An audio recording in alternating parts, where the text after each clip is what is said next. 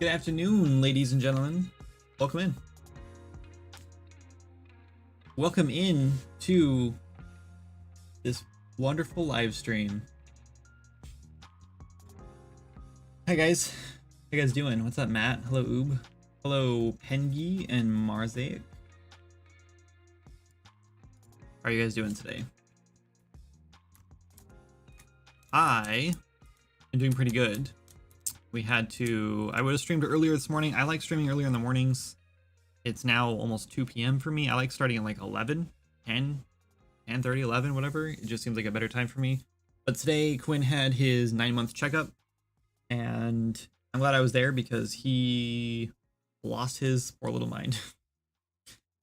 He had to get his heel pricked, and he had to get 2 shots, and he didn't like any second of this checkup. His 6-month checkup, he was like so good. He just like super chill, was like having fun, laughing, playing, everything. And then the 9-month one, he was just like, nope, take me home now. I'm done with this. So anyway, you don't want to spend your points on. I don't know. There's not a whole lot of like high level things to spend your points on in the channel anymore. Stranger danger. It's almost 11 a.m. there. Wow. Yeah, that's crazy. Anyway,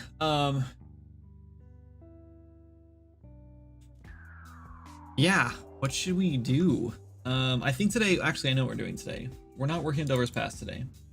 In fact, you didn't hear this from me, but there's a chance that Delver's Pass might just get scrapped. No, I'm kidding, it won't be scrapped. There might be a slight pause on it, but yeah, I don't know. Probably not. We'll see what happens. It just depends. We're gonna do some Steam achievements today. So we have a player component with a Steam achievement thing on it. The biggest problem with Steam achievements is that we just have to 100% trust that they're gonna work, because I cannot test it. There's like no testing for a live game, unfortunately, unless I'm missing something or whatever, but last I checked, there was no way to test it. Grant Steam achievement. Get data table row from Steam achievements. Let's go look at this data table. We have 3 of them. Cool. This might be a little bit problematic. Oh no, actually, I guess we're probably not calling this anywhere, so it's probably fine. Hey Randy, hey GC, welcome in guys. Hey Ryan, what's up Elliot? I don't know what he's talking about, Matt. Here to elaborate Delver's Pass news. Now Jan and I were just talking about how we really need to start focusing more on marketing. And I was just kind of thinking that like we need to be like moving toward that 1.0 release, because that's going to be like the ultimate time to market the game, right? Obviously. And Delver's Pass helps us get there. But at the same time, I also have this like theory, I guess, that like if we're trying to market to new players, because we're not really trying to market to players who already own the game, right? That's a waste of time. Then we really need the beginning of the game to be like super solid and like 100%. And there's just this glaring issue with Azura that I feel is there. And most people don't see that, but I do think a lot of people start the game, go through the great new tutorial and like have a blast, and then they get to Hope Harbor and then they go, what do I do?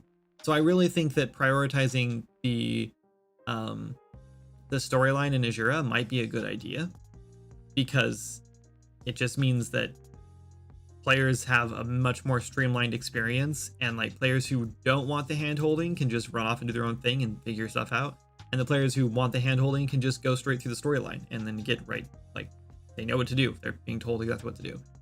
There's just like a lot going on in Azura, and I just keep getting reminded over and over and over of this, that like when you get to Hope Harbor, there's like a million quests you pick up, and none of them really like tell you what to do. It's like there's not really a main story quest. And what tends to happen is players find the guard quest line, and then they're like, oh, this is the main story, okay, and then they go through that, and then pretty soon they're like, wait, is this the main story? What am I doing here? And then they get like stuck at a certain point. And forever working 14, 18 hours a day and weekends. Jeez. Randy, A night, right? Am I remembering correctly? Maybe I'm crazy. Let me know. Yeah, streamlining is a good idea. Yeah, I think it, like, I don't love the idea of streamlining the game. Trust stream, that sounds or trust Steam, yeah. I don't know. We'll see. We'll see what happens. I'm not like gonna cancel Delver's Pass or anything, or like push it aside. Right, I'm glad you're excited. Sorry, I'm not, it's not like I'm like putting on hold or anything. It's just, I just wonder if we should be prioritizing that if we're going to start pushing like heavy marketing.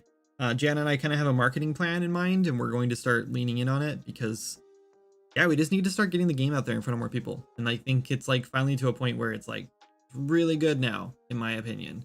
And I keep getting reminded that the game is really good now, and like we need to start showing it more people. But in my head, I've always had this like, not yet, it's not there yet. When it gets to that, there's a point where I feel like it needs to get to before we can start really pushing it, and that seems to be every single update I push out. But I'm like, yes, now we're here, and then like 2 weeks later, I'm like, no, it's not quite there. We still need something else, and that's gonna be the whole game, like forever. I'm gonna be doing that till the game is finished and I move on to another one. I know that, and even then, I still won't feel like it's complete, and that's just like the nature of game development. So I recognize that. Yes, and okay, I thought so. I was like, I know that name, and then it clicked, and I was like, I'm gonna sound really stupid if I assume things, but I'm glad I was right. Yeah, man, it's been a long time. How have you been? Sorry to hear you're working so much. Hopefully you're making money and enjoying your work. Your chat has been chopped on the left side for the past week, and now it's been too long, and I'm like, should I say something? It's chopped? I don't know what's going on with this stupid chat. Oh, wait. Oh. Why is this happening?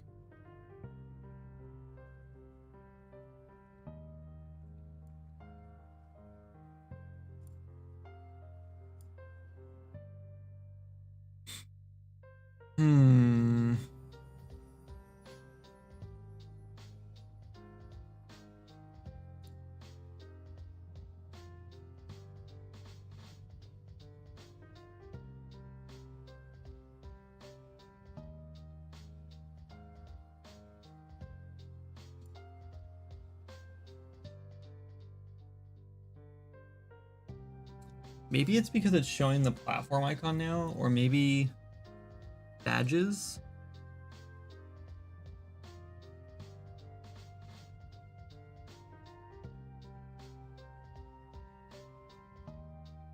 Maybe it's because I changed the font size. The font needs to be that size though. It needs to be a little bigger probably.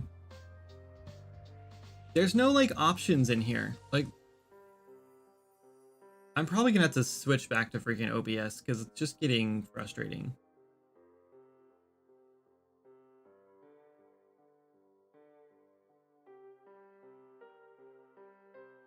Okay, let me try, I guess. Hang on. Look what you did, Ryan. You distracted me. Hang on, I have to... Oh wait, I don't know what I just pushed. Not what I want to push. I have to change my layout so I can actually see what the heck I'm doing on here. Did I break everything?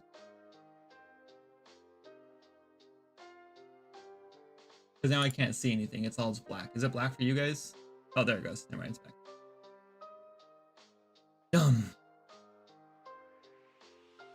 We're gonna be adding Steam achievements today. That's on the roadmap right now for fall. So I just want to get it knocked out this week, and then move on to more important things. Anything to derail you. I simply said we need to focus on what's on the roadmap to get that knocked out, and then get Delver's Pass done. Yeah. Currently on this, yeah. So Steam achievements is first. That's on the roadmap. But next month is the crafting overhaul. All I was saying was maybe we should just switch those around and do the crafting overhaul or the Steam achievement. Hold on. Maybe we should do Azura storyline for winter and get that done sooner, because I just think the beginning of the game is more important than the very end of the game right now. Like, unfortunately, I'm gonna say only about like 50% of players even get to like Windless Woods, right? I think most players put like 10 hours into a game, like 20 hours maybe. I don't know, maybe I'm wrong. We can probably go look at the stats. I'm sure I can go look at the stats, see like what our majority like playtime is. But I just feel like most players probably don't even get to, in fact, I think we can pull up all the quest stats. But anyway, I just feel like most players don't even get to Azura, so it's like, I don't know. Hang on, I have to pull the stream up on a bigger screen.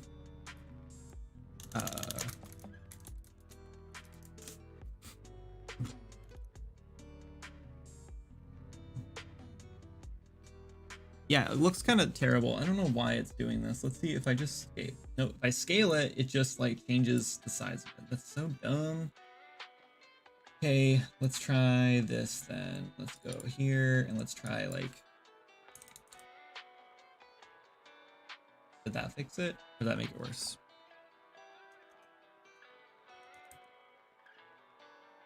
Is it slowly fixing it? It's so dumb. So I have to make it much bigger.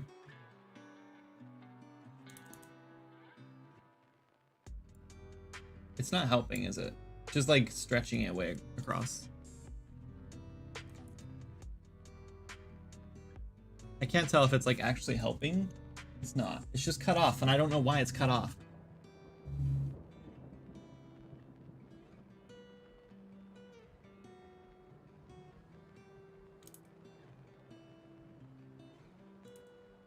Oops. Oh my God.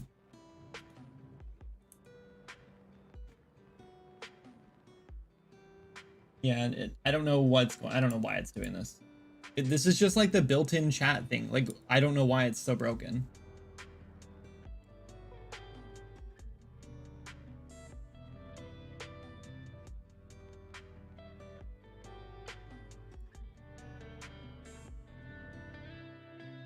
Yeah, I just reset it and it's still like the exact same.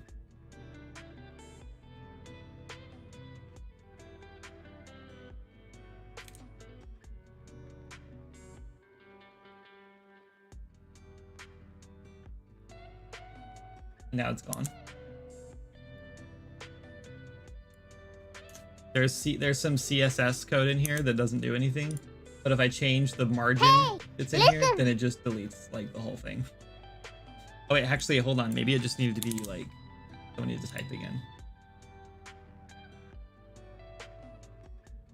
What's up, Arrow? I'm working on at a startup for about 3 years. And I'm pretty sure in 2024 I'm retiring so I can do game development. Like I love that's awesome. Family's great. Had a breakup, or I'm sorry, I thought I read breakup, and I was like, what? Family can't be great if you had a breakup. Had a broken ankle from climbing and also eardrum. Oh wow. Do you do outdoor climbing or is that indoor climbing? Placement surgery, feeling much better now. Dang, that sucks. I'm glad to hear you're feeling better though. Played your games a whole lot. Keep on doing wonders. Thanks, Abidoo. Okay, so adding a 30 pixel margin made it worse. So let's try negative 60. This is so dumb. Why is this not just like work?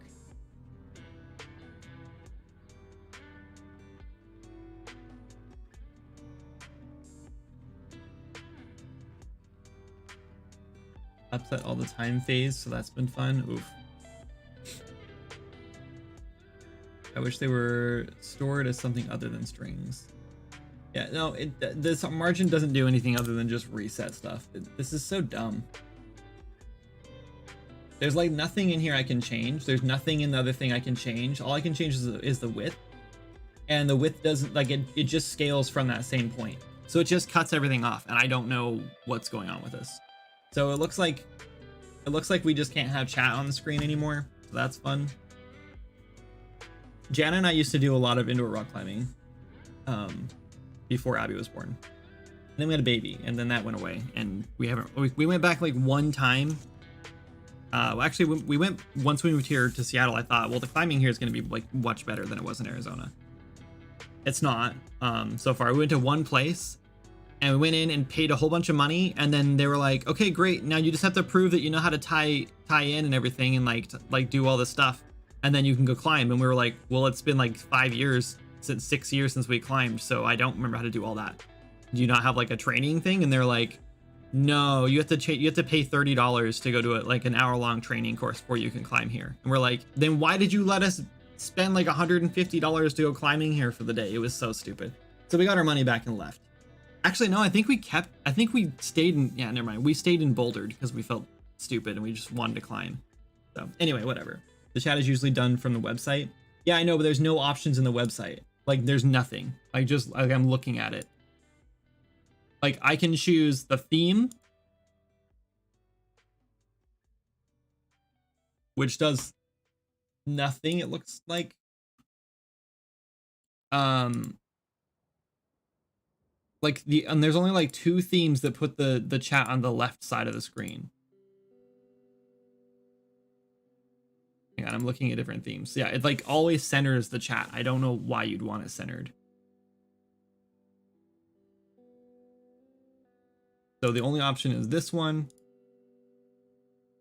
And then you can't see this yet because I have to like save it on my end. But there's literally, okay, so the option is the theme, which just basically changes like the text and stuff, like the font and everything. Which icons I show, like I can turn off badges, icons, things like that. I can turn on and off extra emotes like Better TTV and Franker Faces, I guess, and 7TV. And then I can change the text color, the font size, and I can hide messages and add a chat delay. And then I can hide specific chatters, mute them, and then like hide bad words. Those are the only options I have in the chat options in here. So that's fun. Catch you later, night. Have a good one. You have a world map where you can point out Delver's Pass? Yes. I can show that in a second, I think. Anyway, well, sorry guys, I think chat's gonna be cut off today because I don't know how to fix it. This is why it's been cut off. It's just stupid. I'm really over Streamlabs. It's so funny because like 6 months ago, I loved Streamlabs. And I had no problem with them. 3 weeks ago, I loved Streamlabs, had no problem with them. I've used them forever. And now suddenly I literally go in and pay for their service, and it feels like they must have changed everything recently and I didn't notice. But what happened is when I changed everything and I paid for their service, it reset my whole account. So all my widgets and stuff had to be reset up again, which really frustrates me. That should not be a thing that happens. And when that happened, it like reset it back to all the like the new garbage they've set up apparently. And now I absolutely can't even stand Streamlabs. Like I will be switching services here soon. I just don't have the time to sit and set up a whole new stream on OBS again. So that's, I don't know.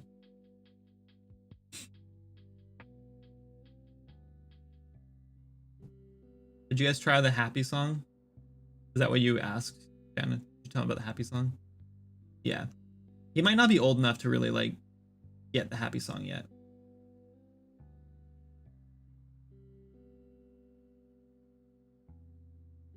Did a game jam over the weekend though. Been adding some final. That's awesome. That's fun. We should make a chat command that explains what you are making the game in to answer new people, like explain Unreal Blueprints. Yeah, I think we had one like that at one point. Just needs chatters. I'm trying to catch up on chat. There's too much goblin approaches. What's up, Phil?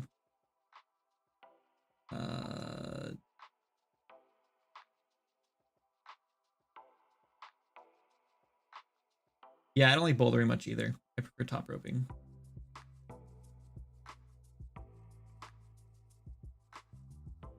I prefer top roping because I like the more technical climbing, which I guess actually I like the more like sustain, I guess. I don't like the burst climbing. Like when you it's just like insanely hard for like 10 seconds. Like that's not, I don't enjoy that. I prefer like getting in the zone of climbing, and with bouldering I don't have like the time to get in the zone. Like if you're doing top roping and it's like a 5-minute climb, then it's like you get in that like that zen mode, you know, and that's what I look for in climbing. That's what I like about climbing. Anyway, yeah, I think I was climbing at like a V3 at the most. Like I'm not great, but I was climbing at like 5. I mean, this is indoor like ratings, and every gym has different ratings too, so like it's really hard to like tell, especially with just gym climbs. But I think I was climbing like 511 or 512s, if I remember, for like top rope. Anyway, I don't know, it's been a while since I've climbed. Anyway, here, let me just try to fix the chat really quick, because I think it was like 800 something. That was width. That's fine. Let's do 860 by like 260 maybe. 220. Good enough. Sorry, we're just gonna have to deal with cutoff chat today because I don't know how to fix it right now. So I'll try to make it as big as I can so you can still see it. But you're gonna have to deal with the cutoff beginning. Sorry about that. I have to deal with it. Just finished a small project after a few weeks. After 3 weeks, congratulations. That's fun. What's the happy song? It's a song by Imogen Heap. I don't know if I say her name correctly, but it's basically just a song that is like literally like designed to make babies happy. We discovered it recently with Quinn, and it's been kind of a lifesaver for us. It's like his favorite thing. Okay, this should be working. The problem is, let's do a print here.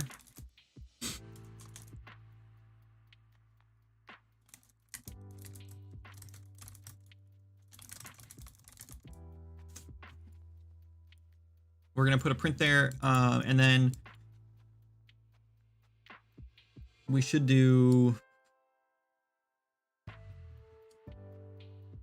probably do something like is testing here, because we don't want to be doing this for dedicated testers, or yeah, and then we'll just do like a print here, I guess. Let's just do the same print, because like there's not really a good way to like test this, so we'll just test it here. Let's make this like purple or something so we can see it better. Let's do 4 seconds so we don't miss it. Okay, that should be good. Now we just go through the code and figure out where we want Steam achievements to work, and it should work because this function should take care of it. But yeah, we can't actually officially test these until we actually like set them live, because like once I set them live on Steamworks, then they officially set live for everyone. And it's just, I don't know. There's no other way to do it, I don't think. How many tabs do you have open? How many tabs do I have open? Oh, in the player component? A jillion, because like I just close them, right? I'll close them every once in a while. But like then I just like go through and I'll click on something, it opens a tab, right? And then I just don't close the tab because they just keep accumulating. Most of our blueprints have like dozens of tabs open, but this is our player component, and like this is sort of like one of those things that like got set up early on, and this is just a mess now. But there's hundreds of functions in here now, like so freaking many, and so this player component is massive. There's just so freaking many functions in here, and some of it's cleaned up, some of it's not. But there's just so many, and it's all in one component that sits on the player at all times. And it's frustrating because we should have had like 15 different components with these all separated in different pieces on each different component, so we, you know, didn't have such a massive component sitting on there. But this is just what it is. So now, you know what's crazy? See all those nodes, every line, they're all U objects. Having a ton of tabs open is like having a billion Chrome tabs open. It takes so much memory. Yeah, that's probably why we get a lot of, no, I don't know. I mean, it takes a ton of memory while I'm working, but it's not that big of a deal. Because, yeah, it's fine.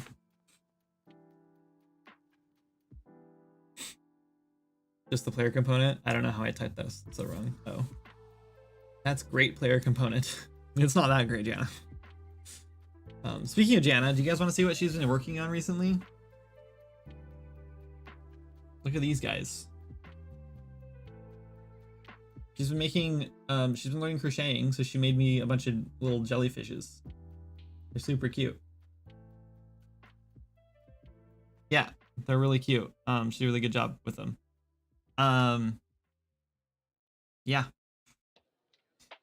She made a ghost too. This was one of her first ones she was working on. I think I might have shown this one already. No, it's not focusing. There you go. He's got little glasses on and a bow tie. He's super cute. What kind of achievements are you thinking about adding? What are you thinking, Ryan? Okay, so let's start simple. Let's just make an achievement for hitting level 10 in a class, do you think? Or, well, actually, hold on. Maybe that's not a bad idea, because that means like we have an achievement for every single I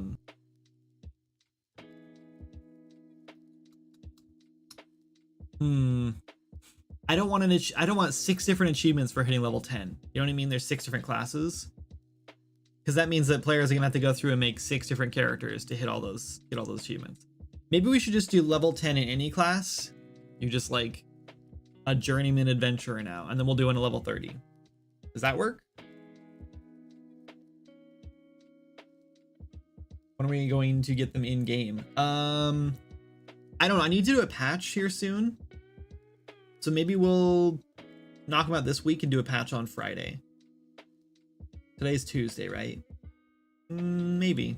That could work. The thing is, like, the Steam achievements don't really need, like, they need testing, but we can't test them until we set it live. So we have to just rely on our player base to test them. So it's like, I think right now I think we have a bunch of, I added what did I add? I added a new option in the options menu for switching your difficulty. First time catching your stream. Just wanted to say I don't have a massive amount of time to play, but I love your game. Thank you, Joss. Appreciate it, man.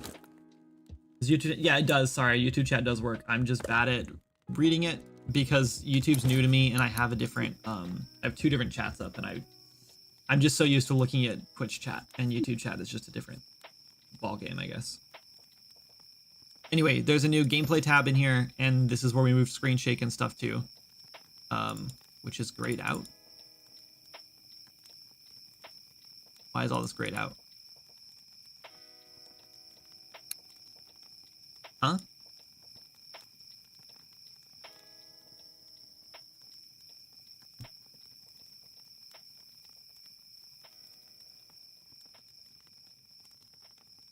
Why is all this grayed out?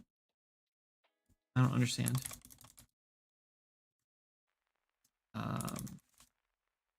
I literally just, like, we just pushed this build and everyone tested it, and they're like, yeah, look, it all looks good. All works great. I don't know why this would be randomly grayed out now. I didn't change anything.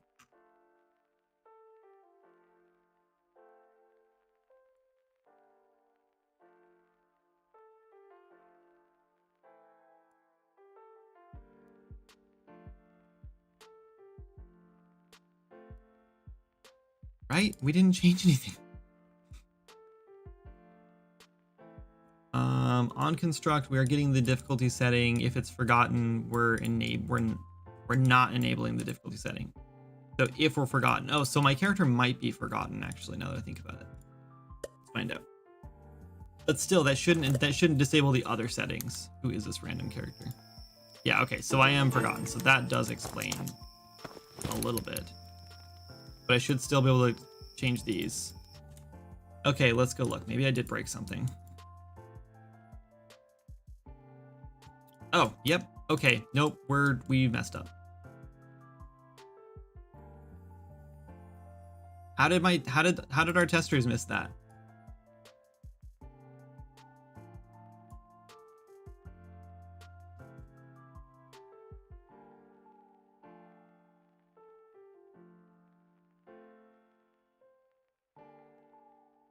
Okay, I put that back in fix next build so it won't.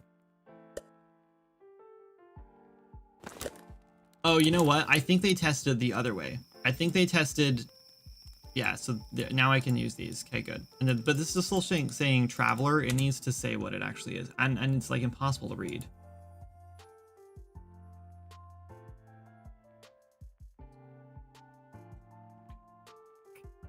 Either way, we should be setting this. a player component, difficulty setting, set selected options. We need like there's a 3-second delay on this. This should be working. This is stupid because here it's setting the selected option to traveler, and then here it's saying, oh yeah, this is a forgotten character, so we need to disable this. So why are these getting different results at different times? Like, there's not enough time between these for this to like have made an effect, right?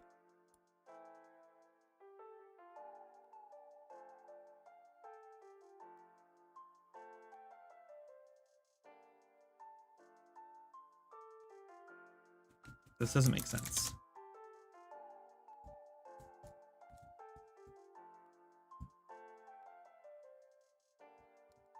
We're gonna print in both those places.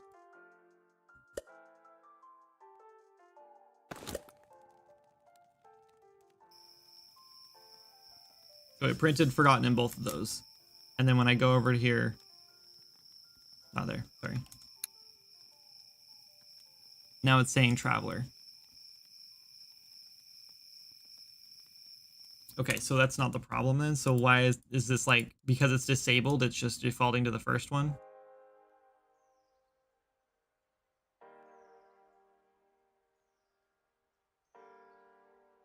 Will there be a secret achievement? Yeah, probably. I like level X in any class. Yeah, agreed. Push in, loop, pull, repeat.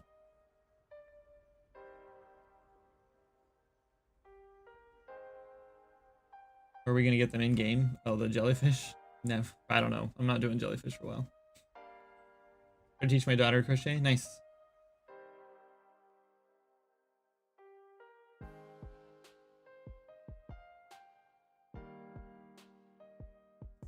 When the player dies, do you destroy the character and repossess a different one, or do you just teleport the current dead one?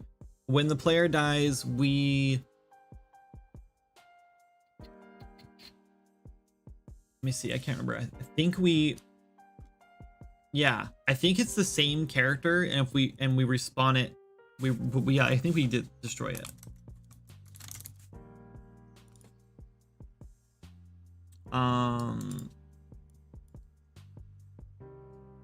When the player dies, if it's not forgotten difficulty, we don't destroy it, I don't think. What are we doing? No, I guess we don't destroy it. So it looks like we're respawning it. I don't know what that entails. And we're just unchecking alive. So apparently the player controller has a function for spawn player, which probably doesn't destroy it. It probably does just teleport it. But when we respawn is like dead, we don't move it. We just spawn it in the same location. But yeah, so yeah, it looks like that's what happens. So it must be the same character. It's just set up differently for a ghost. But actually, I don't know. I could be wrong. Maybe the player controller actually does destroy the previous pawn and then spawn a new one, because I'm pretty sure I didn't build this functionality. Obviously, this has been in since the beginning, but I'm pretty sure player character. There's a player character. Yeah, there's a player character ghost. So we must destroy the pawn and spawn a new one if we're dead. Yeah. We have like a tethered time, which, yeah, okay.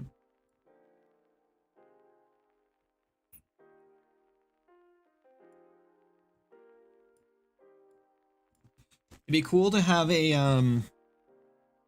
not like an ability, but like an item or something, or some way or whatever that like increases the tether time, your ghost time. That'd be neat. Anyway, so this right here for some reason is setting to traveler. Oh, maybe because there's no option for...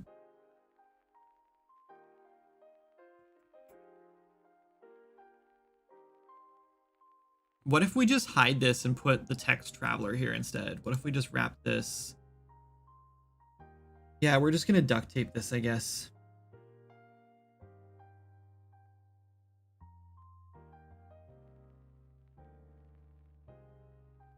because I don't want, like, if you go to your difficulty setting and it's like grayed out and you don't know why it's grayed out, that's dumb. Yeah, let's just do it. It's fine. Then we'll just put text in here. Oh, missed it apparently.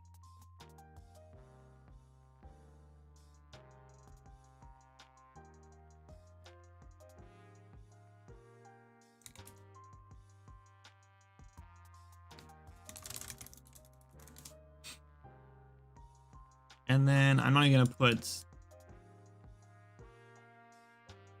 let's just make it like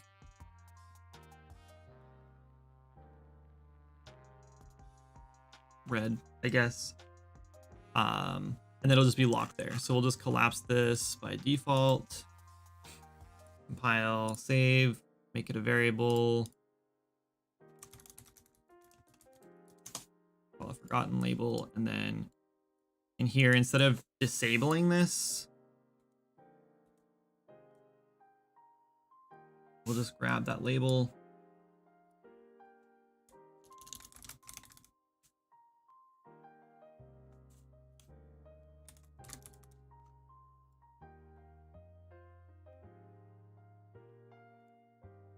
And then if we're forgotten, we want this to be non-hit testable. And if not, we're going to have it collapsed. And then we'll do the same thing with this combo master box.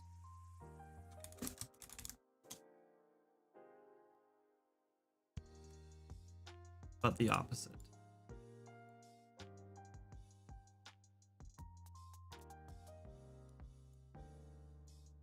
No. Get away. And this one will do non-hit. Actually, we'll do visible and then collapse. Okay.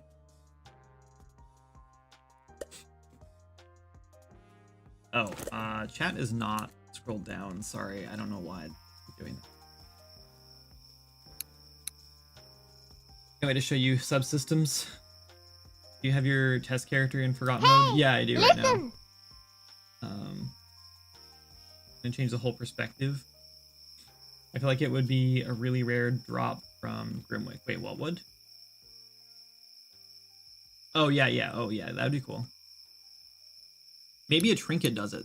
That'd be a really good way to do it, actually. Whoops, options, gameplay. Okay, so that just says forgotten. That looks terrible. We need to make it dark. But red is nice because then you know that you can't change it. So let's go modify that. It's really a shame that we built this whole thing like this so I can't see the background color and stuff because it makes it really, really difficult to design around. But that seems to be par for the course when it comes to any UI stuff in our game. Is like everything is built in like layers, and so then I'm like modifying one layer and I have no idea what it looks like on the other layer. So I have to, if I want to see that, I have to go to settings. And I have to open up, I think it's just settings UI. Yeah, and then I have to go here and choose gameplay settings, and then I can see it. So now I know it looks better. But it's still just, I don't know, it's annoying. Let's make it a little smaller again, too, because the font's a little big. Okay. That should look better, and then it should just be working correctly if it's not like that. Okay, good. All right, that's fixed. Sorry, that's not what we were trying to do today. Let's do, yeah, so let's go to, actually this is in the player component too. This is why all these things get open, you'll see. Rant XP, gain XP, gain experience, gain class experience. Level up. So in here we have, save classes, gain class experience.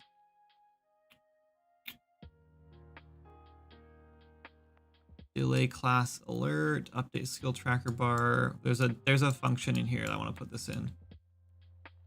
Maybe it's in here. Nope, that's not. Oh, right. That's doing the same thing. Where is this? Grant class titles based on earned level. This is delay class. Okay. Grant class titles. Okay. Class titles. So, do we want to put it in here? I guess we could just check to see if... Nah, let's just do a new function for it. This will just be cleaner.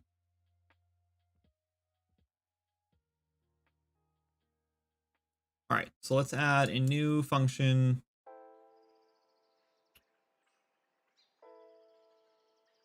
Yeah, why not? I'm trying to decide if we should like label these functions as like Steam achievements or if I should just make a function.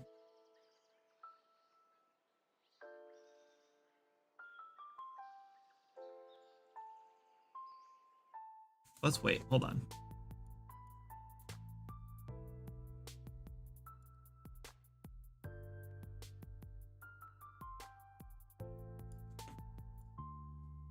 Do we have... I guess we can just get our current level.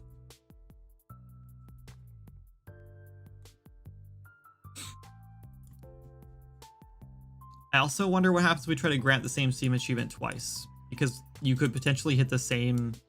Well, you could hit the same level 100 times if you made new characters, right? I assume that Steam wouldn't like alert you if you got the same achievement twice, right? So we probably don't need to do like a check to see if you've already got it. So you can probably just leave it alone. It looks like I'm reading both your messages at the same time. It is Unreal Engine. What's up, Dave Meister? This looks awesome. Thank you. Yeah, there's actually, you're only seeing the dev map. There's actually a massive like open world for this game. This is just a teeny tiny dev map. But this is the quality of the like models that are in the world. So picture this, but like an actual filled out like whole fantasy world. I just don't have it open right now because it's hard to test things in it, but maybe we'll open it here soon if we start putting more achievements in the world. So let's just do greater than or equal to 10, I guess. And then we can just, I guess we can collapse this down into a function if we want. Just, it seems like it'd be clean to do as function, but I just don't want to add another function for such a stupid thing. And then we just call grant Steam achievement. And this is where we need to go in here and make a new one. And we'll just call this ACH underscore level 10. And then it looks like we're calling these just, it needs to be in all caps, I believe, or yeah, and we'll just call this level 10 maybe. Yeah, we'll just call that.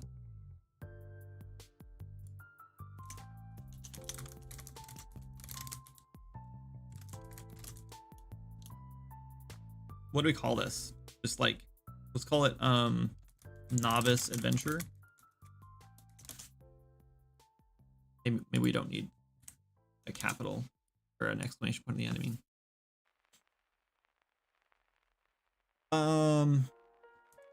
Reach level 10 in any class. Okay, and then let's just duplicate that. Not 11, let's call this 30. And we'll call this one, actually, let's go look at,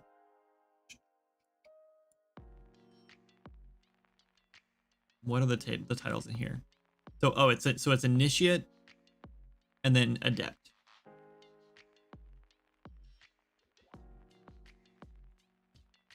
So this one should actually be initiate. And then this one is adept. Level 30.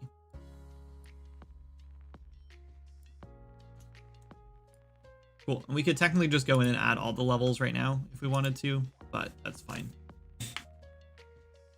Hey, what's up, Worka? Welcome in.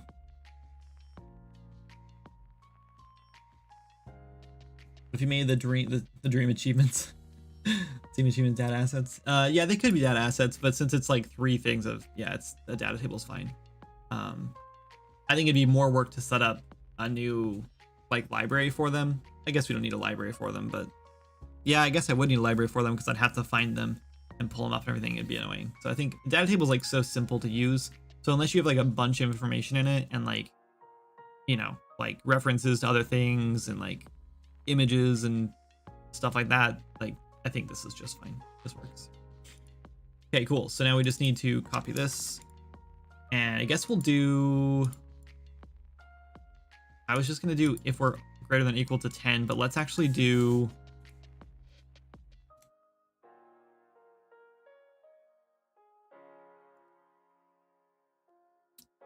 yeah, this is dumb, but let's just do, yeah, we're gonna make a function for this. I almost just want to like,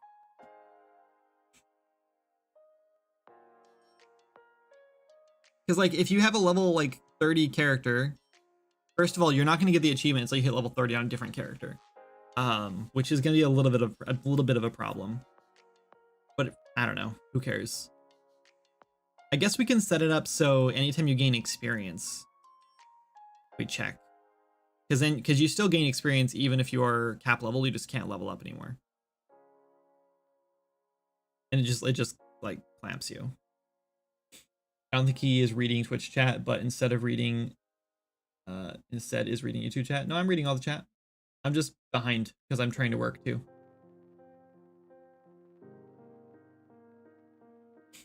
A week or so ago, you mentioned, sorry, I missed this ping. Sorry. I code for food. A week or so you mentioned, a week ago or so, oh my God, a week or so ago, you mentioned that you were going to do a YouTube video on your modeling, texturing, animating workflow. So I made the video. I literally recorded the video and it's ready to go. I just didn't know how to like intro it or like outro it, because it's just like, it's just is, right? And it's awkward and like weird. And I'm really self-conscious about that kind of stuff, and I'm not good at making videos, and so I'm like, I don't know what to do with it. So it's just been sitting there on my hard drive waiting to like for me to do something with it. So it's done. I'll just need to post it. Tomorrow's Wednesday. Tomorrow's my like social media day where I try to do like more marketing stuff and like more like social media stuff. So tomorrow I will make it a priority to just get it done and like post it. And it's funny because in the video I say like, yesterday I did a live stream and I talked about this thing, and that was now like 2 weeks ago. So I'm so sorry that I have not gotten around to that. But I love bouldering, but that sport has injured so many of my friends, I stopped. What's up, Odd? I didn't see you come in either. All the best people are in here today. Yeah, I remember when I was bouldering a lot. I remember I was trying this really hard climb, and there was a pinch, but it was like an underhang, so you had to like hold it with both hands and like move, then transfer your feet. And I just remember just felt like my hands just got like really wet all of a sudden. I just slipped right off, and I was like, how did I just fall off that? Like I had a really good grip, like I was feeling like strong that day, and I didn't have any problems. And I looked down and all the skin was just gone from my fingers. Like just all my fingers, like whoosh, the skin was like all gone. And I was like, oh, that's why I just slipped off the wall. Great. And that was a really fun recovery. So yeah, it was pretty rough. I just didn't expect that to happen. Like I thought for sure, like, yeah, I didn't expect that to be like a problem I'd have to run into. Anyway, yeah, I am trying to keep up with both chats, but I do get behind, especially since I'm also focusing on what I'm doing. And since I'm adding Steam achievements, it's kind of important that I make sure I get them right. Okay, so what I want to do is basically loop through a map, ideally, for all the levels based on what level you are, which is what I'm doing here. And then give Steam achievements based on that, which is what I'm already doing here. So that's why I kind of think we should just do it in there. It's just,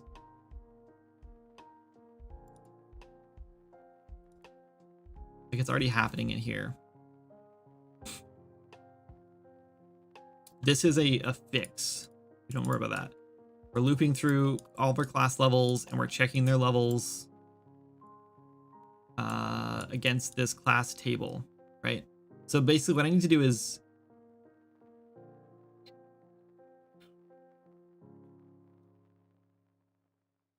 can I capitalize a string? I can, right? Like I can switch a string to all caps.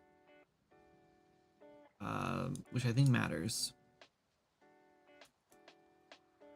It's like, what if we just do this? So we're adding player titles when it's necessary, and this is the same time we want to add the Steam achievement. So we can just grab, but this is adding a player title which has been modified. So we find this caps. Nope. Uppercase to upper. Yep. Okay. So there's the uppercase, and then the Steam achievement is. Oh, actually, it doesn't matter. Never mind. That's not what we're looking for. That's the name of the achievement. So we just need, yeah, hold on. So let's just copy this. So this is not what I want to do. We just need a new, a new table. So let's duplicate this one and let's call this class achievements. And that goes here.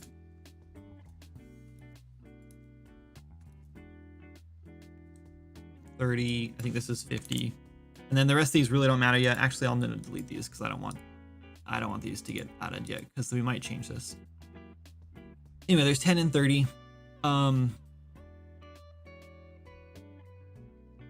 Yeah, and then I guess when we hit one of these,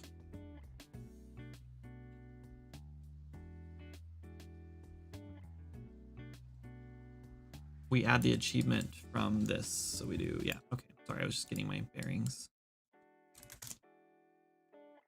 So we do find, and that goes into here.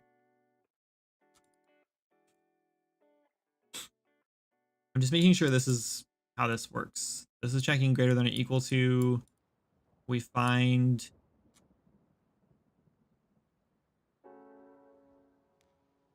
we're looping through the class table, so we're actually getting the level from the class table, not the actual level of the player. So this is what was broken with this, is I was finding the level from the player and then getting the class from that number rather than the keys.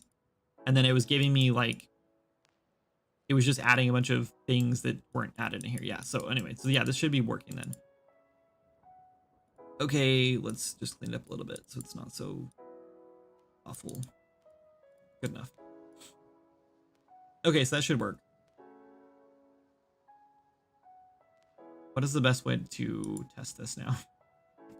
I need to level up, but I'm afraid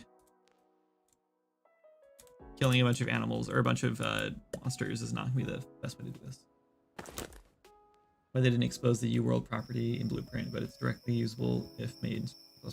It's so dumb because it's so much more convenient to use the object rather than a string for the level.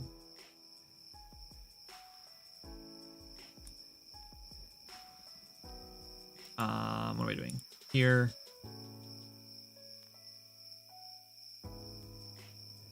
If I go there and then I spawn myself in,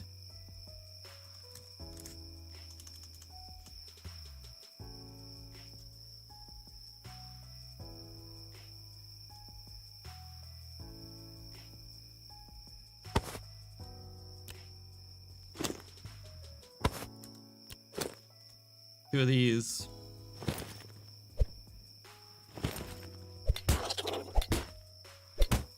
And you're in a forgotten difficulty, so of course we are, right? Oh my god, that's gonna take so long. Here, we'll cheat. Actually, let's just spawn like a shade in, I guess.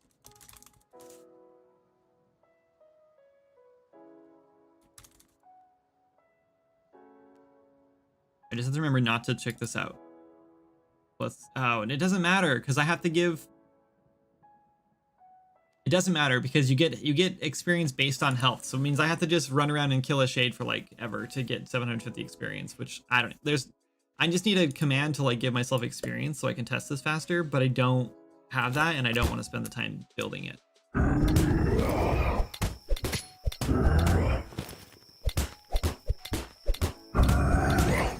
Oh, I got hit. Oh, I did not. This is gonna take so long.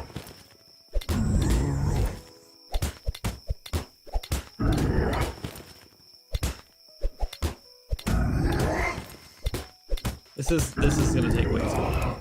Maybe we could use a boom barrel. I don't know. Actually, hold on. I should just give myself a better weapon. I think that there actually might be. There's not a kill weapon anymore. We took it out.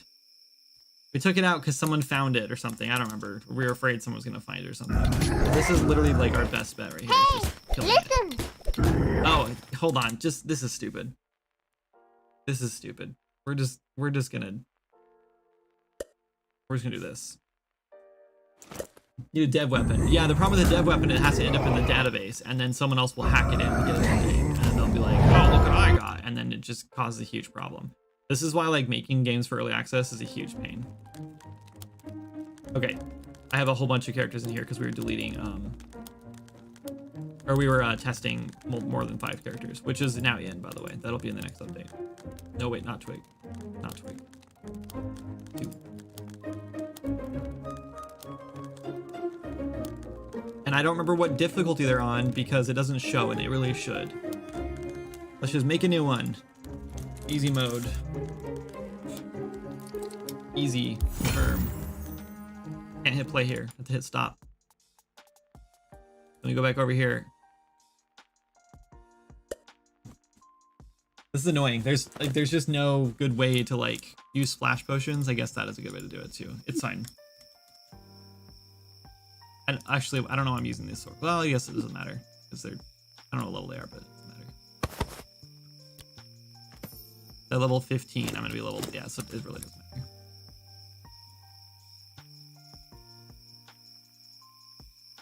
Yeah, okay, so we're just looking for prints. I was gonna say we don't even know if this is gonna work, but it will. It will work.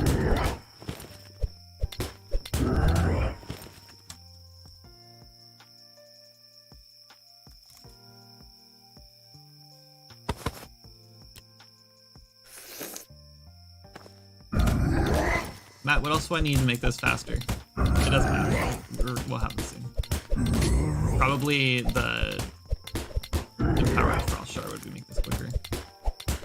It just goes to show that on easy mode, shades are... Did I not level up? Are you kidding me? I don't know. I picked that up. Okay. We need the empowered frost shard. What else do I need? Smoothie, I think. There's like a smoothie with focus. Nope, that doesn't matter. Shade weapons would do double damage. Nah, do shade weapons do double damage to shade?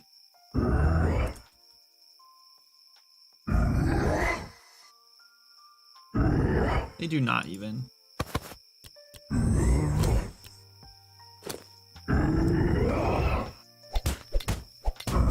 They do not, you liar.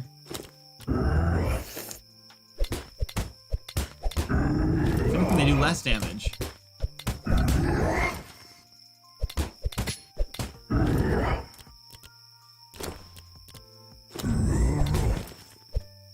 They do the same amount of damage.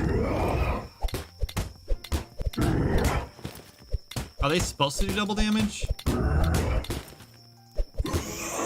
Level 10. I didn't see it. I didn't see a thing. Damn it. I didn't see anything.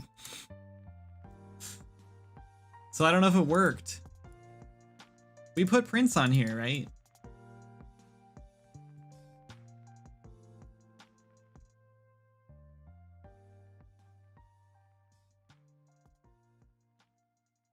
I didn't see that. Did you guys see that?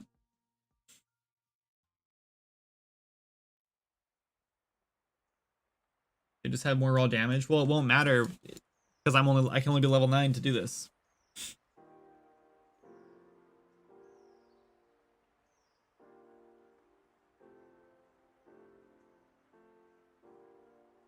Mark things as editor only. They don't even look into the project. I don't know how to do that. Should have done a breakpoint. Yeah, 100% should have done a breakpoint. I wasn't thinking about this exact example when I did this, which is why I didn't care about a breakpoint. Wait, what?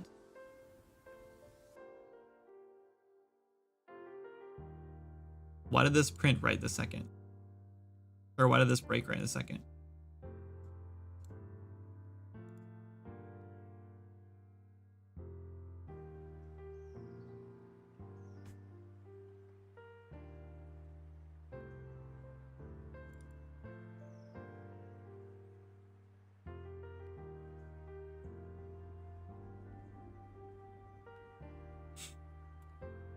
Oh. Wait, no, hold on. What world event am I granting that was found in here?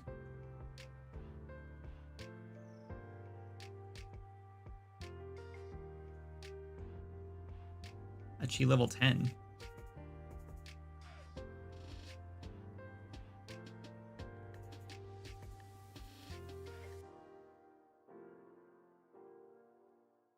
I'm confused. If you look at the properties of an actor component, you'll see an is editor only of an actor component. Well, like it's my weapons aren't actors though. So like what I could do is I could go in and make a sword, but like that's gonna break a lot of stuff. So let's say, well, I guess I can do it with like, let's just do it as the shade sword, right? So I have a data asset, right? Where do you put this? Properties of an actor? I don't even know if I can do that in here then. I don't think I can even do that in here. But this is where I would change the damage to do like infinite, right? So basically, actually what I'd add is granted effects. I think it's called kill. No, what is it called?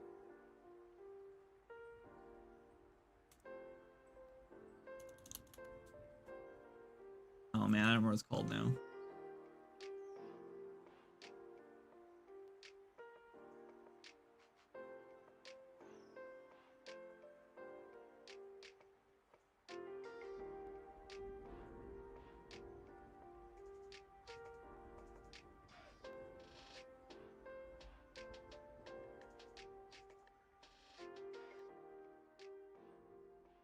Yeah, I don't remember what it's called.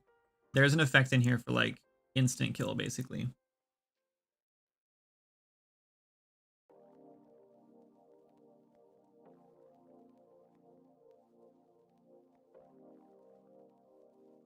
But basically, like, yeah, I don't think there's any way for me to keep this out of the game if I add this.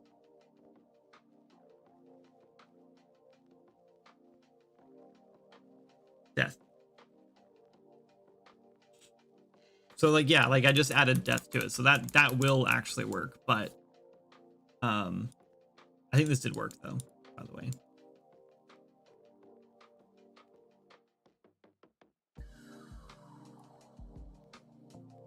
Yeah, so this is finding, I don't know why I'm getting the achievement right as I start. I think we might have a thing set up so you, yeah, so it did show up there. What if I set our level back down? Oh, this is the wrong weapon. I don't, oh. No, okay, no, I did that wrong.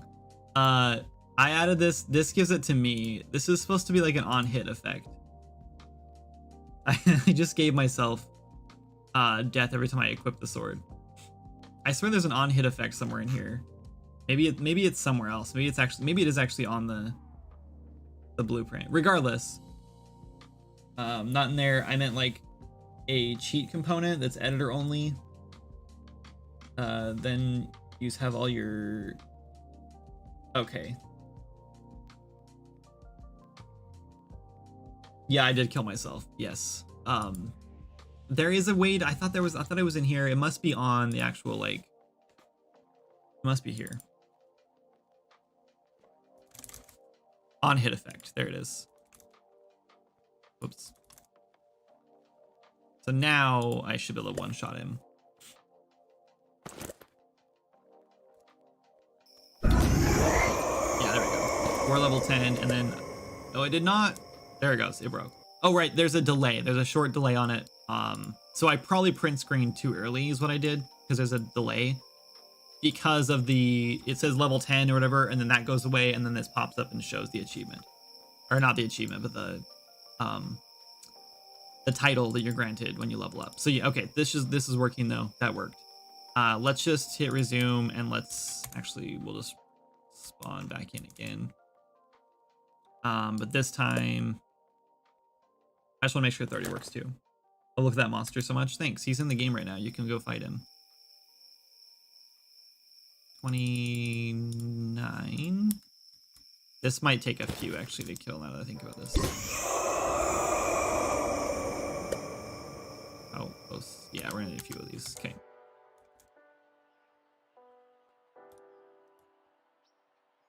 That should do it.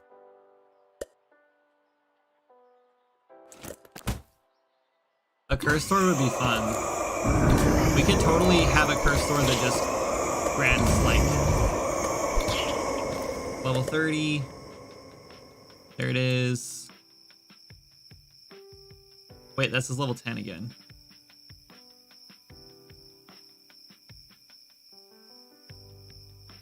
Okay, so it hit level 10 because we leveled up, and it hit level 10 again.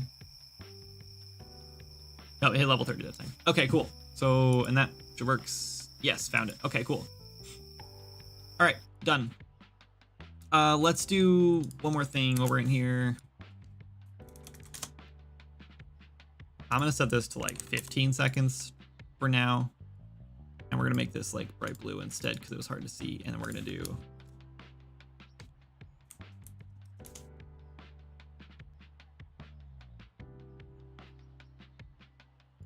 that. Okay, and now let's go take the thing back off the shade weapon before we forget about it. And then accidentally push that as an update. I'm not gonna cancel. I'm not gonna check that. Okay. And we can close this guy because he doesn't matter, and this thing, and those stay open. Okay. All right. So this, let's take the breakpoint off.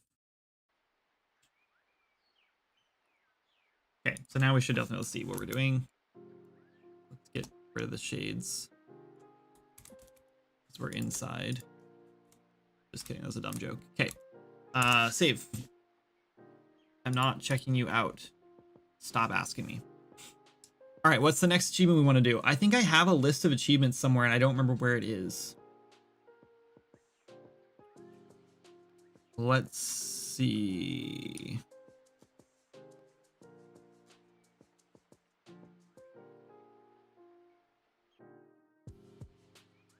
Maybe content ideas.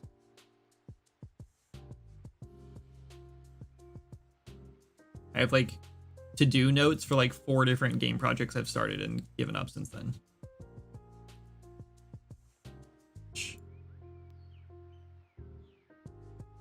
Achievement ideas. Okay, weapon level milestones. Okay, well that's changed to a class, but that's done. Got it. Cool. Died to every enemy. That's too hard to do right now because enemies are coming in all the time, so we're not gonna worry about that one. Let's just take that one off. We could do a certain amount of deaths though. We could do one for Forgotten. Let's do one for Forgotten Death. Like the first time you die as a Forgotten character. So, well, hold on. Let's just duplicate this one. Achievement. Forgotten Death. Sorry, I don't know what I'm doing. Achievement. We just have to copy, basically all we have to do to set up these achievements is copy and paste this into Steam, and then I have to make icons for all of them, which is honestly the hardest part about all this. I'm not excited about doing that, but we have to. How about Lost and Forgotten?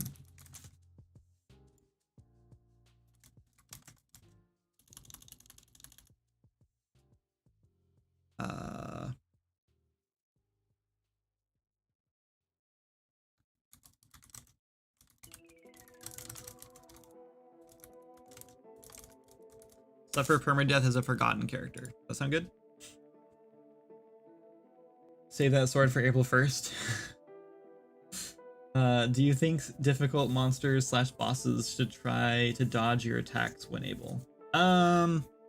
Maybe, I don't know. I think it depends. Summon a bunch of the skeleton summons. Oh, that would have been a good idea too.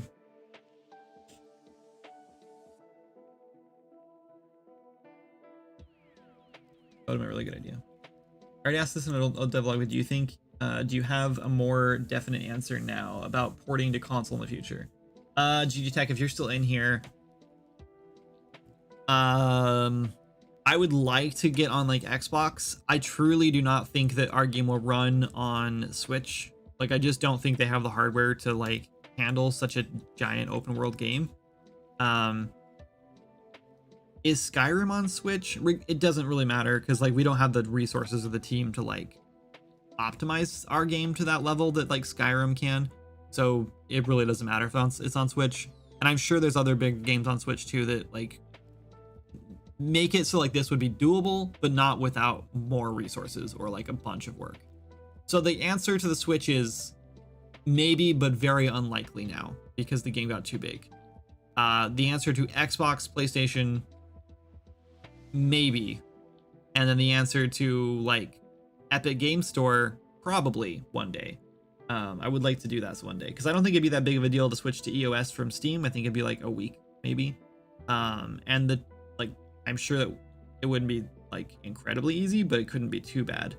And then the nice thing about that is then that opens the door for other things because like once our online system runs through Epic instead of running through Steam, then we can launch on different sites on different platforms and we don't have to worry about as much. Because then going to like Xbox wouldn't be like, it wouldn't be that difficult, I don't think, depending on how they handle like their stuff.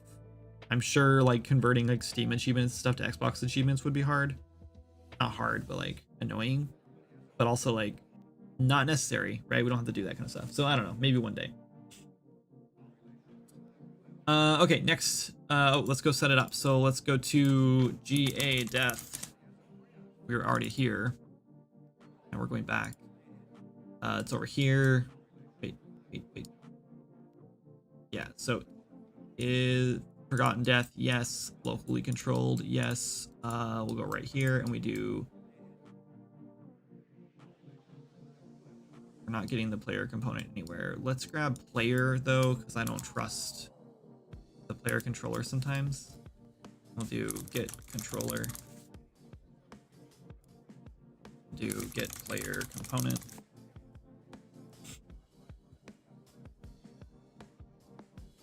We're gonna grab all this and move it over. This doesn't need to be here anymore.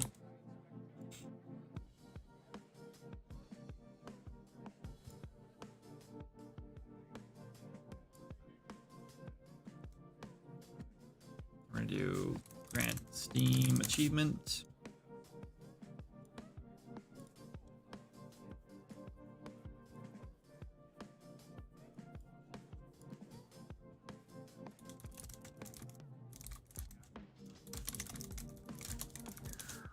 We're just gonna stick that on there in case I have to search for these later. I'll have tags for most of them. Check it out. Cool, that should work then.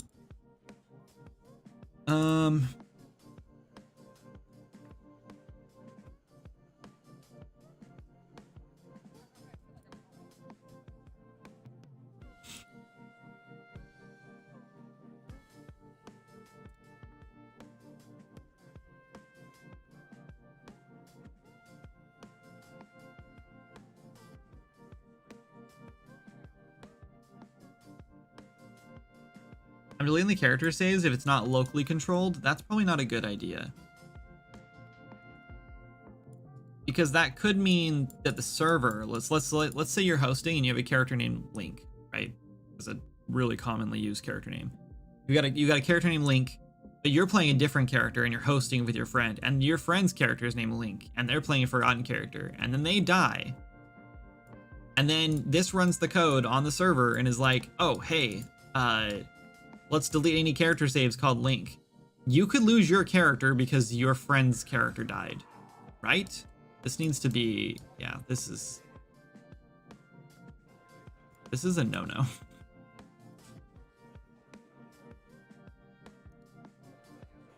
I think this needs to run back over here.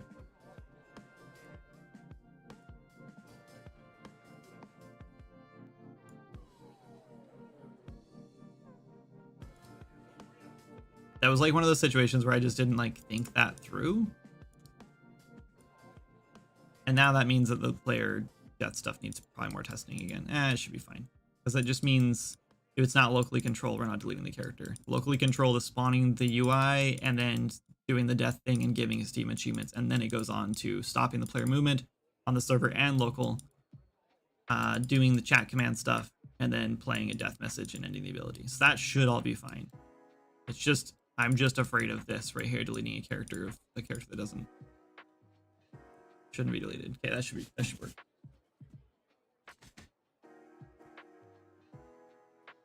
I always look up and then I'm like, oh wait, I'm probably missing a whole bunch of chat. And then no one's chatting because no one's chatting. That's fine. Okay, died in a campfire. How about just like lit on fire from a campfire? Like stood in a campfire.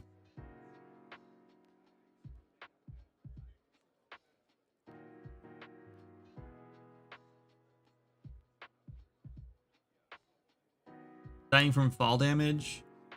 A long glide, that would be fun. We could do that. Let's do that one next. GA glide. Gliders. I don't know if this is actually where this happens now. I assume it's a gameplay ability, and I found a gameplay ability, so I assume this is actually doing the gliding, but we will test it to make sure. We should also test. Let me put this on the testing sheet, actually.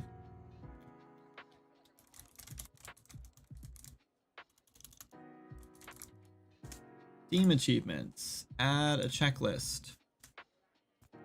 Let's see. Hit level 10. Hit level 30. Let's see. For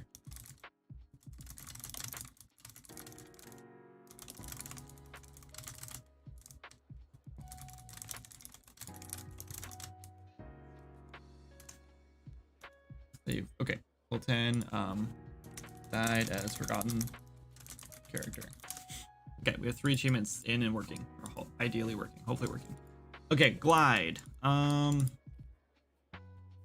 let's see, commit ability.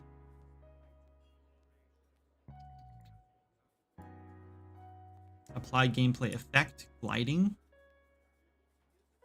Set is gliding to true. So we could just run this on the client. Are we actually turning this off though? Oh, this is a mess.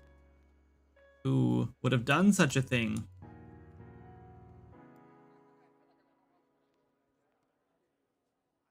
What is happening here? That's better.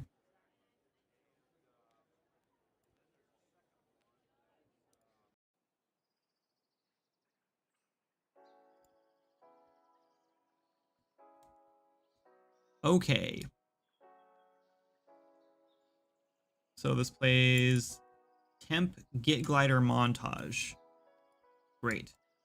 I love when we find temp things that are still working 3 years into the project. This is temporary. We'll get rid of this in like 6 years. Don't worry about it. I'm deleting all the junk that's not plugged in because none of it's been plugged in for years. Okay, and then on end ability. Okay, so let's do, can we do a timer in here? Actually, I don't know. Do I want to put this in here? I kind of want to, like, we're calling this is gliding here. I kind of want to do this on the player, on this is gliding, when we turn this on. And then over here, I'm assuming we are turning it off. Yeah, so we could just call it there, and then we'll start a timer. And then when this gets called to turn off, we'll cancel that timer. And if that timer ever gets to the end, we'll give the Steam achievement. That's how we're going to do it. The question is, where is this at? Player character? Probably. That sounds like a good plan. 6 more years of Swords Magic confirmed. No, I was quoting someone from the day 1 of the project who typed in a temp thing. Were there no achievements before? No achievements. Warm toes, that's a good one. Sorry for not chatting. You should be. Myra Frost. Better than wet socks. GE hype. We have a bunch of temp stuff that we have released with our games. Yeah, I mean, it happens, right? I just think it's funny. Okay. Oh, wait, here's gliding right here. Perfect. Oh, it's a rep notify.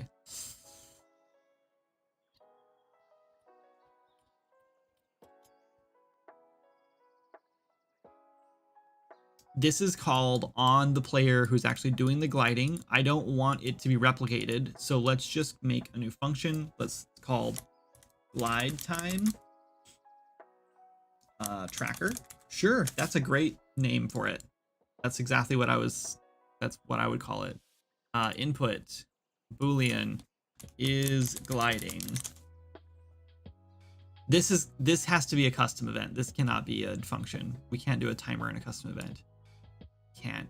We can't. So never mind. Oh, I copied it. I wanted to delete it. Okay, we're in the event graph. That's fine. Let's go make it in here then. It's gonna go. Oh, Jesus. Perfect. This is autoglide. We have an autoglide 2. This is the second autoglide function.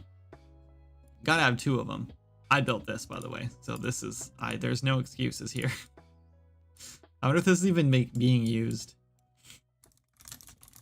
Custom event. Glide time tracking. Input is gliding. If we're gliding, set timer by event. How long do we want? Like what? What, 15-second glide? You can start a timer to function. Yeah, but then I can't bind an event to it, which would just make things a lot easier. So I'm just gonna do a custom event instead. How big is this character? Not as big as the player component, because halfway through the game we realized we need to start moving stuff to player component because this was getting too big to open. But it's still pretty big. The character is pretty big. Let's just do 15 seconds for now, and we'll see if that's too long. No looping. Custom event here. Glide achievement.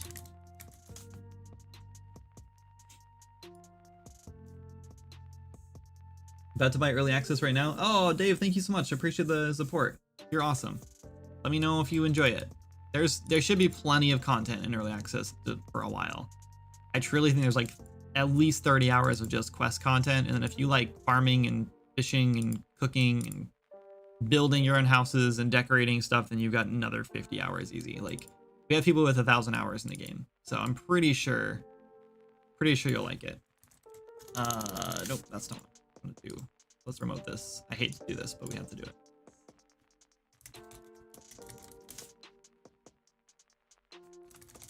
Handle. Now we grab the glide timer handle, we do clear and invalidate when we're not gliding. Great, and if we do glide, then we're gonna do get controller, get player component, grant Steam achievement. And this Steam achievement is going to be called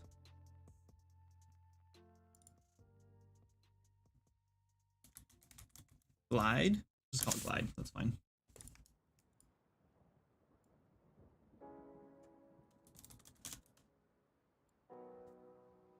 What do we call it?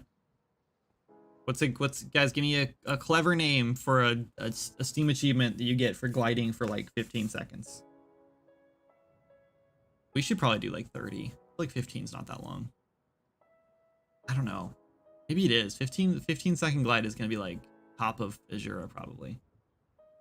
Up, up, and away. That's not bad. Is it a bird? Let's see.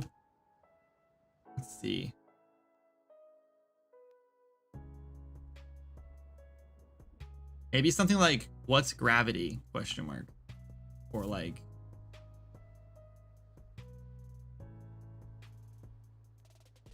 just like gravity, because like you're floating, right? Like you're gliding. That's the whole, you're like staying up for a long time. I'm doing it. How about gravity? What's that? I don't know. Sure, that's fine.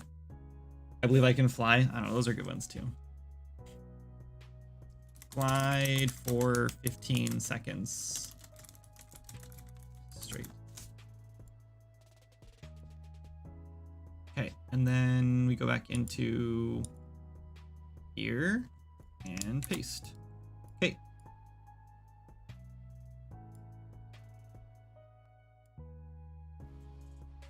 Oh yeah, I kind of need to call this. It was way up here somewhere.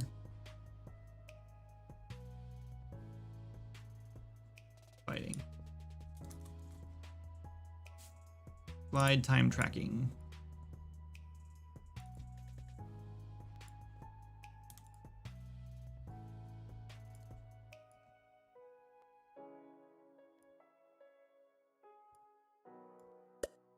Okay, let's test it, and then we can move on to the next one. Deanna was like, how long is it going to take us to get achievements in? We should just focus on that this month. And I was like, okay, we can do that. And I was like, how many do we need? And she's like, at least like 5 to start. And I said, okay. So at the end of the stream, we'll have at least 5 achievements done. At least. I'm hoping we can just get like 10 done, and then we can just like be done with them for now. But there's like a lot of ideas for achievements in this game, so we'll probably do more. Like, I think we should just have one for like finding like the frozen wand, right? Like you just find that, and that's an achievement, because that is quite the achievement. We'll just do one for that too. Let's see. What do we need? Glider. We need a glider, not glider goggles. We want a bone wing glider.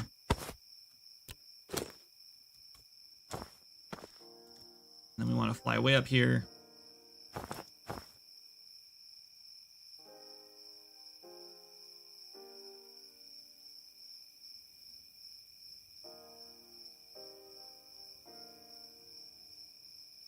Okay, that was 10 seconds. We might need to do 10 seconds because that was a long time. So normally, actually, people who have been playing the game a while, they'll actually do what's called a glider reset, which is like a little trick where when you start falling too fast, you let go and reset the glider, but that's going to reset your timer too.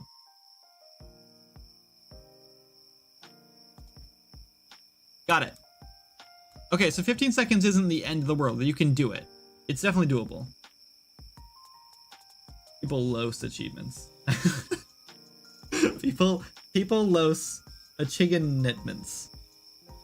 Yeah, Elliot, I agree. I've always lost achievements. Achievements are like, yeah, they're great. Good job, Elliot.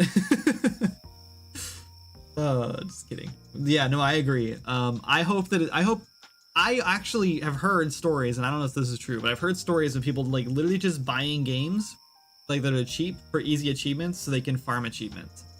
I don't think people will buy Swords of Magic for that since it's $25, but it might be enough to like promote someone to like actually buy the game. So words are hard. I thought it was funny. I'm on my phone, rude.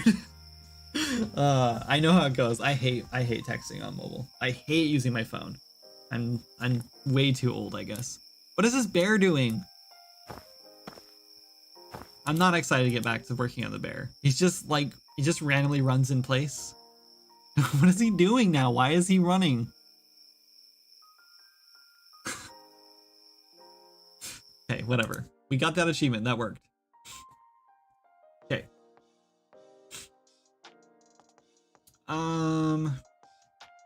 Oh, you know what?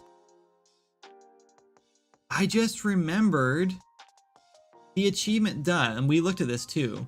The achievement system. Grant world. Wait, that's not what it's called. It's just, it is it? That was world event. Add unique world event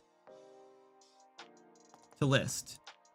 Whenever we get a world event, we also check Steam achievements. And if it lives in that thing, then we do it. Which means that we can literally just hook into world events we already have for like quests and stuff. So like when you defeat the gatekeeper, we don't have to go in and like figure out like how to add that when the gatekeeper dies. We literally just hook into it. So like, well, I mean, unfortunately, we're gonna have to do that anyway. So gatekeeper. Actually, I think this is already working. I bet you money this is already like set up. What is the gatekeeper one? Oh no, it's not, because it's called achievement. That's stupid. We could not call it achievement, which would not do anything except make this list look floppier, and then it would work. There's a gatekeeper. What is it? Event manager gatekeeper. And somewhere in here, there's a section about what happens when you defeat the gatekeeper.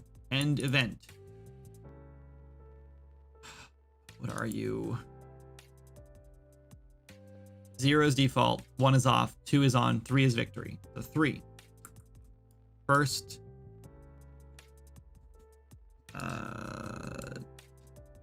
Whatever, and then we do add unique world event to list, defeated gatekeeper. Boom, that'll try to call the grant Steam achievements, which need to be called. Boom, defeated gatekeeper, and now we will get the defeated gatekeeper. Granted when the player defeats the gatekeeper the first time. This is stupid. Let's just call this defeat the gatekeeper. Because, like, what else? I don't know. What else are you going to call it? How about protect the realm from corruption? That's better, actually. Okay, that's fine. That one's done. Okay, what else do we have in here, though? Defeated Grimwick.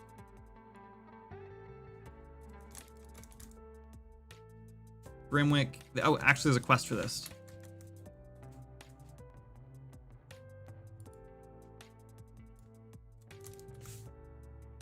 Is it Gravekeeper or Grave Danger?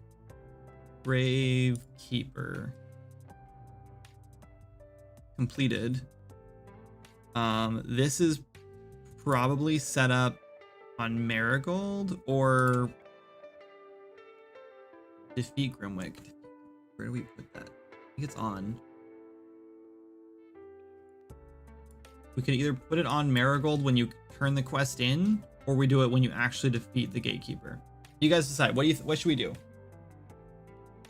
No, corruption is so the corruption we're talking about is from a different like realm or like different plane of existence called the corruption realm, and there's a whole storyline in the Windless Woods where it's a major spoiler, but basically like a gate opens up to that other universe kind of, or that other plane of existence, and the corruption starts to spread through it, and it's these druids who have kind of defected, I guess, from the, is that the word? Defected? Yeah, I think that's the word. Anyway, from like the main like druid grove, and they're called Druun now, and they basically they think that they're like restoring the world, they're restoring nature to the world because they've opened up this portal and like this great thorn vine thing is growing out of it, so they think they're like restoring nature, but it's actually like corrupting the world, and so they're defending it, and then like near the end of the storyline they realize like, okay, no, I think you're right, we might have screwed this up.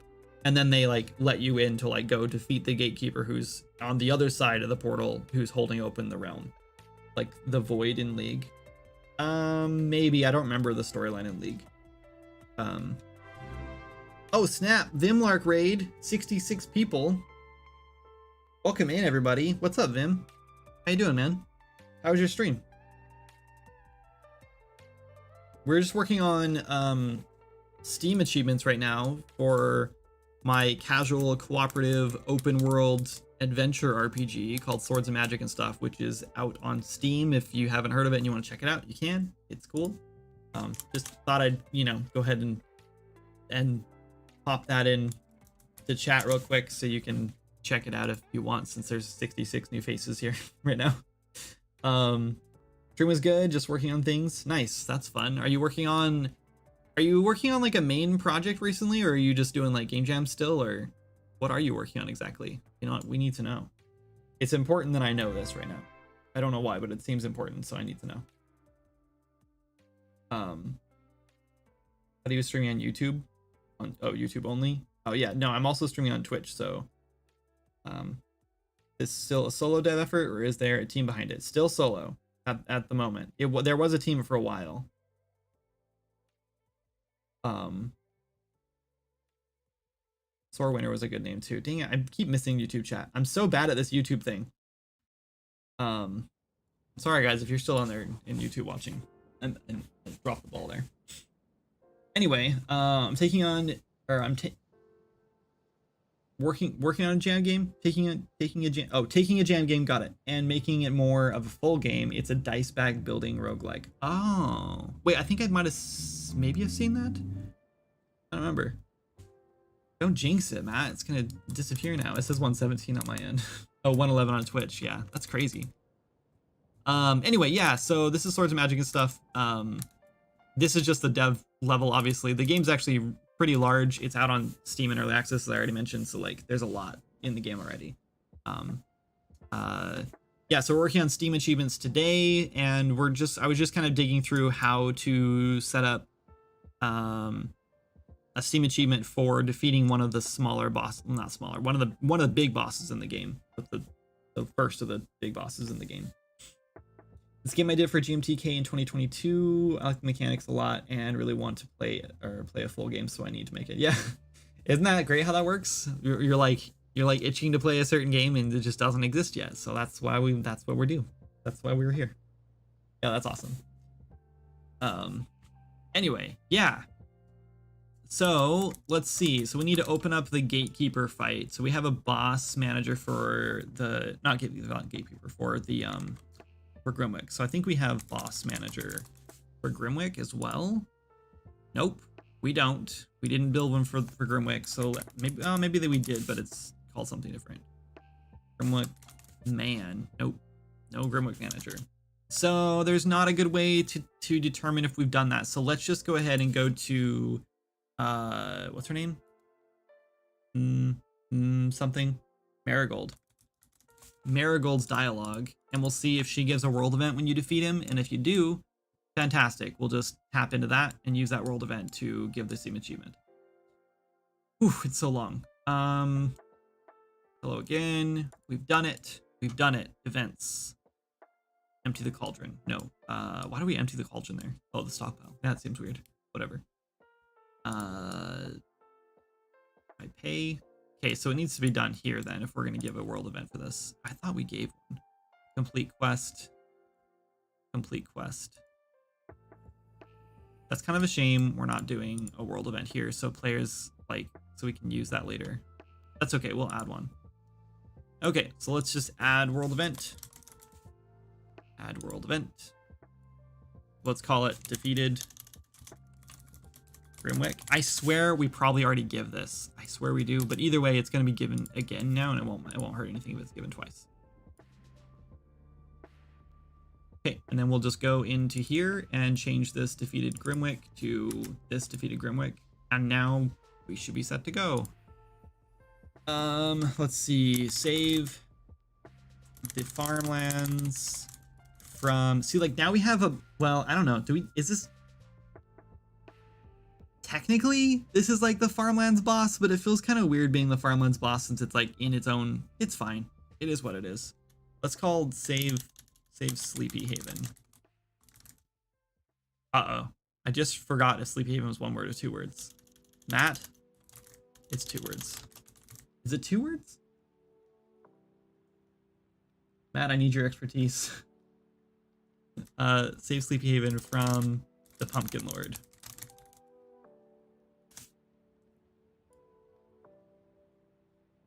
Okay. There's another Steam achievement. So now we have one. Oh, we need High Dive. Actually, I think High Dive's working.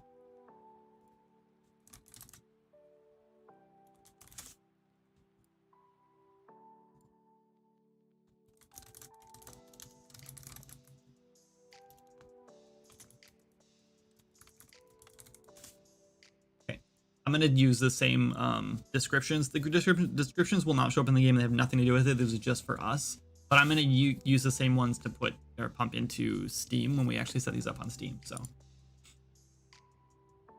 the funny thing is basically what I have to do is I have to go in and like set all these up on Steam. And then the second the build goes live, I have to go in and just like save those. Like I can't save them beforehand. It's kind of dumb because then players will like think they can get them and they can't get them yet. So I have to put the build out first and then launch the achievements. They basically have to go in hand. So that's 1, 2, 3, 4, 5, 6, maybe 7. I think this one's working, but I have to go check. So I should have had like a Boolean on these so I could check to see if there was like in or not, but that's fine. Grammatically, Google leads me to say 2 words is correct. Well, no, it's not like Google. I mean, like, how do we name it? So it's okay. It's 2 words. I just want to know how it was listed in game, but that's fine. We got it. Okay, Marigold's set up for that one. What's the next achievement then? Let's see. Jump from waterfall. Defeat Grimwick. I'm adding these back to the Trello so we can test later. Defeat Gatekeeper. Glide for 15 seconds. That one's hard, actually. I'm not gonna lie, that one, you might have to go to like the very tip top. Actually, you know what? Once you get to Farmlands and you unlock alchemy and you learn the slowfall potion, or what's it called? Whatever it's called, but slowfall potion though. That is actually gonna be an incredibly easy achievement to get. You can probably just like jump off of a house and glide for 15 seconds. What about for people who've already killed him? You'll have to, oh yeah, that's a good question. Oh, you can defeat him again. Oh, but you won't get that. You won't be able to unlock it through that, will you? Okay, I can solve that. Hang on. You'll have to defeat the gatekeeper again, but you know what? We need to, you know, that's a good point. We need to figure this out. We need to like actually figure out where. Well, there's got to be code that determines. Like, I know there's code that grants you items when you defeat Grimwick. So we just need to tap into that and also grant the achievement. It might be in the widget, actually, now that I think about it. Widget boss Grimwick or widget boss bar Grimwick.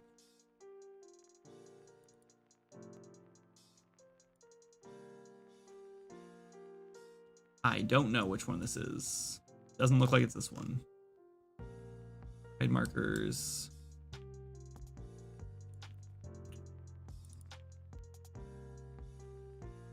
Looks like it might be this one. Client pickup item. Yeah, okay, so this is probably it then. Give rewards. Add world event, local world event, none. Received. Okay, that's fine. We need a new add, like, a thing though.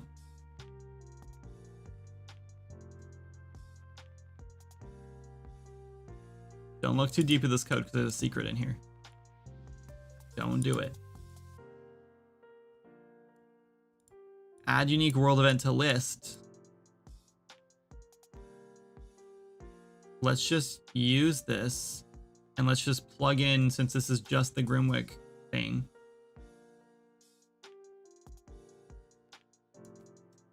Let's ditch this and do defeated Grimwick there. Okay, now all you have to do is defeat Grimwick again, and you will get the achievement.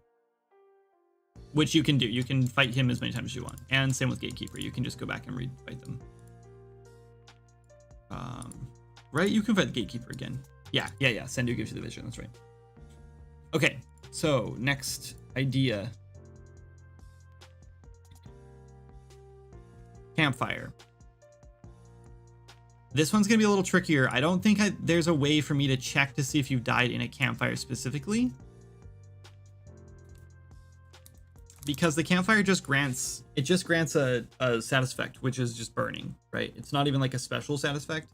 And even if it was, when you take damage from the status effect, it literally just like updates your health. So I think maybe our player character has like, let's find health.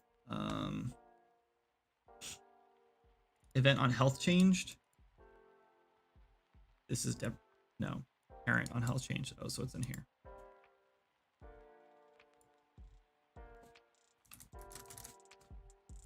On health changed, we're doing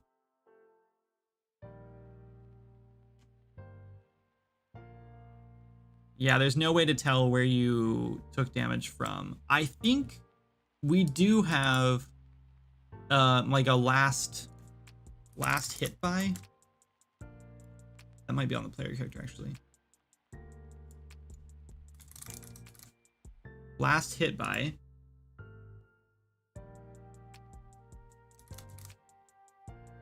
I thought I made a new version of this.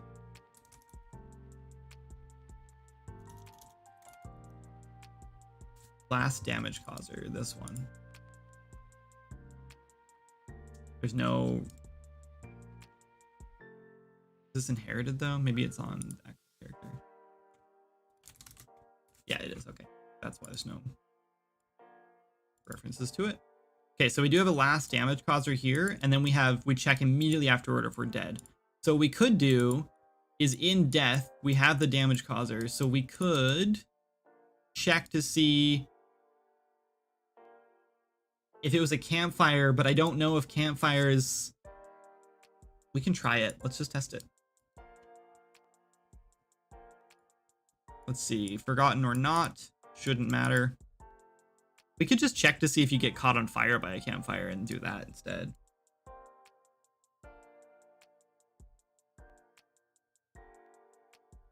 What about for... Does save game store your killed bosses?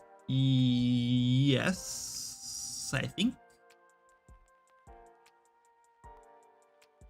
It's going pretty good. AI's boring name. I don't know how to pronounce it. Asa? A is a boring name. I got it. What about a second dinner achievement? Eat food before the previous food ran out. Oh, that'd be good. We could look into that, I think. You pass the instigator through the gameplay effect. I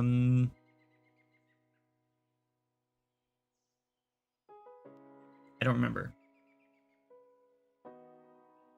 It's both A is A and Asa. Like, oh, Isa. Okay, cool. Second breakfast. All right, I'm gonna take a pause, go grab a drink. I haven't gotten water today. So I'll be back in a few minutes, and then we will return to working on this. So give me like 5 minutes. Right back.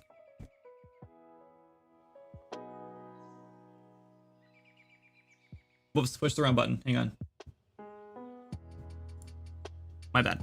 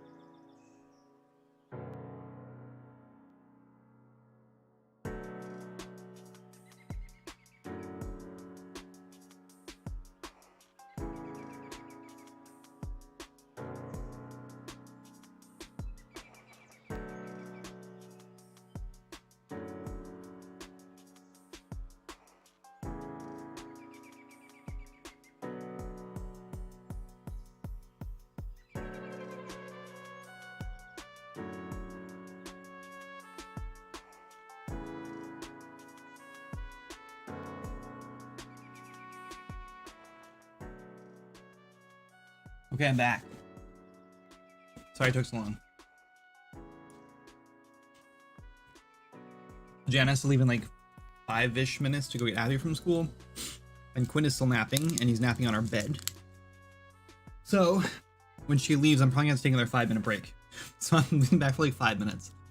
And then I'll go watch him for a minute, and then I'll be back. She walks to get him, so it's probably going to probably be closer to like 10 minutes. It's like a 4 or 5 minute walk to there and then back. So it'll probably be like 10 minutes. But I want to keep streaming, and I'm getting stuff done, which is very unlikely, or unlike me on streams. It's very rare that I actually get things done. So I don't want to like end the stream yet.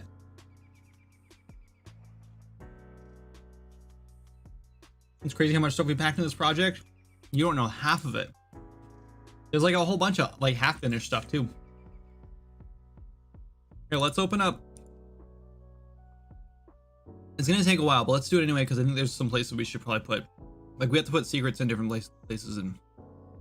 I'll tell you what. When I leave for 5-10 minutes, however long it's gonna be, I'll open up Chairwind then, so it can open while we're gone. And when I come back, I'll show you the world. More of the world. Oh no, I'm making a big mess.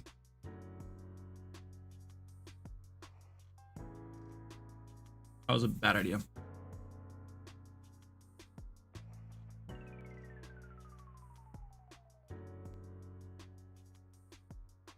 A really bad idea.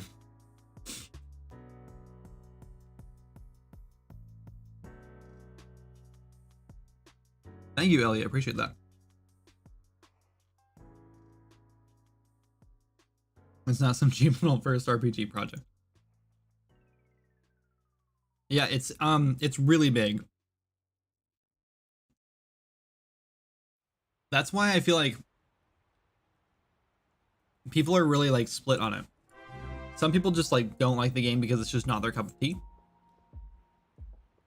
And then other people who do like the game, like if they give it enough time, they like fall in love with it.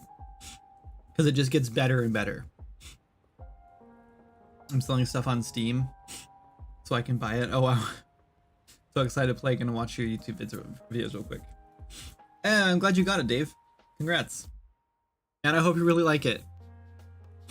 I feel bad you had to sell. I'm assuming you're selling like trading or yeah, like cards. I feel bad you had to sell cards to afford it. The game does actually go on sale every once in a while. So if you do want to like refund it and wait until the next time it goes on sale, I can't say when that'll be, but if you do, if that's like, you know, you do want to save a few bucks, that is a possibility. But yeah, I don't know how much it'll be on sale the next time, and I don't know when it'll be. So it could be a month. I don't know what we have planned right now. Jana kind of handles all that, and I'm actually not even allowed to talk about it anyway. Because sometimes our sales line up with Steam sales, right? Or we're like opt into Steam sales, and those are confidential, so I can't even talk about those either. So I can say the game will go on sale again, but I don't know when. I only pay twice the price. When's the next anti-sale?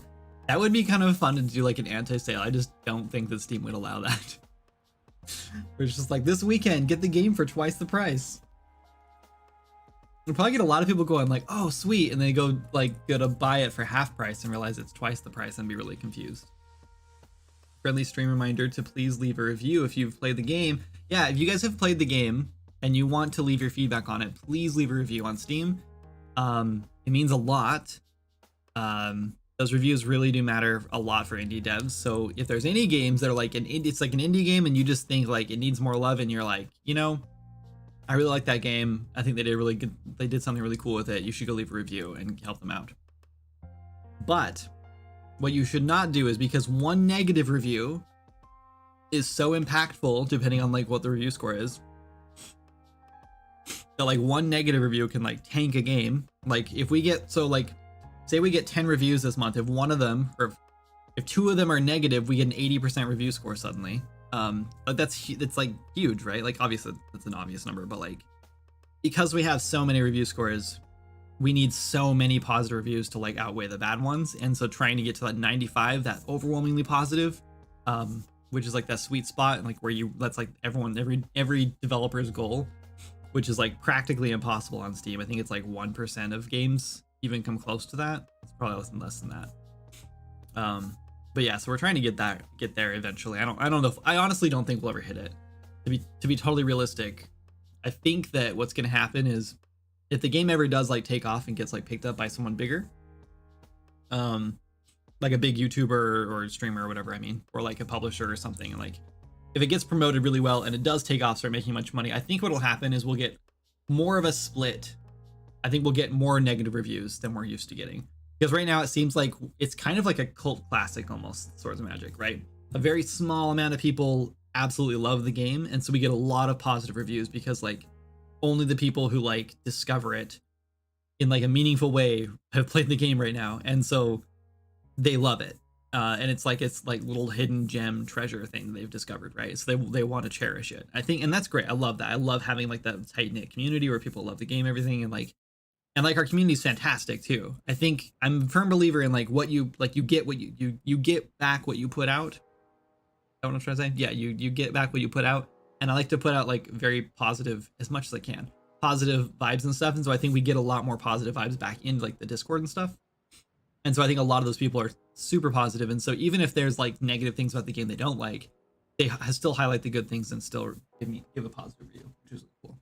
Oh, I was looking for you. Are you awake? You weren't supposed to be awake. You're supposed to stay asleep so I can come hang out with you for a minute. I'm gonna take him with you then. Love you. Have fun.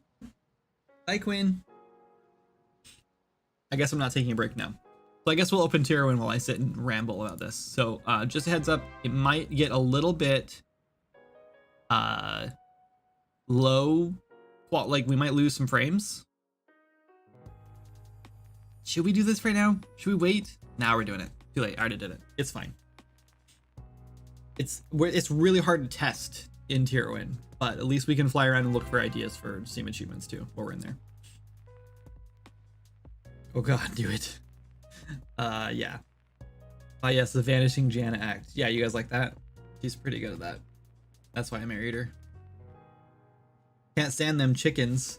You guys don't like chickens? You guys don't like chickens with invisible beaks? By the way, if you guys like this plush, it's Swords of Magic exclusive chicken plush. Literally, it's based on my 3D model that I did. It's so cool. It has big flappy wings. It's super cute. It does have a yellow beak, I swear. It's just invisible. Anyway, yeah, this guy is gonna be here soon. Like in the next couple of weeks, we're gonna have a sale, a campaign to like get this guy. So if you guys want this guy, make sure you join the Discord because we'll be posting on there first. If you guys are interested in a cute, exclusive Swords of Magic chicken plushie. So how it works is it's gonna be a 21-day campaign, and we do I think he's gonna be $38. I think. Don't quote me on that, but I'm pretty sure it's about there. It's kind of pricey, I think, for a plushie, but like it's exclusive, and like we're not making millions of them, so it has to be kind of like higher up. But it's like super soft, really high quality. I really love it. It's pretty impressive, I think. They sent us one sample to get it started to like promote it with. I must own a mini Henrietta. Inflation these days, simply the price of nice. Yeah, no kidding. But yeah, anyway, it'll be like a 21-day campaign. We need 200 backers, otherwise they don't get made at all. Like this will be the only one in existence then, and then I will sell it for $12,000.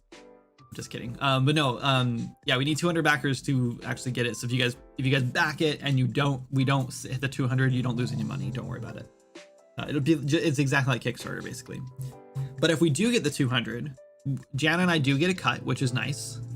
We'll make a little bit of money off it, just kind of like a licensing fee kind of deal. It's not a whole bunch of money, but it's money. And then, and if it goes really well, then we can work with the company again to make a second one in the future, potentially. That's what they said anyway, so. And maybe we'll look into doing like the ice golem or something, which would be really cool, but we'll see. We'll see what happens. Because I would love to do a second one, like a goblin or the ice golem, or someone else had a really good idea too. I don't remember what it was. Oh my god, Crimson's raiding now. This is insane. What's up, Crim? Thank you so much for the raid, man. I appreciate it. I'm glad that worked out. I was actually just going to leave for a few minutes to watch the baby while Jana went and get Abby from school. But he woke up, so now he's going with her, so I'm still here. But I did just open the Tyrwin level, which is like massive and takes forever to open. So we'll be stuck on this screen for a little bit before I can show it off. But yeah, today we're working on Steam achievements for the game. If you guys are new here and you want to know more about it, it's an open world, casual, cooperative, like adventure RPG. It's fantasy, medieval. It's got all kinds of cool features. It's in early access right now on Steam. You can buy it. There's at least like 30 to 50 hours or so of like just quest content. And then if you like decorating houses, building houses, cooking, farming, finding secrets, then there's at least another like 30 to 50 hours of content in there. There's a lot going on for an early access game. But we're just slowly chipping away at new updates to get the game to like the 1.0 release. So we're working on Steam achievements this week, and then we're already like 5 or 6 in, and I only want to do like 10 or 15. So maybe not total, but like 10 or 15 for now, and we'll add more later on. So we're already making pretty good progress today. But we decided to open Tyrwin to show off the whole world because we've been looking at the dev level for the last few days, and I wanted to show off more of the world. Oh, and I have an awesome sneak peek for you guys. Oh my god, we're gonna do this right now while we're waiting. Here we go. I have to turn this off. Wait, actually, I have to turn this on. Hold on. Let me use my brain for a second. I have to pause this. Okay, are you guys ready for this? Is the audio quality okay, by the way, while we're loading this? Because I don't want this to be all choppy, because this is important. You guys need to hear this. More than just an 84% loading bar, he swears. Yeah, it's not. That's not what the game's about. The game's called Swords of Magic and 84% finished. I don't know. Yeah, it's a spoiler. It's a super spoiler. Okay, audio's good. All right, ready?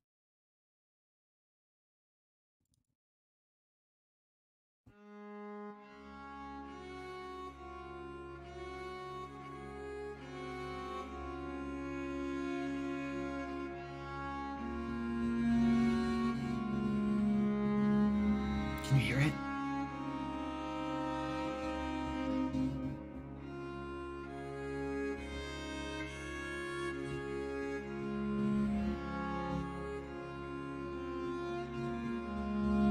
Yeah, this is the Delver's Pass official, the first track for the Delver's Pass zone.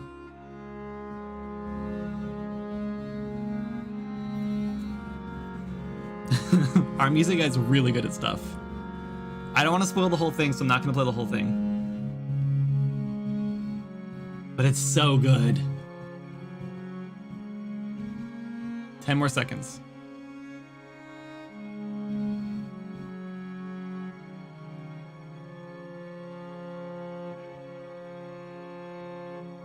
Okay, that's it. I'm not spoiling anymore. Okay, but if you guys want to hear the other track, because there's a set, he already sent 2. This is just the first one, and that was only half of it. Not even half of it. We got through 1 minute of it. I think it's like 2 minutes and like 15 seconds or so. You only heard half of it, and it gets better. If you want to hear that full track and then the other one, I'm gonna put it on the Patreon later today. Probably when I get done streaming, I'll push them up on the Patreon. It's incredible, and yeah. So I sent him the Grizzly Hills soundtrack from World of Warcraft, and I was like, I'm looking for something kind of like this, and he's like, all right, I can do this, and he did it, and I'm like so impressed. I absolutely love it.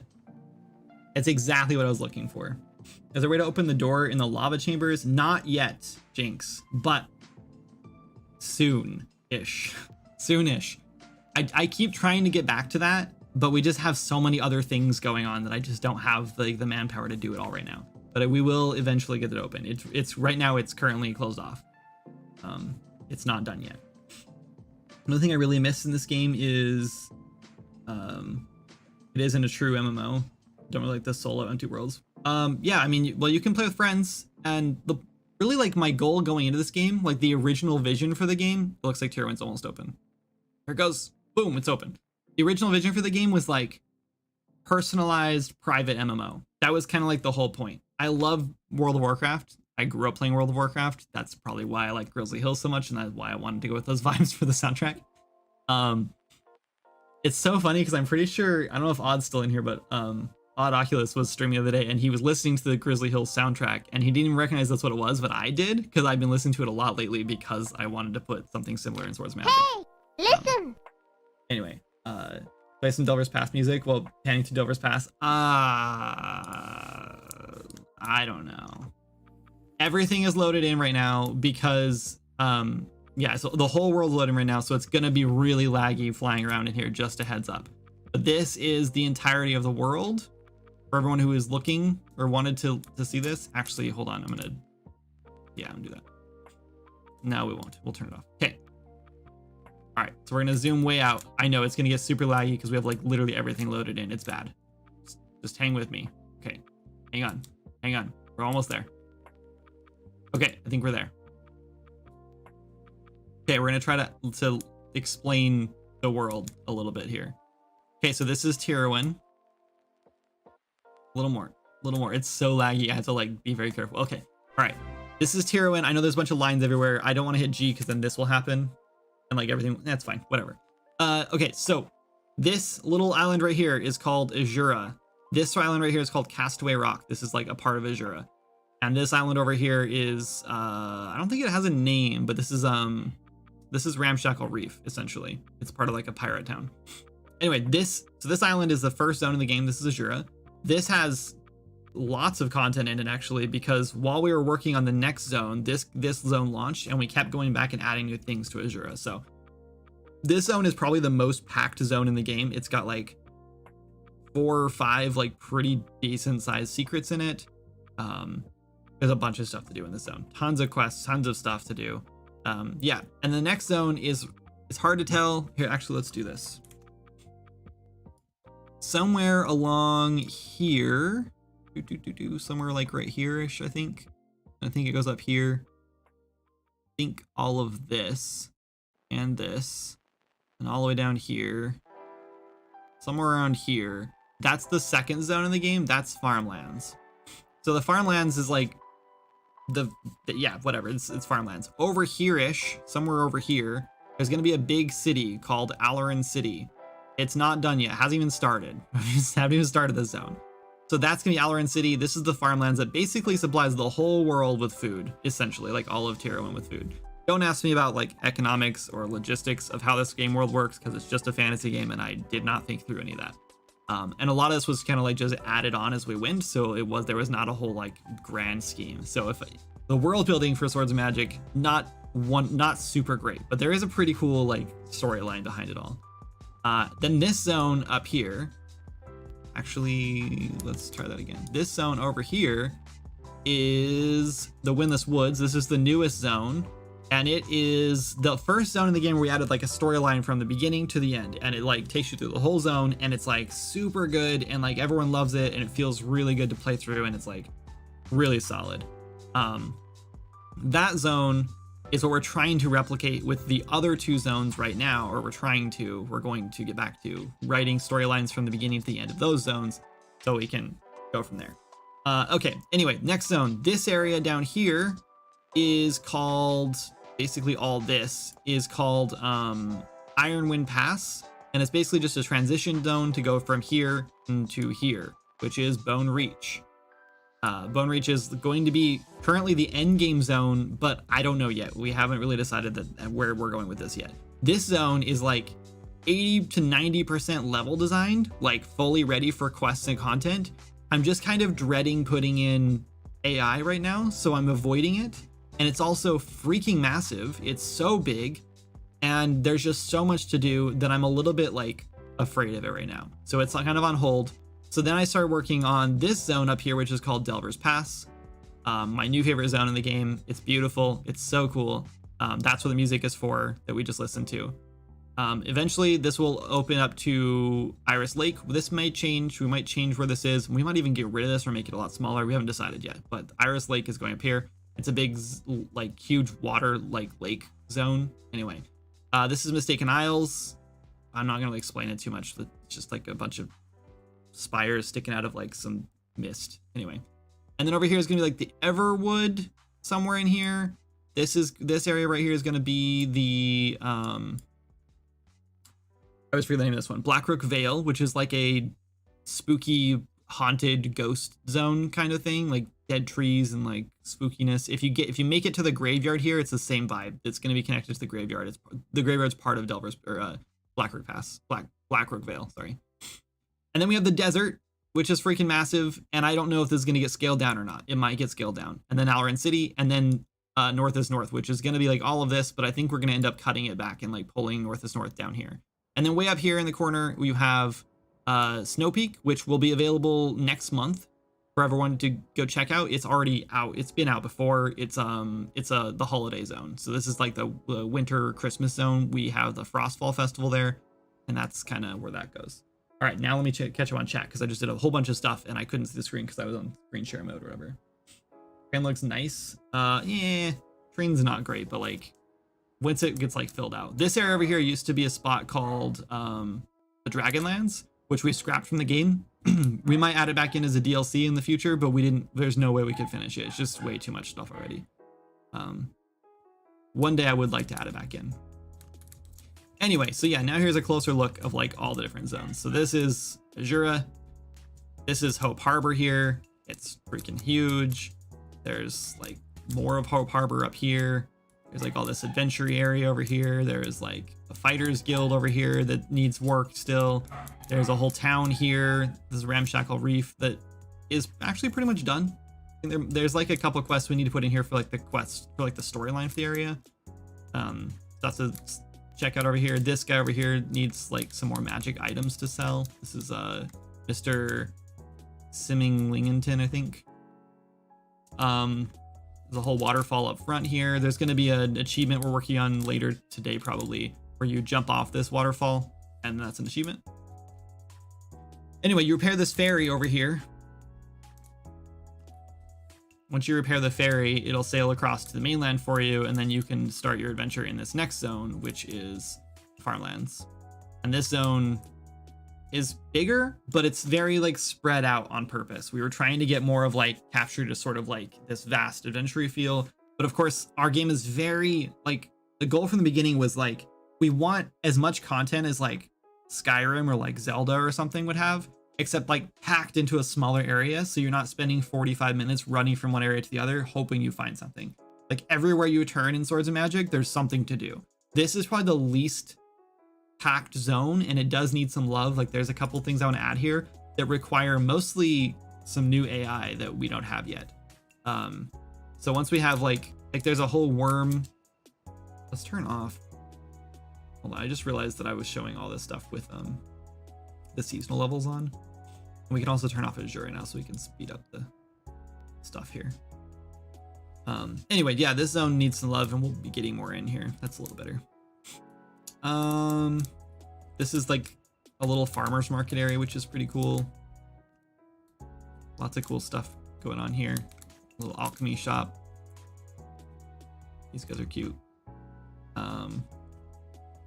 There's a racetrack here, which isn't done yet. One day I would like to add like a single player or multiplayer like racing mini game, but we haven't got to that yet either. So it just sits here. It's literally just like taking a bunch of space.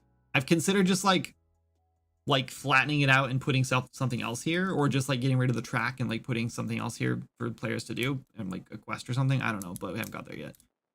There's a whole spider cave dungeon thing. I'm not going to show off. Everyone freaks out when I go to the spider cave because they're like, oh my god, spiders. So we won't show that off. And then this is the entrance to Bone Reach, and this is where Bone Reach is sitting right now. There's a whole like canyon here you go through, and then it comes out here, and Bone Reach is just this massive freaking zone that I'm just so afraid to like get started on. There's so much in Bone Reach though. It's so huge. Hey Abby. How was school?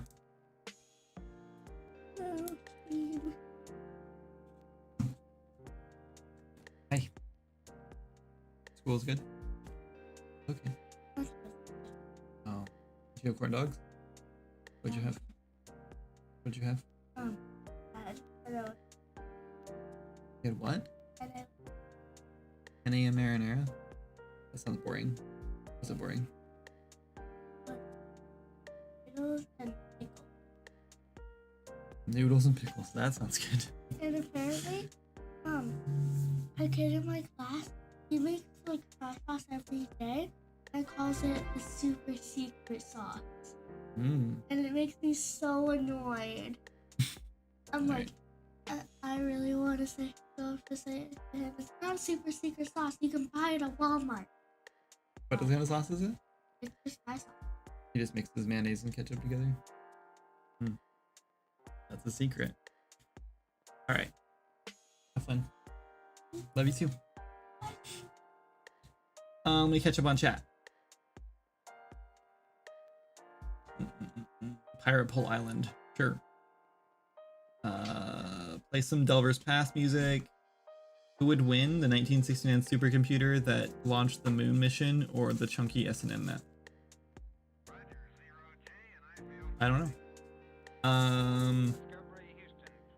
Farmlands corn. The farmlands corn feeds the masses. Yeah. It used to be all pumpkins there. They used to only grow pumpkins, according to the lore. Snow Peak boys eating bowls and bowls of hot corn soup every day. Can you run stat unit in the console? Yeah. If I can spell that. Yeah. So keep in mind that this is an editor, so this doesn't really tell me a whole bunch right now. Or it doesn't tell you a whole bunch right now. And also, the entire world is loaded in. Though I guess this is pretty much what you're getting in game too, to be honest, because we do the same thing in game. So I did unload all of Azura, which does not happen in game. We'll load it all back in. And there are some levels that are loaded in there that aren't normally loaded in, because last time I was in the tier 1 level, I was building paths, which has to turn on every level. So I usually turn a bunch of them off while I'm working. Anyway, yeah, this is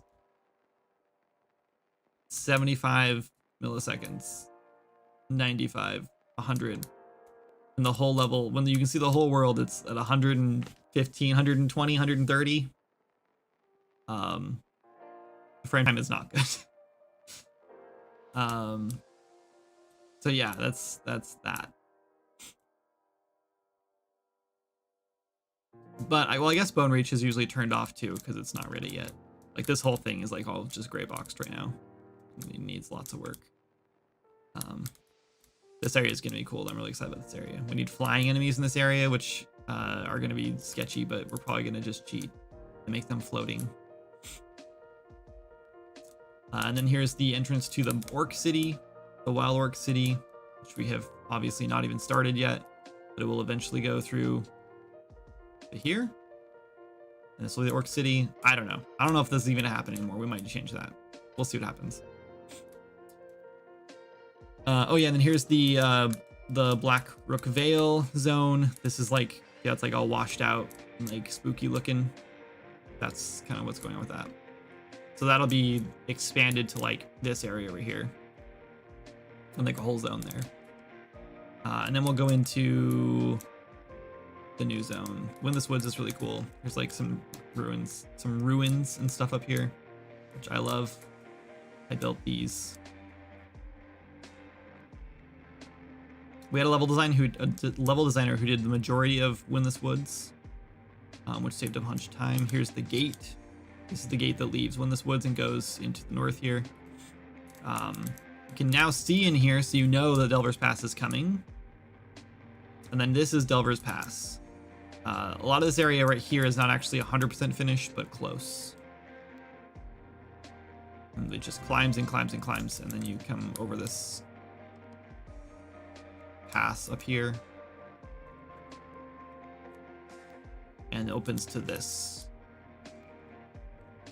which I think is amazing. It has all these like cool air vents, like hot air vents. There's like waterfalls everywhere and rivers.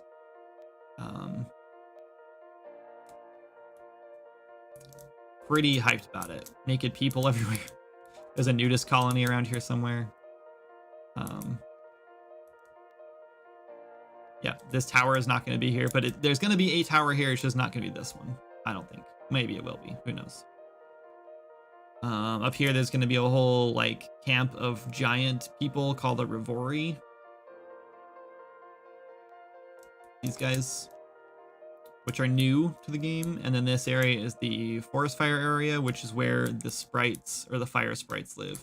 And this area needs some smoke. I haven't got to it yet. I don't know how we're doing smoke yet. I was going to do a post-process volume that just like turns on smoke, but I was running into weird issues with it where I couldn't like get it to look how I wanted to. Oh, right. I got it to look how I wanted, but I couldn't get it to blend correctly. So I can't get it to blend when you walk in and out of it. And every single tutorial I was looking up, because I had to look up tutorial for this, because I'm terrible at materials. Every tutorial I was looking at was like not talking about the blending at all. It was just kind of like, yeah, just make this, now it's done. And so I don't know how like I'm supposed to blend into it. So I'm gonna have to ask for help on that one probably. Anyway, this area is gonna have this new fire sprite we've been working on. And he's done actually. He's ready to go in. So he's gonna be like, we'll have a spawner in here and they'll just spawn and like roam around and murder at you because they're pretty rough right now. All right, let's catch up on chat. Oh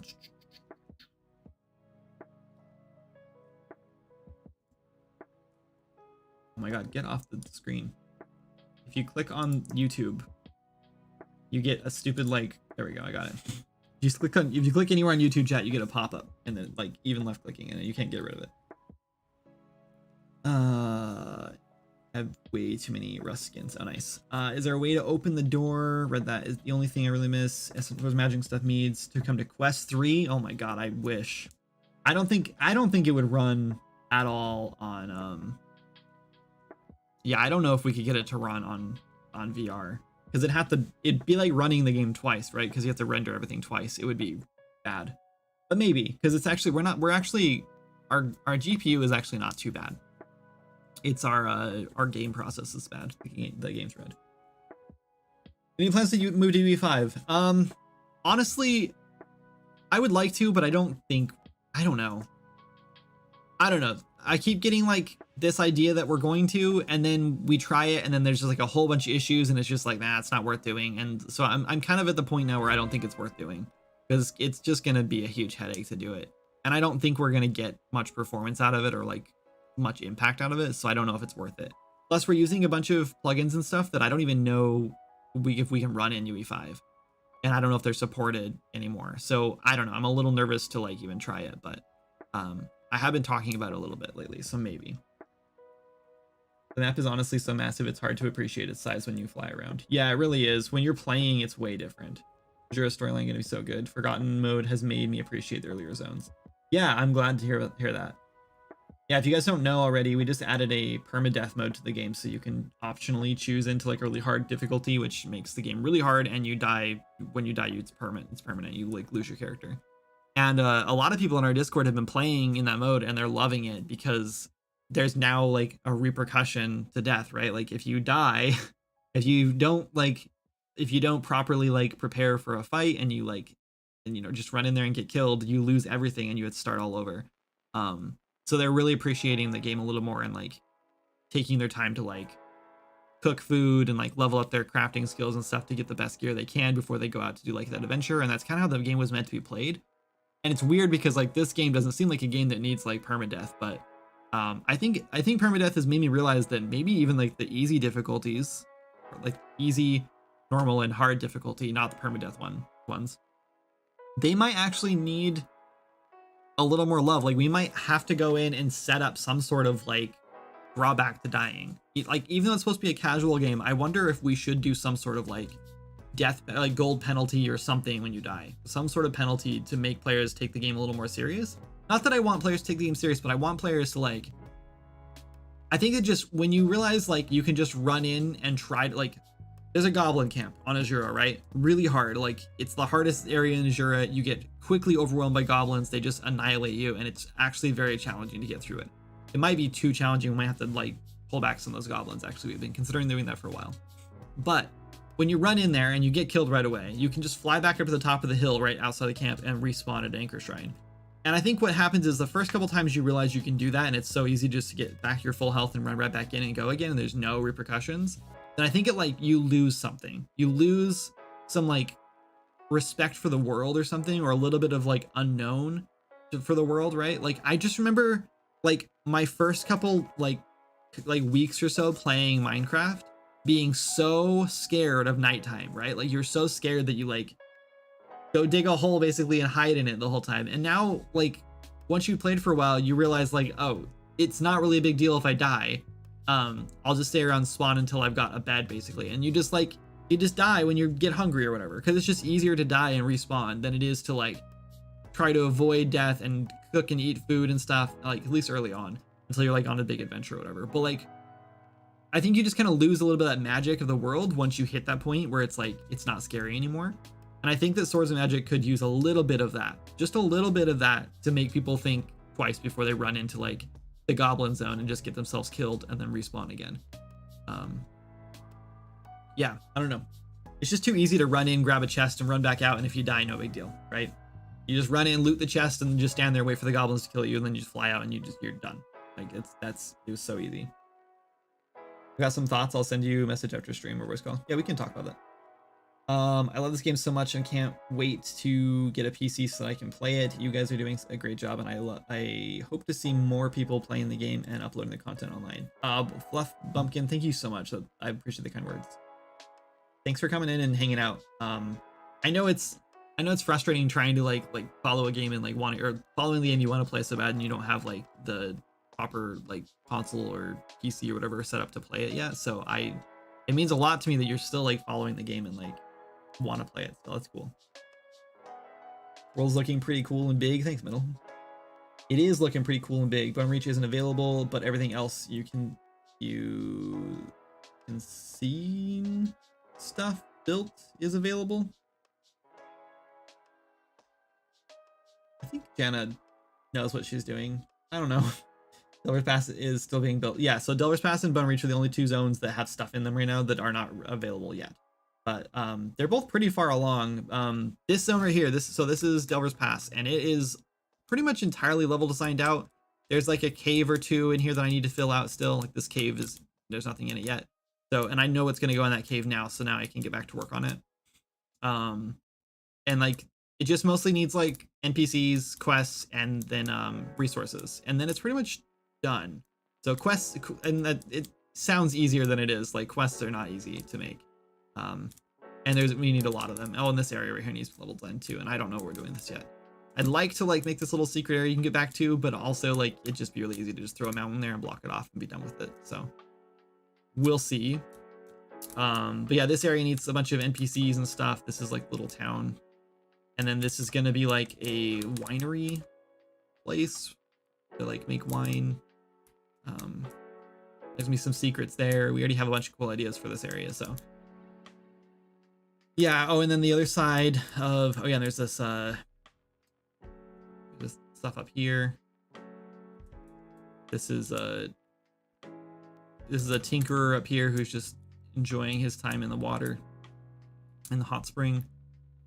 And then there's a whole nother path up here that goes up to nothing right now, and I don't know we're doing this yet either. I kind of want to open this up and just put like, I'm really tempted honestly to move these mountains back a little bit and just put a big lake up here and just call it Iris Lake and just make it part of Delver's Pass and just call it done, and then like just cut out all that zone up there, because it's like, I don't know, I'm tempted to do it, but also Iris Lake is a full zone, isn't going to be that hard to make, and it'll probably take another month or two to like knock that whole zone out too. And so I don't know, I haven't decided yet. The biggest problem with Iris Lake is that because so much of it is water, we have to do something under the water, right? We have to put like something under the water so players can explore under the water, because otherwise you just kind of lose a huge chunk of like the zone. And I guess we don't have to. It's not that big of a deal. Like nothing under the water has really been important so far in this game, except like 1 or 2 quests that like you have to swim under the water, but that's it. So I don't know. We're thinking about it. I played a couple hours this weekend. Wait, hold on. There's something. What's up, Encanta? Just run an all atom physics simulation for smoke. Okay, I played a couple hours this weekend and made it to the Warrior Guild and did some fishing. Other than that, it's been 2 years probably. Oh dang. I hope you enjoyed fishing. Fishing is pretty new.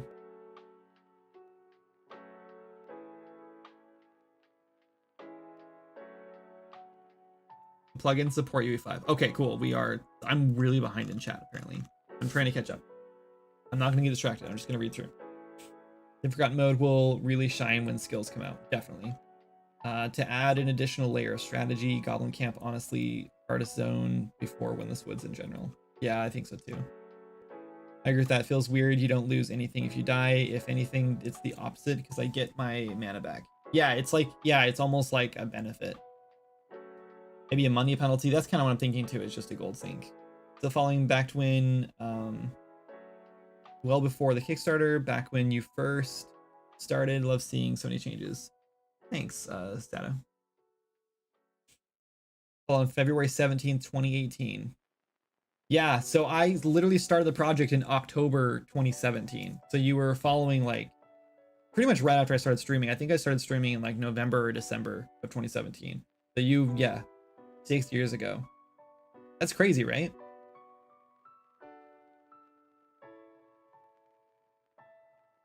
Oh, Jan already covered it. See, I'm on top of this.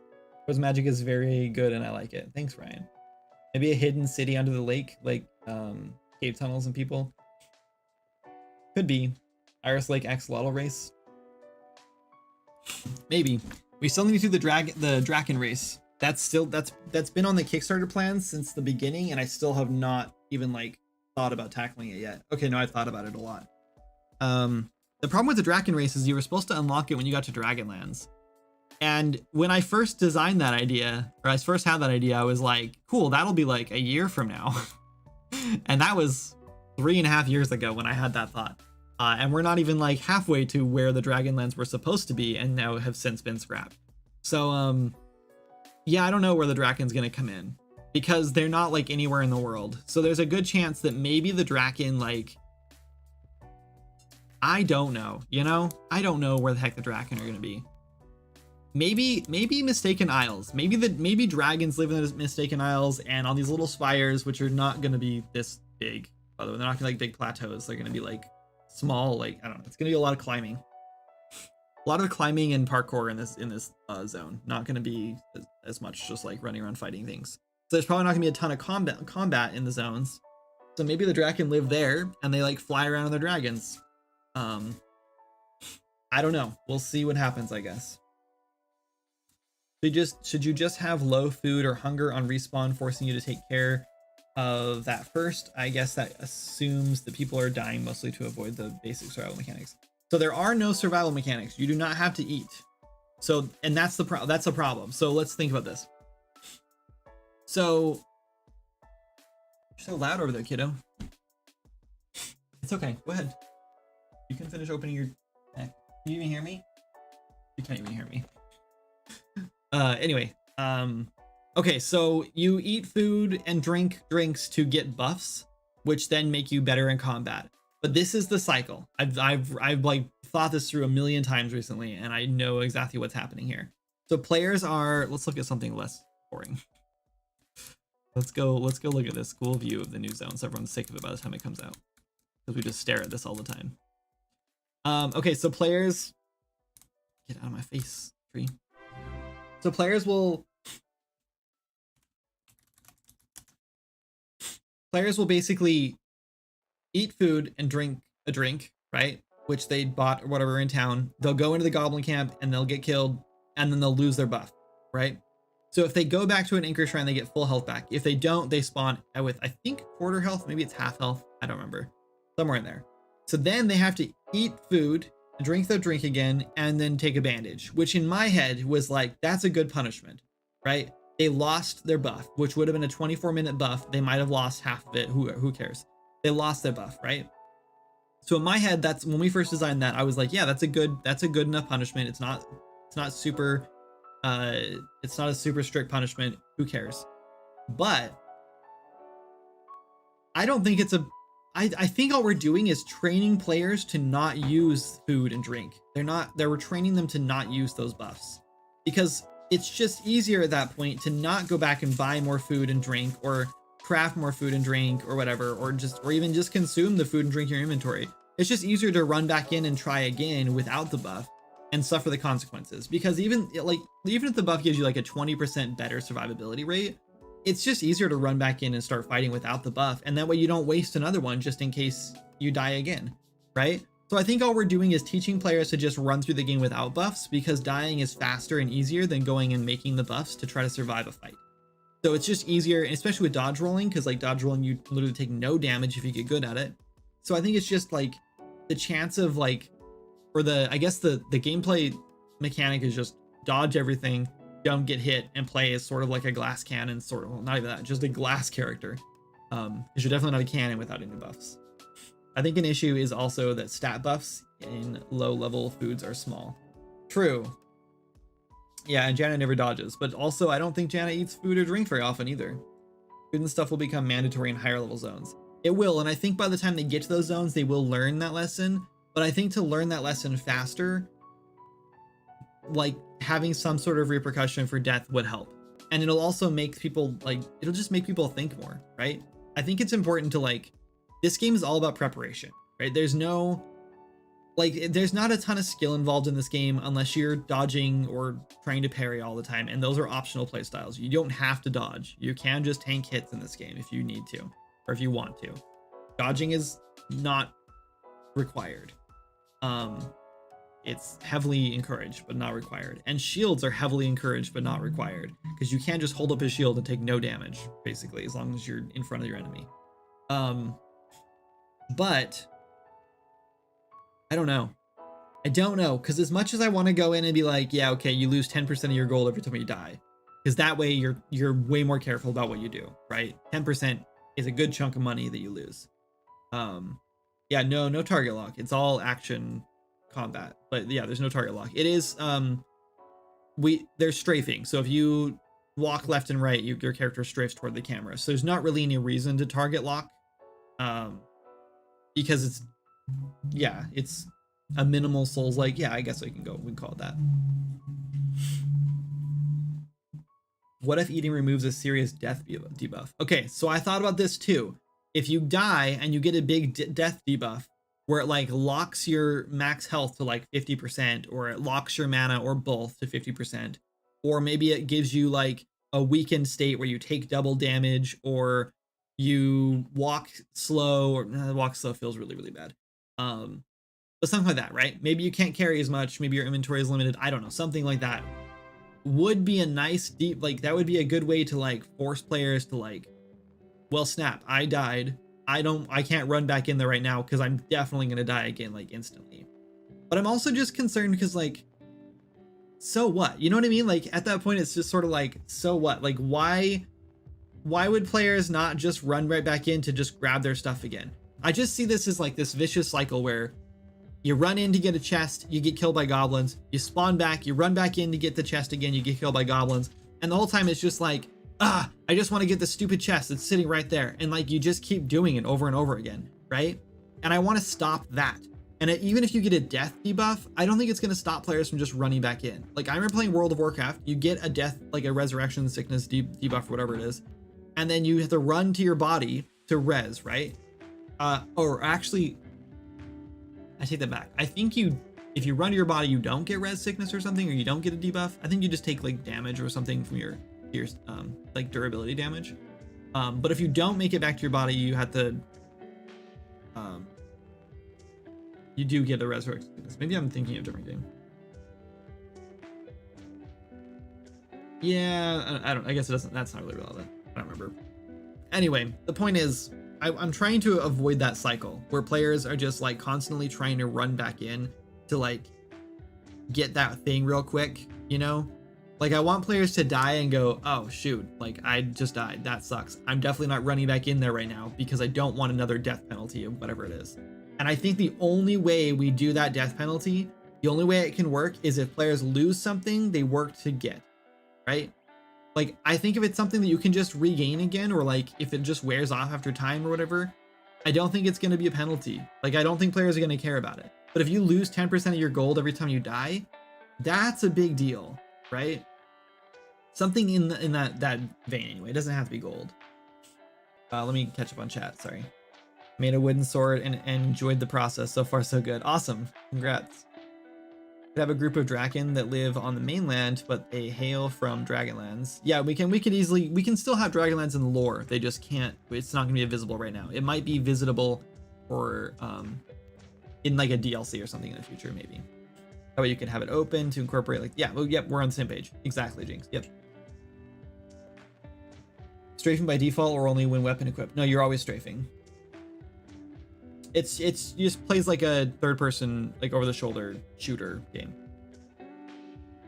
So if you walk toward the camera, if you press the S key and you try to walk toward the camera, you'll back up, right? And the camera will stay there obviously, but you'll just like back up. You don't like turn around and then run toward the camera. I actually don't like movement systems like that. I much prefer using like strafing, so you're like locked. I can't think of what the term is called. There's a term for it. The world is beautiful, especially the day-night cycle. Or especially the night cycle. Yeah, that's actually pretty new. We had like default Unreal Engine sky for like 2.5 years. I actually put in a new sky a while back. It was actually pretty much the same sky. It wasn't quite as blue. And then we broke something and it got reverted at one point. I don't remember how it got reverted. And then I just never changed it back. And then when I changed it back recently, I was like, I'm going to put a new star sky in too, because I hate the stars. So I went and made a new star map and like put that in, and it looks much better. Much brighter and prettier and like much more like swords magic, like fantasy magic stuff. I say leave it be, let players play how they want.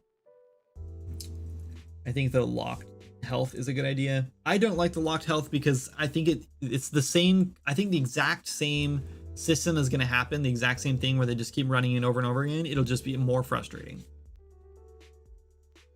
You can just put your gold into a banknote first. Yeah, you can. And then you wouldn't lose your gold. Yes, but that would be annoying. Hey, thanks so much for the Twitch Prime sub, Salty Mon Bot. I don't know if the notification popped up because my alerts have been kind of broken lately, but thank you so much for that. I appreciate it. Yes, so lose XP is something I've also considered too. Players lose a limb upon death or an eyeball. That's the way to do it.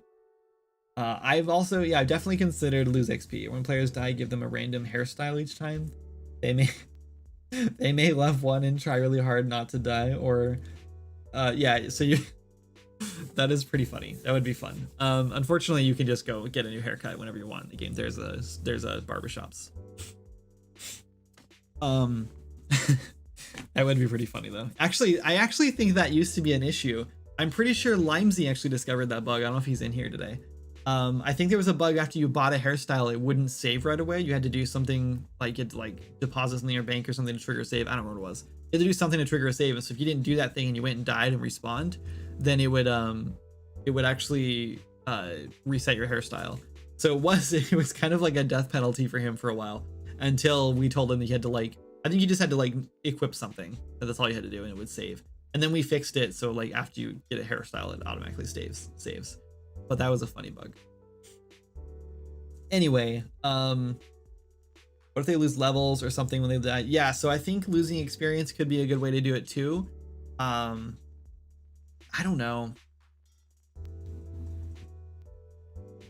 Yeah, like losing experience toward the next level would be a good way to do it until you hit cap level. But at that point, like you've already played the game, like who cares at the point if there's no penalty to dying, I guess. Dad joke. All right, let's do.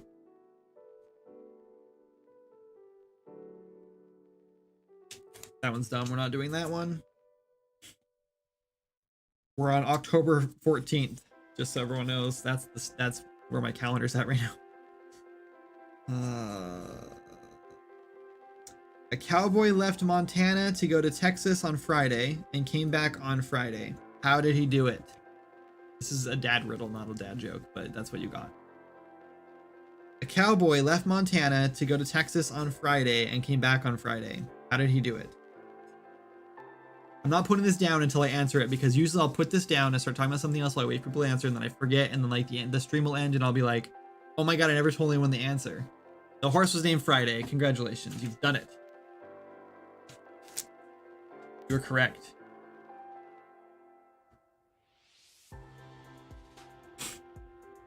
Here's a bonus one because this one's kind of funny. Which pet makes the most noise? What do I win? You win a horse named Friday. Which pet makes the most noise? A trumpet. Trumpet. Okay, that was dumb. When I said out loud, it was dumb. Anyway. Yeah, I don't know. I don't know what to do about like the death thing. I don't know if it's important right now. like I know like some of the sentiment is like, well, let's just let players play how they want to play. If they want to run back in and die over and over again, let them do that. But the problem is that it's a game designer's job to give players a sandbox essentially to play in, but it's also our job to make sure that, you know, all the needles and cat poop are taken out, right? Like, you have to protect the players in the sandbox. It's your job as a developer and a designer to make sure that that sandbox is fun to play in and safe, right?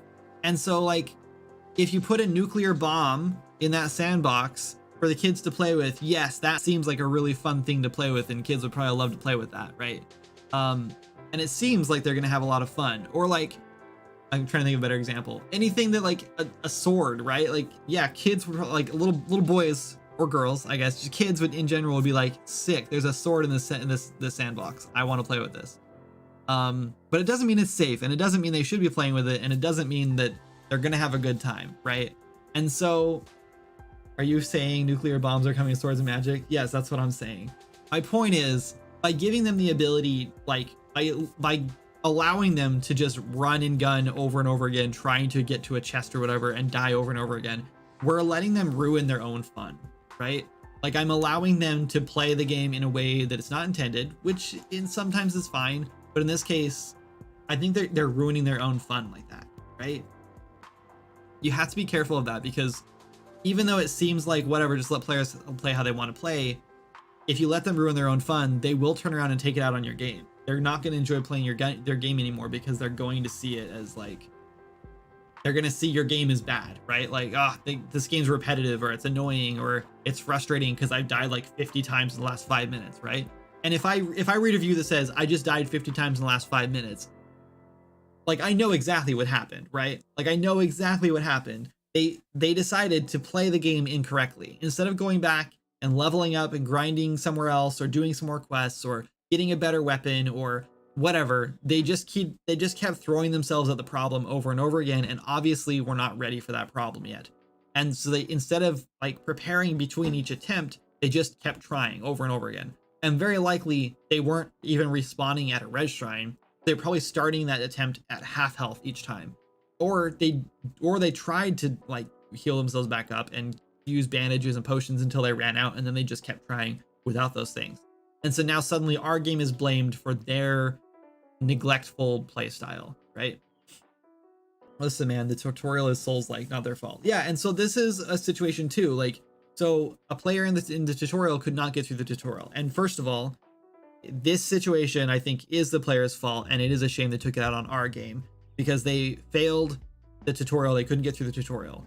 And our game should have, like, no one should have a problem getting through the tutorial as long as you understand the basic fundamentals of playing a video game. If you've played video games before successfully and you enjoy playing video games, then you should have no problem getting through a tutorial, because all you have to do is read the quest or read the text from the NPCs, and there's not many of them in the tutorial. There's 2 NPCs you have to talk to, and that's it. And you can get through the whole tutorial. Well, 2.5, I guess, kind of. One forces you into it, and you don't have to talk to them. You just skip through it. But that's all you have to do. If you read those 2, and you don't have to read the first one, actually.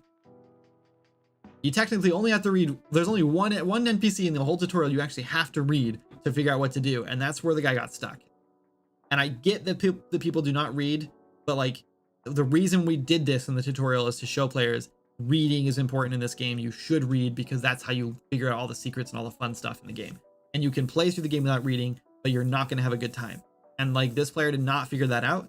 And then even after he did figure it out, when he had to look up guides and watch other people play to figure out how to do it, which is frustrating, he then went to the first boss in the game, which is a little teeny tiny mini boss and very easy to defeat, and he died several times to them. And I don't know if that's like a throwing yourself at the problem kind of thing, if you didn't bother to like craft any weapons or upgrade anything or do anything, but like, I don't know how to fix that. I don't know how to fix that problem. I don't know. So yeah, but like, players like that, if they get through the tutorial, they're gonna be the ones that throw themselves at a problem over and over again, rather than figuring out a better solution. And they're the ones that are gonna find the game is like negative. They're gonna have a negative time in the game because of that. because of their choices, because we allowed them to have those choices.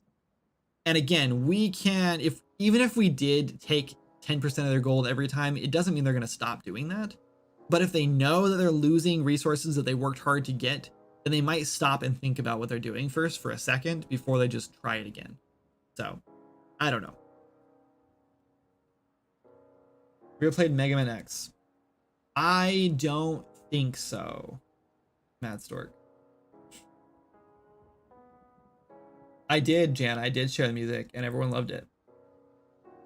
I only shared half of the first track, and I told everyone that the Patreon later today would have the other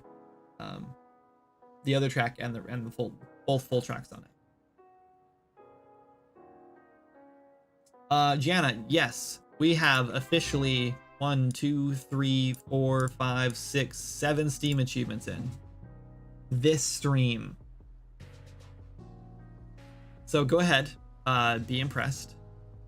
4 baloney. We've got 7 in.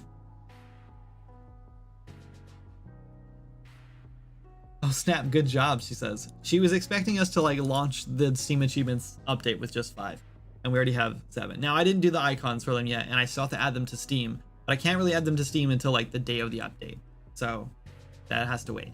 Icons though do need to get done before then, and I don't want to do those on stream because I don't even know what I'm gonna do with those yet. So we'll figure that out later. Anyway, we could get back to working on more Steam achievements though. Let's see. Let's stick to Azura for a minute because I want to like add. We have the high dive one. I'm not giving achievements for like stupid simple things like getting out of the tutorial, because like if you can't get out of the tutorial, you don't deserve an achievement at all. Sorry, guy who didn't make it through the tutorial. I apologize.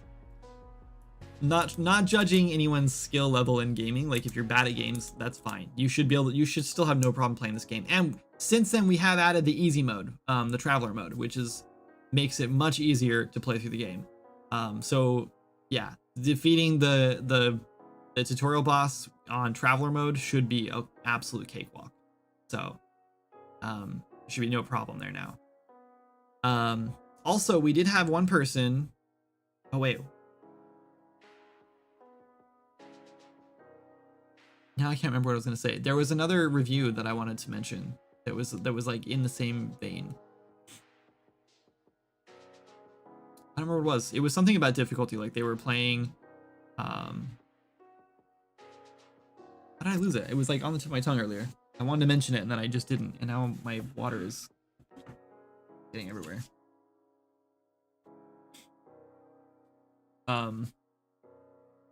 Whatever, it doesn't matter. I'll think about it in 5 minutes and I'll bring it back up. Elliot, are you playing on hard? Are you playing hero or forgotten?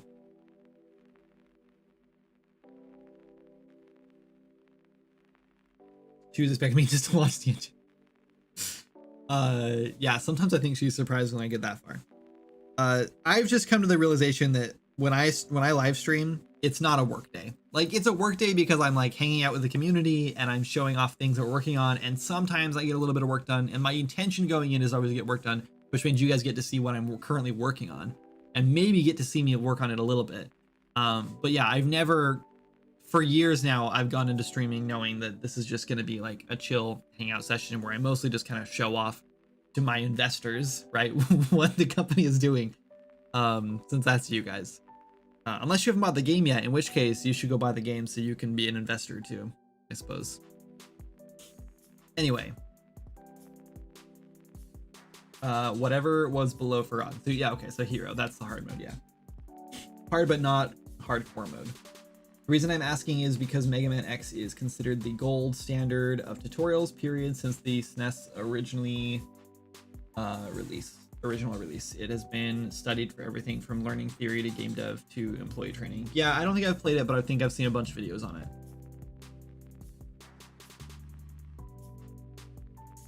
I think Mario, like the original Mario is also a really good example.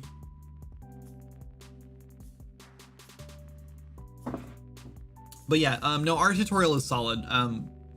I did a bunch of analysis. We've walked through a lot of it. We've literally built the tutorial 3 times. This is the 3rd variation, entirely rebuilt 3 times. So the first tutorial was inside of a boat, technically inside this boat. I wonder if we still have that level. Do I dare open it? Let's open it. I don't know if we still have it or not. Tutorial Island. If we don't. Just hut. We might have deleted it. Yeah, it might have been removed. Anyway, it was you like would spawn on the deck of this boat after you got through the tutorial, like you were in the bottom of it. It was obviously not that small. It was a little bit of a trick, but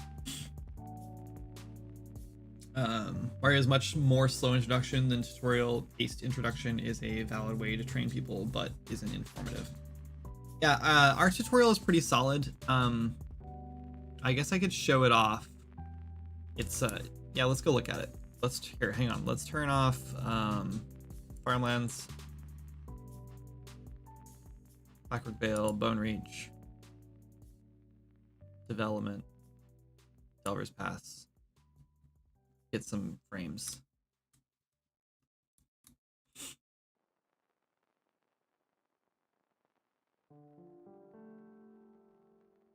Oh, I turned off. What did I turn off that shouldn't be turned off?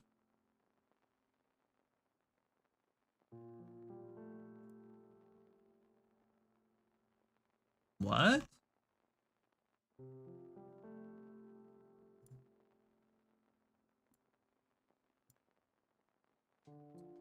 I'm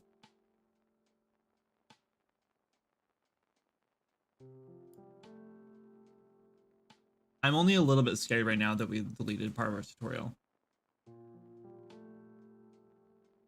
I don't know which level it could possibly be in that I've turned off somehow.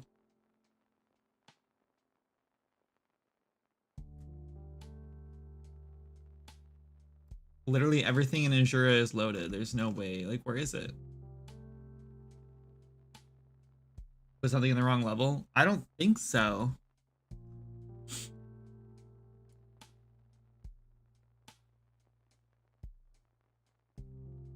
It's not Bone Reach.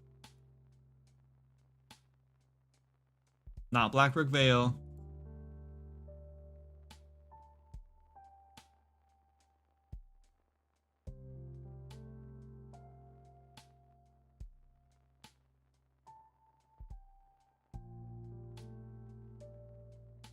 This is Azura Castaway Rock. I don't know.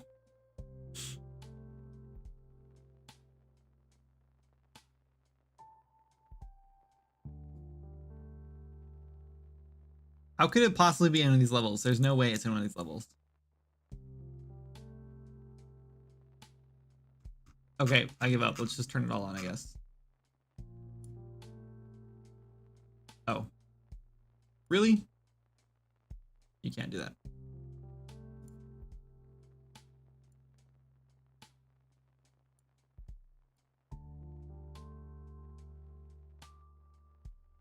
Okay, I'm definitely getting a little nervous now. How did this stuff get deleted, if it's deleted?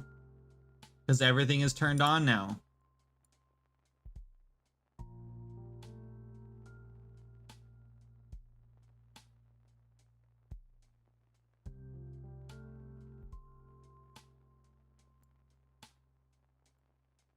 Everything is turned on and it's not in here.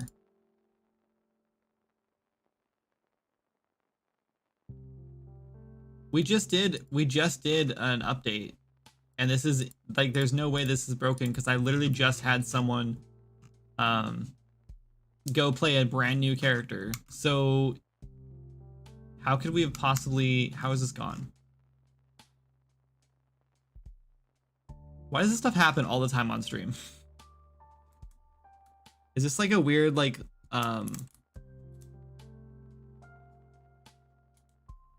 seriously, What's going on? Sen is gone when you first get out of the cave. When you first go to the cave? I can't. Stupid YouTube. Honestly, YouTube is the dumbest streaming service. I feel bad, but I don't know if YouTube's gonna last much longer. I'm really over streaming to it already.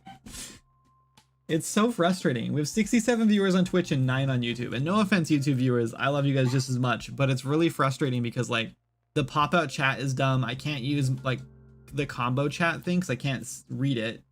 And I can't write in it. When you first get out of the cave, Sen is gone.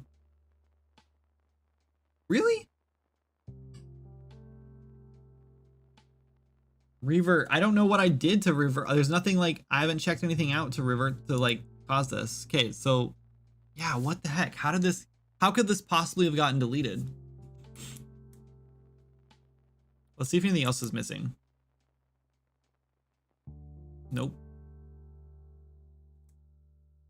Nope. For a second, a lot was missing, but we're okay. Oh god, the frames are so bad because everything is turned back on right now. It's all there. What is going on? How could, there's no way that this, like, just the walls in this room have been deleted. Like, how is this possible? Do I have any testers in chat who happen to have the game open? Because I'm really curious if it's broken in the last build I just pushed, because it just updated the build like 2 days ago.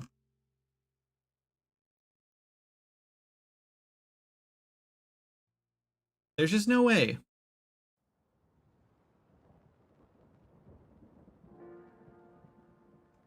Literally everything is turned on. There's no, like, I don't know why this would be in a different level. First of all,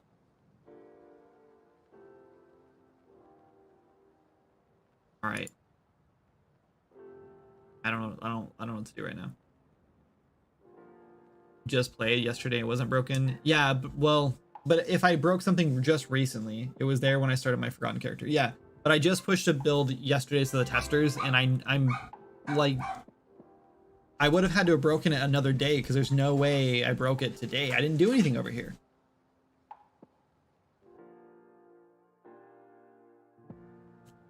The only thing, yeah, I don't know what could have possibly broke it here. This is so annoying. I'm like, guys, my tutorial is like so solid. Like, give me a break. There's no way. There's nothing wrong with my tutorial. Then I get here and there's literally no walls. There's no walls in the tutorial. On Twitch now? Welcome, Dave. You didn't have to be on Twitch, man. I wasn't asking everyone to like come to Twitch. It's just annoying. I have to have two, like, so look, I have to pop out YouTube chat. And the most annoying thing is that when someone says something, like you've said this down here, the stupid heart is in the way and it doesn't go away. Like, I can't get rid of it. So I can't read this until I like stretch it out, and then it doesn't like fit. It's just dumb. It's just like, what a bad design. Like, it just tells me that people don't stream on YouTube enough to like use this. And I'm sure there's other solutions than popping out the chat, but like, block it with uBlock. I don't think it's a pop-up. I don't think it counts. And also, I don't know how to do that in this window because I don't have my stuff going on at the top, right? Like, I don't have that option. I'm sure I could. I just don't know how. Either way, that's not really the solution. The solution is that YouTube gets their stuff together and like understands that live streaming is like something they offer. That's how it is with mobile too. That's why I stay on Twitch. Yeah, it's so annoying. I don't know. There's a lot of little things about YouTube that I don't like. Like, I can't change, it's just like, I can't change like a bunch of stuff about it. There's like a lot of like missing options and stuff. I don't know. It's just kind of annoying. And we're not getting like anywhere near the viewers I was hoping we were going to get on YouTube. So I was hoping for at least like 15 viewers, 20 viewers, but we've only got that like one time. Anyway, I put a card on Trello to check. Thank you. Yeah, I don't know. I don't know what happened with this. I'm hoping it's just a fluke and like for some reason it didn't load. I don't know why that would happen though. It seems really unlikely. Let's go to this map and not save Terwin, just in case. But yeah, I haven't even changed this map. I don't know how this could have possibly been broken. I bet if I hit play, it'd be there. I bet you money it would just load in. I think it's just, for some reason, just hidden. Oh, I just realized something I need to check. I bet I have a layer turned off somewhere. I bet it's a stupid layer somewhere. I don't know why it would be, but I bet it is. Dave, okay, so Dave, when you leave the tutorial, Sen is missing? He's just not there at all? That makes me a little nervous. He definitely should be there.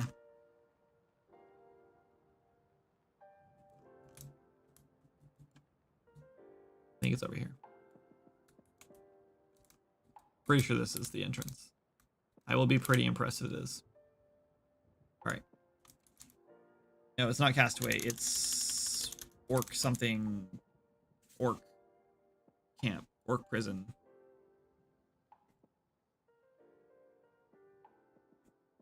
Dang it. I wasn't even close. We can run through it. We can talk through the tutorial. No, I believe problem for new players who are trying to play through the tutorial that I just was really confident in.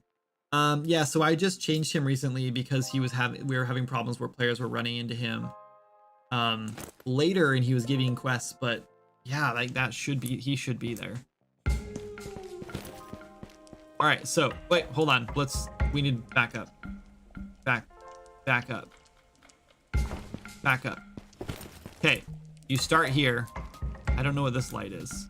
Oh, because there's supposed to be an anchor shrine here that's not here for some reason. Anyway, that's fine. Okay, so we're in the tutorial. This is where you start, right? You have no options. You can't run off, can't get lost, can't do anything. And so you walk over here and you're like, oh, can't get out of here, right?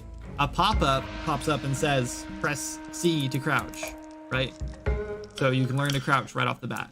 And it's just because it's an easy way to, like, one, it's a fun, like, story element, like, oh, there's a hole in between these walls. And it's just a quick and easy way to teach players to crouch. Crouching is not a super important, like, element in the game, but it's an easy way to, like, add it in early on. Also, there's a locked door here. So you immediately learn also how to, like, interact with things, and that sometimes you're going to find locked doors, right? So you learn how to crouch. Oop. Cool, we just crouched. And then you're immediately met with an NPC. Like, okay, that guy's different. What's this guy? And you walk up to him, press F to talk. Okay, we've learned to talk. You read through this. Oh, my character's named Easy Mode, I forgot. And then you get dialogue options. Cool. What are we gonna do? And then, whoops. He gives you a key. Well, a spoon. And tells you what to do. And if you don't read that, you'll probably figure it out anyway, because now you can go to your inventory if you figured out how to open that by now, because you haven't been taught that yet, to see this thing. And then you use that spoon to open the door. Cool. And then you head back to, like, talk to him again, and oh, he's gone. He's missing, so you can't free him. You can't get in there. You could have, yes, gone back through and unlocked this door. That is a possibility. So there's nothing else in here for you to do. There's not a whole lot to get lost on. You haven't learned to jump or anything yet. Open this door. Boom, here's this guy. Cool. There's stuff here. Neat. There's stuff here. Oh, shoot. Well, I'm not supposed to have weapons. Pretend I didn't do that. Oh, I can't get through this door. That's a shame. I can't get in here. Even if you could jump up, you can't open the door yet. In fact, this is blocked, so you literally can't even, like, open. Like, you can't even interact with the door until the boxes are gone. Because there's, like, a blocker up top here on purpose. So you're stuck in this room until you go through the dialogue from this guy. Okay, after you go through the dialogue with this guy, he tells you to pick up this stick and shield, and you can use them as a weapon, right? So immediately you're like, okay, cool, what is this? And then it's very obvious you can pick them up, and even if you don't notice that, they're sparkling. They're sparkling. There's nothing else to do in the room until you come over and pick these up. You pick them up, and then equip items in inventory. Press tab. Okay, so press tab. Ah, here's my stuff. Great. And then right click is to equip, or you can just drag them to your hands. A lot of people do this, and that works too. You can do that too if you want to, for some reason, if that's how you want to play. And now you find a way out by breaking the boxes, and that one respawns, and that's not supposed to happen, but it does. Actually, that is supposed to happen. Okay. All right, so now we're exploring more, and now you've got more little things to look at, more stuff to explore. fun, neat, cool. There's another NPC in here, but you don't have to talk to this one. This one is optional, and you can sneak past them if that's how you want to play and you think that's helping, and that's fine. And you find these. Oh, hold on. This room's important, actually. I forget what's important because I've done this so many times now. So you can't get through here. I guess you could if you jumped up and crouched through, but players don't do that. They just run through here. And when they run through here, they're kind of forced to run into this thing, right? This thing, they run into this thing and they're immediately like, oh, I can use this thing. What is this? Right? We did that on purpose. We literally put that right in front of the door so you see this when you run through it. Was there a hey listen that I missed? The music is loud?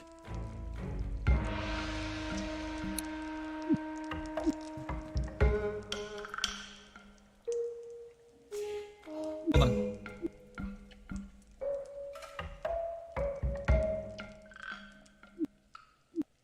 Is that better? Sorry. I don't know why the music's loud. I guess it's not going through my music channel, which is turned down.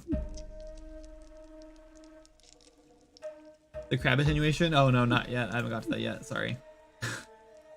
I swear they have attenuation, though, because I know if they didn't, then players would be, like, in other parts of the world being annoyed by crabs. Because there's like 50 of them in the world. Oh, no, I guess they wouldn't be spawned in. Yeah, you might be right, actually. You might be right. I'll have to look into it. I know they're just really loud. I think that might be the problem. Either way, I'll look into it.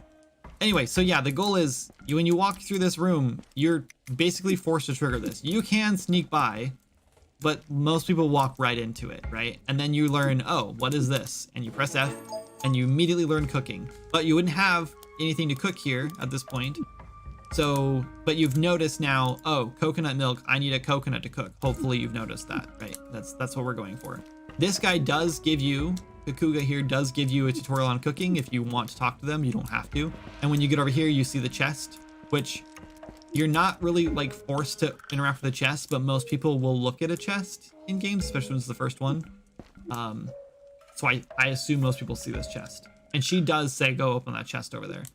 And then when you get over here, you do that. Great. And then you go back and you learn that you found the resources to cook things. And then you kind of just play around in the UI to figure this out. I didn't think it was necessary to like hold people's hands through the UI because there's just not a whole lot you can click on, and you can try to click on whatever you want and see what works. Okay, so I've now cooked things, and if you look at them, they tell you what they do. So like, and she warns you like food's important, you should eat food or whatever. Okay, the next room. You've got a sword, you've got a shield, you've cooked, you've eaten food. Now you're ready to attempt combat if you want to. These guys are entirely optional. They do not fight you, right? They do not fight you. This area, I swear we put a jump thing right here. I swear we put a jump tutorial right here, but I guess you can just kind of walk up on this if you want to. Anyway, so yeah, you learn to fight in here. Oh. These guys are, you one-shot these guys when you're on easy mode. Dang, easy mode is easy. I didn't realize that it was that easy. That's okay. So yeah, you get here and you learn to jump and double jump. Right? You literally can't go, you cannot progress until you have learned to jump. You're stuck here. And it pops up on the top, and until you press the jump button, you cannot get past this. So you're stuck here. And if you fall in the water, you also learn that. Like it also tells you right here, you have to learn to jump, get up here, right? And you're stuck here forever until you figure that out. There's also some fun loot over here. You get bandages and some treasure and more coconuts if you need to go back and cook more. You may want to put the key press hint in the center of the screen instead of being object locked. The object and hint can be obfuscated by the wall. Hold on. The key press hint in the center of the screen. It's not object blocked. Or, oh, object blocked. Hold on. It's in the center of the screen, but like, it only shows up when you look at it, and every single game does this. It's not on the object, it's stuck on the player. You're getting an ad for Roblox? Oh my god. Someone gift Wendy a sub already. I feel like moderators should not have to watch stupid ads. They should just go back to the kitchen. Not you. Abby goes, what? Go back to the kitchen? Me and a cousin got stuck in the tutorial with the spell section. All right, we'll get to that point. How did you get stuck, Greedy? And no, the caps are fine. That's fine. Okay, I'm looking at the cooking thing. Walking in, you can't see the hint with the wall in the way. Yes, you can.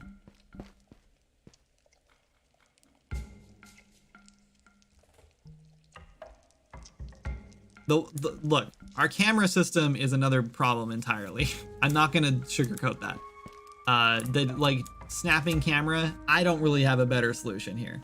But no, this is not blocked by objects, so you can still see it. And even if you couldn't, players are probably not gonna go, oh, what's this thing? What's going on with this? How come? What's this thing lighting up on the wall? They're very, very much gonna understand that the camera is blocking what they're looking at, and they're going to move the camera to see it. Like, if they're not gonna figure that out, like maybe my mom wouldn't do that because she plays games like this, right? Like she doesn't understand that she can turn the camera, and so she just has his hand sitting here and doesn't quite grasp that.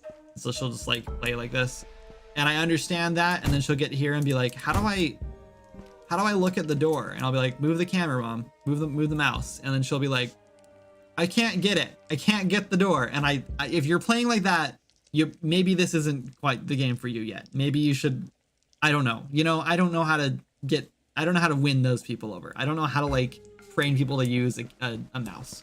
But I understand that sentiment. Like, I think they're gonna be okay here. Anyway, it is really funny that's just a one shot. There's also, if you master the art of jumping and you look around, this is the first room where there's an actual secret. And if you go over this way, there's a little jumping puzzle, which 99% of people do not notice, and so they don't get this chest over here. And honestly, I love that, because that's the kind of game this is that the people who go out of their way to notice things get special treatment. So now you've got this cool two-handed weapon, which does even more damage against these crabs. Also, the first two things you learn to cook in the game are crab and coconut things, and those are also the first like items you pick up in the game. So you are immediately given all the resources you need to go back and cook more food if you need to for some reason, or if you want more or whatever. Okay, so the next section is this thing. This is kind of this part here is probably a little bit of a problem, because you learn, I can't open this door, and then this thing is sitting here. But I will say, I don't think everyone struggles with this, because the bottom right does say go on, give it a whack. So you immediately know you have to hit this thing. And everyone does. I don't think I've ever seen anyone get stuck. This room I've definitely seen people get stuck in.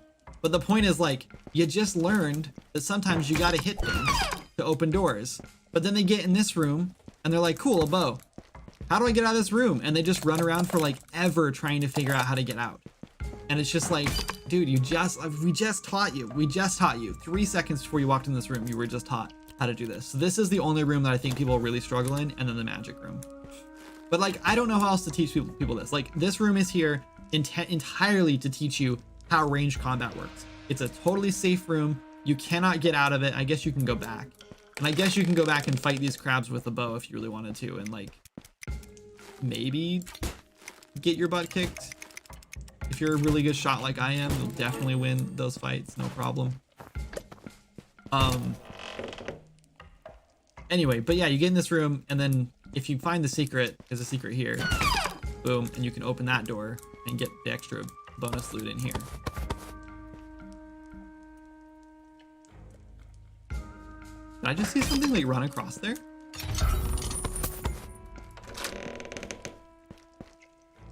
I swear I just saw something like run across there. I think it was just like something unloading or like loading. I don't know, that freaked me out. I was like, oh, there's another player in here, and then it clicked like, no, this is not multiplayer. How could there be another player in here? Anyway, so yeah, then you figure out how to do that, and then you're immediately given the challenge in a real world situation, right? Like I saw that too, I swear, when I played the first time. That's so weird. So my guess is maybe like, I don't know what that was. Did Kindred just discover my ghost side as a tutorial? Bendy? I hope not. Anyway, yeah, so this is like, so yeah, you learn how to shoot the bow, and then you're immediately given a real world situation where you can shoot the bow. And this is literally put here so you can shoot this guy from across the river, right? And then these boxes are literally here to hide behind so he doesn't hit you. So you learn to fight immediately from across the river, right? And you're like a safe environment. You don't have to like panic about it. You can just hide behind this guy and take shots when you're ready. And then you're immediately like stuck. You can't even get across the river until you figure out the bow because you have to do this now. We're like reiterating the same mechanic over and over again until players like figure it out, right? And this is the first time where like if you're figuring out the mechanics, you get to like solve more puzzles with it too. So like now there's a book or a note in here that's like, today I caught some of the trainees playing with flaming arrows. I don't even know how they made them, but they nearly burnt the entire bridge down. Okay, so now we're like getting a little bit of lore information, which is like a really good, in my opinion, intro to like, this is like a secret thing, and it's a note, and it's gonna give me a hint about some object I can get in the game, which is all over the game. Obviously, I confiscated the arrows and hung them from one of the posts near the bridge so no one could reach them. Sure I could have just thrown them in the water, but it's more fun watching them sulk and stare up at them. So obviously we did that so players could discover it. So now players are like, okay, what post are they hung from? And you can look around and eventually you will see this one. Well, I don't know. That's kind of, to be honest with you, it's kind of poorly positioned. It should probably be rotated around so you can see it better from that angle. But anyway, you shoot them, they fall down. You found the flaming arrows, and now you've got 17 flaming arrows you can play with. And I think somewhere in here we actually taught players so they can rotate their arrows as well, or their whatever. Anyway, yeah, and then like there's just more things for them to discover in here. Like lots of this room is like the first. Oh god. Okay, the ladders notoriously difficult in video games. Please don't look at our ladder system. Anyway, this is the first room where you're like kind of like given the chance to like start really exploring and like discovering things. I guess the room with the water in the beginning is. And then here's your first real challenge with like combat where this guy's like, oh snap, we're gonna fight this guy, and now you actually have to like dodge and like fight stuff. And you're actually not even taught to dodge roll yet. So this is just like your first challenge to actually like defeat somebody. And you're given tons of potions and like bandages and stuff and taught how they work. Are you taught how they work? I guess not. I guess you just look at them in your inventory and figure out how they work. It says right click to use. I'm sure players figure that out, right? Anyway, if they don't, they know. This is where things get complicated, and this is kind of like the notorious room. Like this is the room where people do, not this room, the next room. This is the room where people actually do start getting stuff. So potion of magic right off the bat. A giant book which has way too much text that people skip right through, and it's not important, so it doesn't matter. But the fact is everyone just skips through it. And this is probably honestly a terrible place for this, because I think the second time we introduce lore to the game, like the first time we introduce it, if there's a secret involved, and it's like, cool, I found this cool secret. When I read lore, I find a secret. But this one, there's no secret. It's just lore. And this is why I'm kind of thinking maybe this doesn't go in this room. Maybe we take this out and hide it somewhere else in the game, and players can just discover it later. This is just like an intro to magic, but it's like, it's not necessary, you know? Like, and some people love this and other people hate it. Like, it's 5 pages, which, let's be real, this is like 1 page of actual text, but still, like half a page there, like it's not even a full page, whatever. Anyway, but yeah, this is the first room in the tutorial where, first of all, hello, who's there? Well, easy mode. This training room is only available to wild mage trainees right now. You'll have to come back later. And then you can say, oh, I am a wild mage. And then, oh, well, I don't see a staff in your hand. All wild mages carry staffs. Oh, right, 1 second. Okay, so here's your staff. Boom. Let's equip it. He tells you have, oops, my bad. He tells you have to equip it. Now you've got this magic staff. You can test it out if you want to. It's hard to tell that this staff does anything because like, it's like right in front of your head when you shoot it. Kind of annoying. We go through this again. I am a wild mage. He goes, really? A wild orc interested in learning magic instead of a martial combat? Yep, definitely a wild orc. Good. Imagine if training an imposter to be a powerful mage. That would be a catastrophe. Come on in. All right. So he opens the door for you. You can now come in. Okay, so this is the room. This is the bad room. There's more lore. We've now given people 3 pieces of lore. This one is 9 pages of lore. And only one of the books or one of the notes is actually important. So now we're really overloading the lore right now, and it probably needs to be fixed. Oh yeah, we've learned how to cycle ammo with Q and E now, and cycle loadouts, because now we've picked up a staff, so now we can learn how loadouts work, and you can equip different things in different loadouts and swap between them quickly. And now this guy. This guy's the problem. Also move the lever down to be slightly closer to the top of the door. That's noticeable without much camera manipulation. Yeah, that we could probably move the lever. The problem with it there is a lot of people would just jump up and smack it. It was really easy for people to just be like, oh, let's just jump up and smack this this lever. Make it shiny like the item, but gold/orange. Yeah, and making the levers shiny would be a good idea too. That can help. Already has a glowing orange light. It's glowing green, or it's glowing orange and then glows green when you hit it. So it's glowing before you hit it. It's pretty bright, but yeah, it does kind of blend in, especially with the lantern sitting right there, which by the way is there to lead players toward the bow. But that was actually there before we had the items glowing, like the items sparkle now, but they didn't used to do that when this tutorial came out. I added that recently. And so the light was there to lead players to the table. So maybe we just ditch that light now. So the only shiny thing in the room is the lever. I bet that would help. Also move the lever down. Yep, read that. Offset the animation to start on the left, then go to the center. Makes it more noticeable as the head isn't in the way. Also make it look more like it is from the staff. Makes it look like it's more from the staff. Sure. Maybe keep the books there, but add a library or bookshelf somewhere in your harbor, in Hope Harbor, with those same books. Yeah, that's what I was thinking too, Jana. Anyway, okay, so here's the problem. So this guy tells you stuff, yada yada. Should we get started with training? Sure.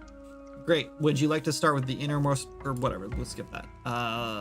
Let's do something fun. Go stand on that mark I painted on the ground, and I'll put this lever here, or I'll pull this lever here to drop a training crate onto the podium next to me. Use your staff to blast it to pieces. Trust me, it's really fun. I've been doing it all day. Okay, got it. So he said training mark. If you don't read this, it just says break some crates, and you might not figure this out. But there's an X on the ground, so maybe you'll go stand on the X, and then something happens. Oh, a thing happened. Great. Break some training crates. Okay, great. There's a training crate. Let's shoot it. I think this is super simple. I think this like makes perfect sense, and it's like, okay, I gotta break this. Great. Wonderful. Oh, another one. I gotta break this one. Uh-oh. Just took some damage. Just knocked this guy down. That hurt. What in the world has happened? Blah, blah, blah. We're gonna skip this. He tells you to heal him by hitting him. Now it says heal him. If you don't read any of the text, you might be kind of stuck here. It says to heal him, and if you start looking through your inventory, you're not gonna have all this junk that I have. But you are gonna have, I guess you'll have bandages. So people might get stuck here thinking they need to use a bandage on him, and that doesn't work. And then he stands up, of course, so that might even be more misleading. So like, I guess the problem, maybe it needs to say heal Zugrum with the healing staff, or with your staff. We might have to do that. Anyway, ta-da, we've healed him. Could have look at triggers. Could look at the triggers. Walk through the door and your camera looks at the door. Yeah, I built something like that, and we used it once, and then someone on the team, I think, didn't like it, or I don't remember what happened, and we just ended up turning it off, and we never went back to using them again. I don't remember why that turned off. It's also, yeah, it is also very hand-holding, and it also makes people feel stupid. It does, like, when you do put people through a tutorial like that, and you don't give them a chance to like use their brain, it makes them feel stupid. And like, that's why I hate mobile games. One, for the ads, and two, because the first 20-30 minutes of a mobile game is just like them pausing the game and then highlighting a button on the screen that you're forced to push, and it's just like, just trust that I have a brain. Like, it's so frustrating, but that's what they do. I was playing a healer and a shield, an axe, and a bow for ranged. A healer and a shield, an axe, and bow for ranged. Axe and shield should be a loadout together. It's because it's annoying to be double clicks. Yeah, that's the problem. Is it's really, really hard to figure that out, because what if you don't want that, right? So imagine if you're, yeah, like how do we do that, right? Like you put a sword in here and then you put a shield on top of it, but like this, like how do we program this one thing to allow a shield as well? But what if you actually want to swap the shield, right? And then what do you do once you have them both equipped there? Now how do you take them back out? Because if you drag them back out, like, well, first of all, that's freaking weird. I don't know why it does that. But like dragging them back, I guess they just both will get unequipped then. I guess that wouldn't be a big deal. Maybe, okay, maybe that's doable. I don't know. Maybe I just proved to myself that it would work. I don't know. We could look into it, I guess. Maybe that wouldn't be that big of a deal to like be able to put both on the same key. Really, ideally, this is not for weapons, right? This was not built for weapons. You're not supposed to be using weapons for this. That's what the loadout system is for. So you swap to this loadout, you put your sword and your shield on it, then you swap back to your other loadout and you put your bow on it, right? And you swap to your third loadout and you put your staff on it, right? And then you press X and you swap between them, and now I have my sword and shield equipped how I want, right? That's how you're supposed to play. That's what that's designed for. If you're using the R key to swap loadouts, I think you're doing it wrong. First of all, it's not really how it's designed. It's meant to be for potions and like bandages, and that's about it. It's really meant to be like for consumables, because you get a lot of potions in the game, so that's really like kind of the point of that.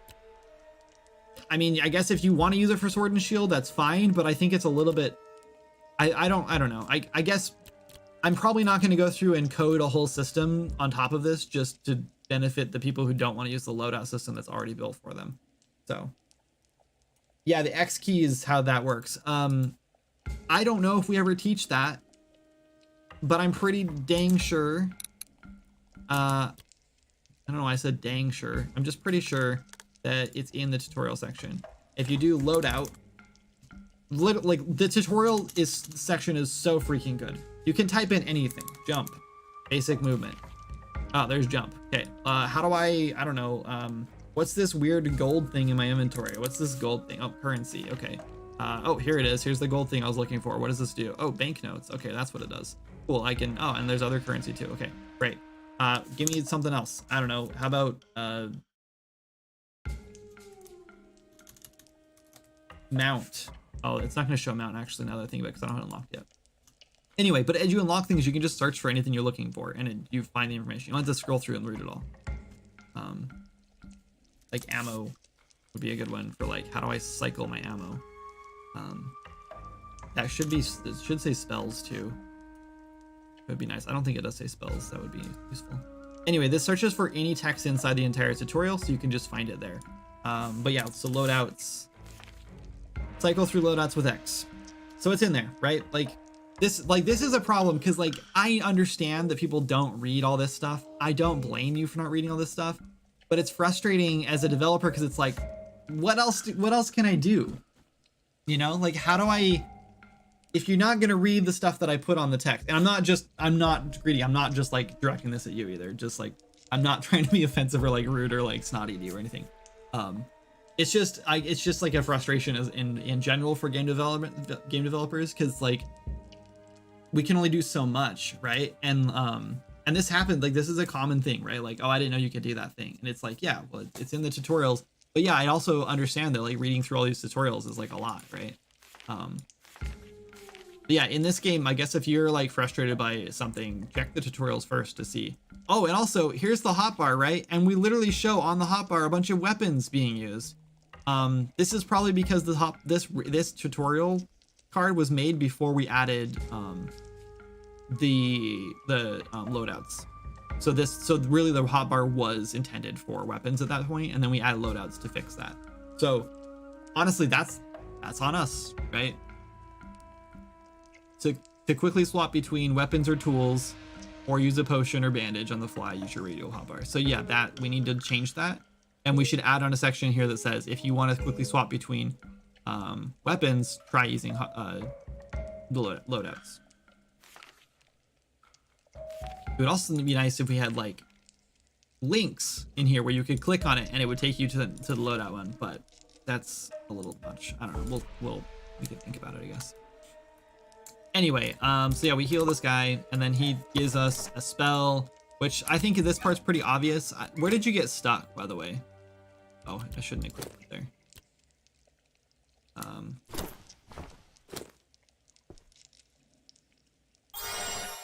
Like, I don't know. I know that there's probably a point where if you're playing with a friend and you guys are both shooting the crates, I tested this very thoroughly. Like we tested the crap out of this because it's like the first experience of the game. We want to make sure this worked. But we really tested this and we could not break it. Like no matter what we tried, we could not find a way to break the crates. But I'm certain that there might be a way to break it. Can't get mad if I try and jump with the spacebar. I know your game was on sale recently. Did the sale perform to your expectations? Yeah, it did pretty good. Like obviously, you know, if it sold twice as much as it did, that would have been great. But like it did pretty good for what it was. So I can't complain really.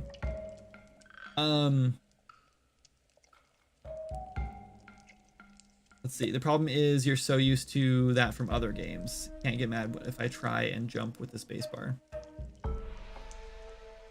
I don't even mean. Okay, so you got stuck on the icy door. Okay, so we cast our spell, we talk to him again, and he, as long as you keep talking to him, look, he gave us, oh my god, he gives you 5 magic potions. So anyone who ran out of magic on this and couldn't get through this, I sort of feel like you have to like literally try, right? Like if you, to run out of magic in this room, you have to be intentionally burning through magic. Like, even if I sit here and shoot the wall, like, how long can I do this for?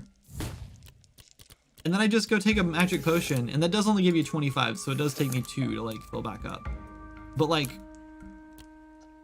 I don't know. You have at least 5 magic potions. I had one from the room before, and you're very likely going to have that one. And even if you don't, you can go back in that room and get it if you didn't get it the first time. So that's 6 magic potions, so you could literally empty your magic bar, 3 times. I don't know. It seems kind of obvious to me. It seems kind of obvious to me. Can you say an estimate of how many sales you got if you were ever saying it? I wonder how well Steam pushes a game out. I think Steam has done a better job marketing our game or like selling our game than we have probably. Like it does okay. It doesn't do bad. Like honestly, when you hear like, oh yeah, if you launch your game on Steam without doing any marketing, it just flops and you don't get any sales, right? And that is the case. But if you do some marketing and you do have like those 6,000 to 10,000 wish lists when you launch your game, you will like get pushed by Steam. Not like ton, like you're probably not going to make it up on the front page. Maybe you will if you're lucky. If you have like 20 or 30,000, you're probably going to be on the front page for sure. But that's really hard to do. Like that's like AAA marketing style stuff, right? But yeah, if you launch with like a pretty decent amount, they're going to push your game. And if your game keeps selling, they will continue to push it. Not like crazy, but yeah, like we get more sales every day than like I would have ever expected at this point, because we're not really doing any marketing for the game other than just like, and maybe, you know what? Let me step back for a second, because we do have YouTube videos that are being watched every single day. And so there's a chance that maybe all those YouTube views are actually converting into all those sales and Steam isn't pushing our game at all. Like, it's very possible. My game's at 4.4K wishlist, but it will be a free game. Do you think Steam would help? Probably, but free games do like extraordinarily well anyway, right? Because there's no friction. Like the friction is just clicking that button and someone's time. So I think you're going to be just fine. Like you could probably launch a free game without any wish list and you'll still probably get thousands of plays, right? Maybe not like tens of thousands, maybe not hundreds of thousands, but you'll probably get thousands of plays anyway. But yeah, with 4,400 wish lists, that's pretty good. I would, if I were you and you have the luxury of waiting, if you're not like on a deadline or crunching, or if you don't have like, you know, if you're not like trying to pay your bills and stuff, if I were you, I would wait a month and do a huge, like super heavy marketing push. Like if you can push the game off by 1 month before you release it, like delay it or whatever you have to do, if you can afford to do that, then I would do like a huge marketing push, and I would be sending pre-release keys to every YouTuber you can find who might want to play it, every Twitch streamer you can find. I'd be doing everything, right? I'd be making YouTube videos, I'd be posting on TikTok and YouTube Shorts and everywhere. I would just be like, literally for a month, sit down for 8 hours a day or however much time you have to work on your game, and instead of working on anything on the game, work entirely on just telling people about the game. Because then you can get up to 10, 15,000 wish lists probably if that's all you do for a month, and then your game's going to do really well. But then you have to ask yourself, like, what's your monetization and is it worth that month, right? The goal is to release in late December during break and make 2 videos beforehand, which I roughly get around 6 to 10k views, hopefully. Oh, nice. Do you want to share your YouTube channel? If you have videos out right now. And if you want to share your Steam page, go for it too. You may as well get a couple extra wish lists in here if you can. Anyway, yeah, I don't know how people are getting stuck on this. So I healed him because I was doing healer build. I don't mean to be nosy, but do you, hold on, I have to move the thing over. Did you try Splatter and Nook? So I think I've emailed Splattercat before and didn't get a response, and I don't remember the context, but someone in our community said that someone mentioned in a live stream. Does Splattercat do live streams? It must have been a live stream because he didn't have evidence of it, so it could be wrong. I don't know. But someone mentioned Swords of Magic and said he could play it, and he said he looked at it and wasn't interested.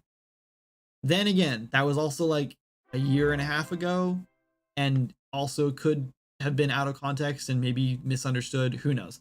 So we're probably gonna email him again.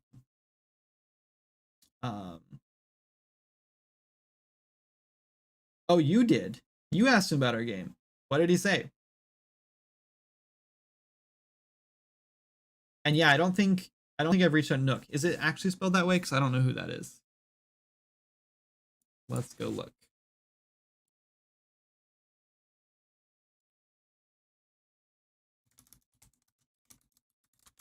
I think it's just Nook, isn't it?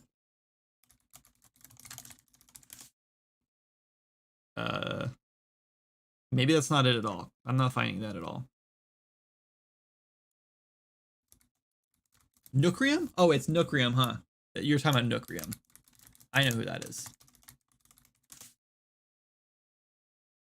It just clicked. Yeah, literally clicking on Nookrium and just scrolling through like the first like 15 videos that come up. I don't think he'd like our game. All of his games are strategy games. They're all strategy or sim, like colony sims and stuff. That doesn't mean he wouldn't play it, but yeah, like right off the bat, I would say it's not his type of game. Doesn't mean I won't send it to him either. Like I'd gladly send him a key, you know, because you never know. And maybe he does play games like this and I'm just not seeing them, but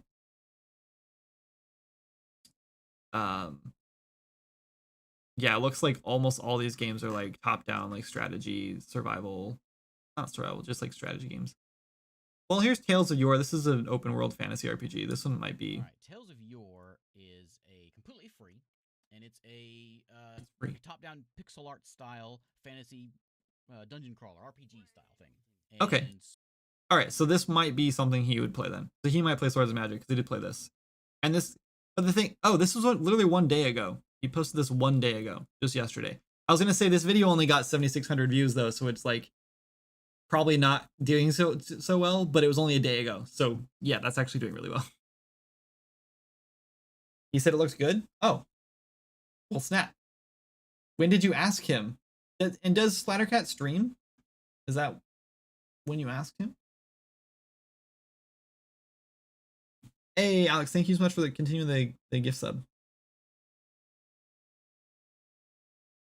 Let's see. Hold on, let me catch up on streams, Twitch chat. I'm sorry, we got distracted and I lost my place. Did you say an estimate of how many we talked about that? Yeah. Honestly, there just needs to be something on the ice to make it sparkle. It's not an obvious target. What? It's so obvious. It's this gigantic ice thing on the wall. Okay, no, I think I have to disagree there. It's the only thing in the room that's like even unique. It's a gigantic chunk of ice, and you learn a fire spell. Which, by the way, the spells are broken right now. I keep forgetting. We need to fix that. We should look into that like today. It's 5:30. I might look into that today. And then here's another magic potion, by the way. Which, by the way, I need to stop running through. This is like one of my favorite parts about the tutorial. Is this right here? Is like, so you break this crate, right? Which might be actually in the way and kind of annoying. When you break the crate and you walk in to pick things up, you find this. And if for some reason you don't see that, when you go to pick up the potion, and this might actually be a deficit now because that crate's there. The potion is here and this thing gets in the way. So you accidentally use this and you're like, what is that? And then you come over here and check this thing out. And that's when you're like, oh, this is a forge. Oh, and this thing does this thing. And usually when you break those crates, you get ore. I thought you got ore from the crates. Maybe you don't. Have these?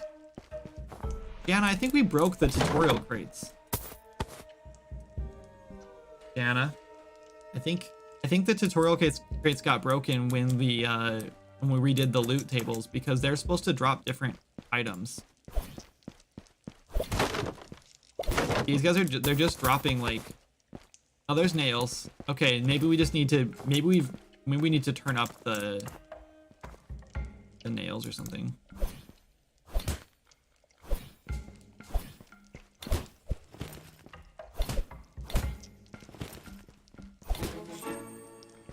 Mystic skill unlocked. Anyway, yeah, so like you're kind of like, if you're interested at all in this big shiny potion over here, then you see this and learn that this does a thing. And then you can look for it in other places too. And you might not notice it, but it's an important part of the game. It's not, actually it's not, it's kind of optional, but anyway, yeah, so I truly think that this is obvious enough. I think the only way you could get stuck in that room is if you like, if it bugs out. That's my opinion. My little 99-cent game that I haven't looked at in months randomly got a bunch of sales because Steam pushed it. Nice. You should just put it on sale. I mean, I know it's already 99 cents and it seems silly to put it on sale, but sales do really well. Do you have any wish lists, Elliot?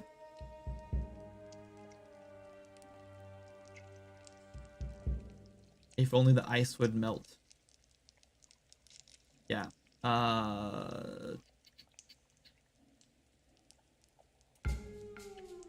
Items equals white sparkles, targets equals gold sparkles. Yeah, maybe.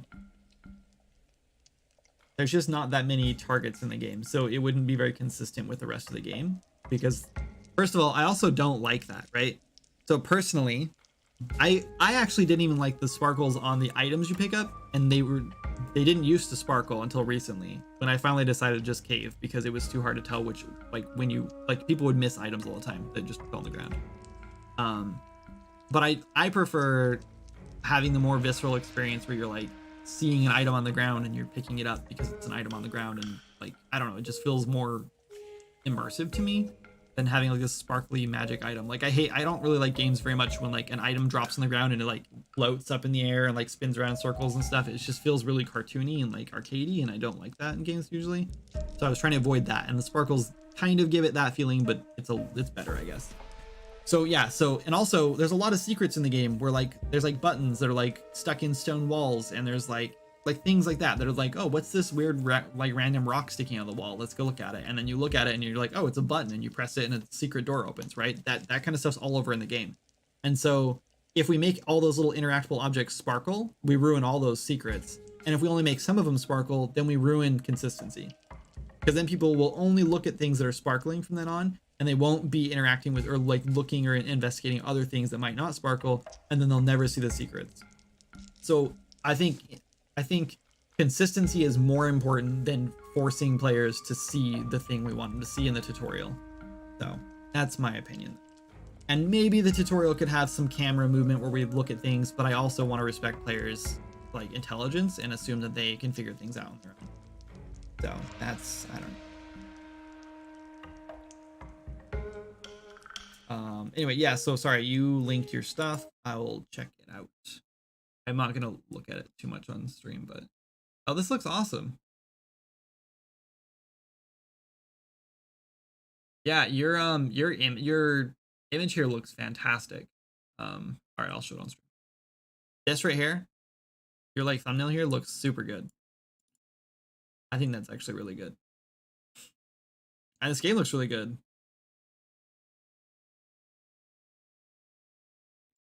Yeah, I'm gonna say, yeah, it looks pretty good. So here's the thing: multiplayer games are really tough, right? I never released one, so I don't really have a whole lot of room to talk. You know more than I do, probably. Like I'm sure a lot more than I do. But I just know from things I've heard that multiplayer games are really, really difficult to sell because you're gonna launch and have a bunch of players. And when I say multiplayer, I mean like competitive multiplayer, like online games, because yeah. But you're gonna launch and you're gonna have a bunch of players real fast, and then immediately lose a bunch of players, right? Not because like your game's bad, but because like you just have to have a ton of players to play these games. Otherwise, they'll be waiting in queue forever, or you'll just get like the same like 10 people playing every time, and then just like the game, like you lose the experience of the game. So another thing, and this is something that we're really guilty of and we really need to fix, is right down here in your about section, you need literally like a bar with a GIF for every topic you want to talk about. You need like 3 of them, because a lot of players will not watch your video. Oh, you don't even have a video. You definitely need a video too. But a lot of people will not watch videos. They'll click through the screenshots and then they'll scroll down and they'll want to see gameplay because no one's gonna read this. It's just the nature of game development. It sucks. And like the nature of people and like selling to people, but no one's gonna read this unless they're like super into your game already. And at that point, they're already gonna buy your game. They're already gonna wishlist it and then buy it when it comes out if they're already into it enough to read all that. So, but what? Yeah, people will look at this and say, yeah, this looks like a game I want to play, and then they'll scroll down to see the features.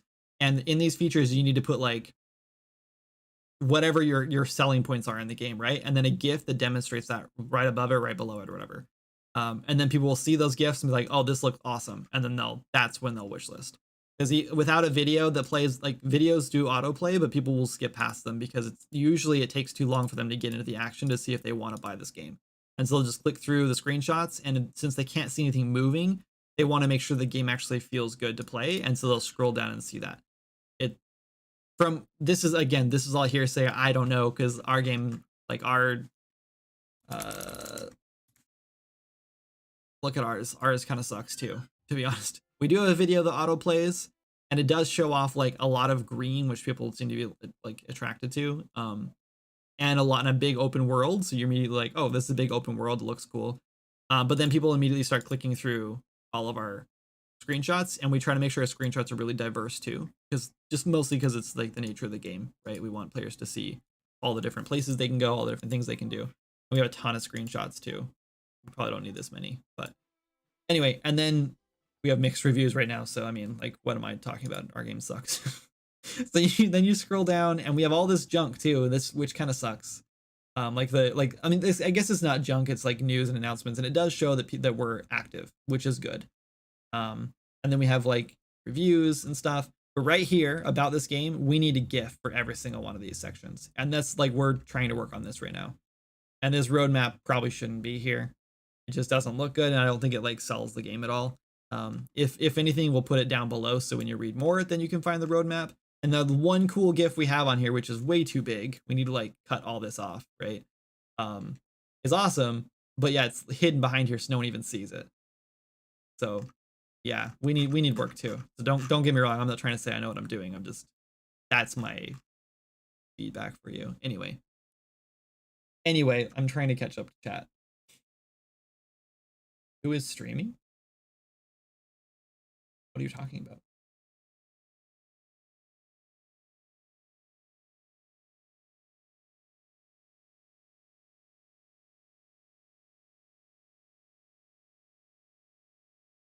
I jumped over from YouTube. I'm greedy. Oh, gotcha. Oh, Falling Jinx, if you're still in here, sorry I missed your message. Spells are not broken. Well, okay, there's one broken spell and it's the Lightning Strike spell, and I'm trying to work on it. I don't know what's wrong with it exactly. What I meant by the spells are broken is when you hover over them, it doesn't tell you mana cost, cast time. All it tells you is what the spell does, but you have to kind of guess the other things or like try it out. It's supposed to say things like, see how this says like projectile damage +1. This says damage, charge time, two-handed. Spells are supposed to do that too. And somewhere along the line, I've broken that and it's like not displaying that anymore. It's probably an easy fix, but I haven't got to it yet. So it's supposed to say more things. That's all I meant by that. Just watch Switch. Gotcha. You never got ore from crates. Yeah, no, you're right, Matt. I'm sorry. Easy mode's so easy. I know. No, you're right. They're not. I think you guys are right. I think but we do need to make the nails more obvious or more easily obtainable, because right off the bat, people are going to come in here and they won't have nails. Well, I guess they do now, right? Now we can craft nails. This is new. But they're not going to have ore. But that's fine. That's fine, I guess. It's probably fine. But yeah, I love this room. I think this is the best room in the tutorial, in my opinion, because players love this room. They spend like an hour in this room playing, and not that I'm like the type of person who like thinks that you need to pad time in like games to like get to that 2-hour mark. But if we were trying to pad time to get to that 2-hour mark, this room does it really well. Because people like love this game or this room, and they're like, they get in here and they like, they go nuts, right? They spend so much time in this room, like digging through all the stuff and like mining and like, yeah, it's good. It's a good room. I've like literally have seen people like with like a group or whatever, and the group's like, dude, come on, let's go. And he's like, hang on. I'm just gonna make one more thing. Like, I'm just doing this one more thing. And then they like come in here and they like, yeah, I don't know. It's so good. It's so good just watching them like level up and like enjoy the content. It's fun.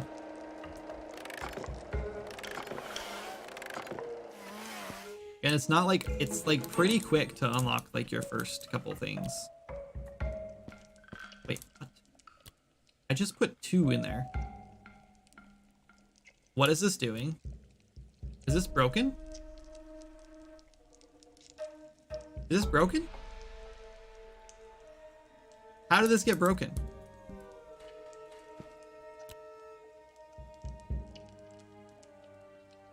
Seriously, when did we break that? How did that get broken?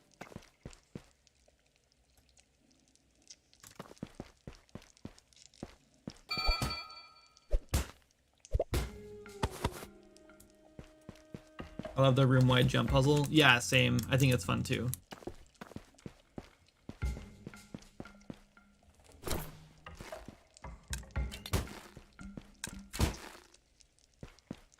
It's so easy. It's honestly fun though, right? Like,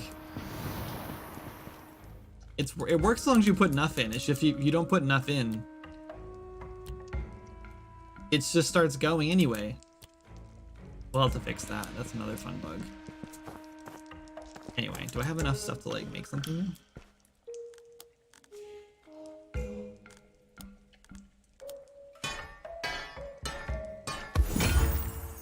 And then you immediately unlock something else. Like the first time someone crafts something, they unlock something else. And it's just like so exciting. It's just like, oh, I can make this cool glove. Like, what else can I make? Like that unknowing, I think is super fun. Too bad all this is gonna go away. No, all this will stay the same, but the level up system will go away. The level up system and the experience system will go away. It'll be similar, but it's not the same thing. I'll put the smelter on Trello. Thank you, Matt. Appreciate it.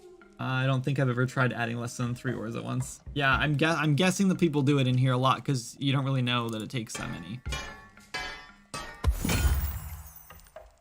Yeah, I'm actually really excited to get rid of this. I think this is really good early on when you're just like making a couple of things, but it gets so grindy so fast, and it goes from like really exciting to unlock something new to like just an absolute grind.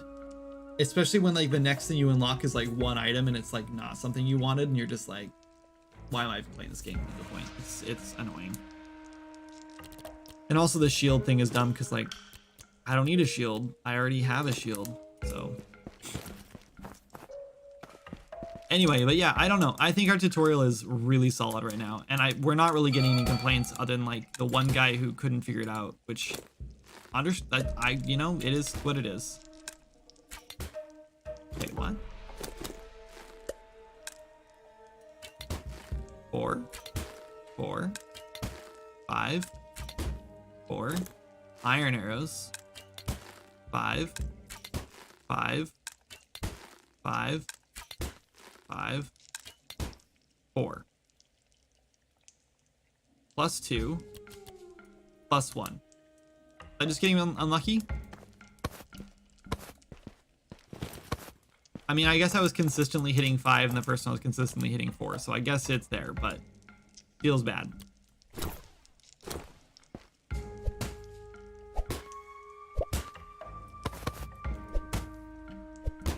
In the tutorial, progression items equals white sparkle, target gold.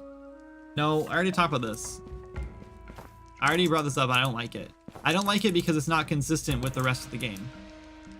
I don't want every... Let me show you. Well, actually, yeah, I'll show you here. When you get to Azura here, I'm going to spoil a big secret for the first zone. If you guys have not like done everything on the first zone, I suggest you look away right now if you don't want to see this. Actually, I can't show this right now because I don't even know what... Hold on, maybe I do. Should be Azure always loaded, probably.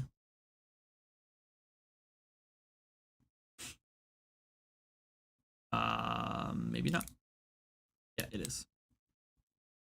If we put sparkles on everything, see this random little rock right here? Which, by the way, I should like move and like put like here. Just because like, I don't know. I think it needs to be a little more obvious. Whatever. Anyway, this rock is a lever or a switch that opens this door, right? Oh, whatever. It opens this door. I'm not gonna move it. And then you can go explore this cave, which is obviously not loaded right now. So who knows what's in here? It's a secret. What's in there is a secret. But yeah, so if we put that gold sparkly thing on everything you can interact with, and we don't put it on secret items, then players are not going to go look at those secret items, right? I told you, I warned you. If you guys don't want spoilers, if you didn't want spoilers, so you actually looked away, like I warned you about, you can now look. The spoilers are gone. But the point is that if we put those orange sparkly things on things you need to interact with, and in the tutorial, and then we don't do it anywhere else, then players are they're not gonna notice that they, or know they can interact with those things, and we lose the consistency. Consistency is more important, in my opinion. So yeah, it's not worth it. And if we did put sparkles on everything else, we ruin all these fun spoilers and all these cool secrets all over the place. And it's just, yeah, I disagree. I don't think we put gold sparkles on anything. I think it's fine how it is. I finally get to catch one of the streams. What's up, Zoc? Zoc Alipok? Did I say that right? Zook? Zoc? Zook? Yeah, I agree. You will just confuse the hell out of people. Yeah, it's consistency is so important. Look what Elden Ring does. They don't do anything. Yeah, but I think Elden Ring also going in is intended. Like you know, going into Elden Ring that you're gonna have a bad time, right? Like no one goes into Elden Ring going, "This is a cute game." But Swords of Magic, you do go into it going, "Oh, this is a cute game. This will be a nice like chill time," and that's what it's supposed to be. And I think that we can still have a chill time and have fun secrets. And I think we can. I really think the tutorial is obvious enough. I do. Like I truly think that the tutorial is very much obvious enough that players can figure it out. Just needs more bosses. Oh. And this game is basically low poly Elden Ring. Yeah. I mean, it kind of is, right? Like it's pretty similar. Is it though? Be honest, is this game just low poly Elden Ring? Because like that's a marketing beat, right? Like tell me that it is. and it's a marketing beat, and then we can run with it. Tutorial will be fine without the sparkles. Yeah, I'm glad you agree. My greatest fear, Goblin Camp. This game looks chill, enters Goblin Camp. Should we fix the Goblin Camp? We can fix it right now. We can take out some of the goblins.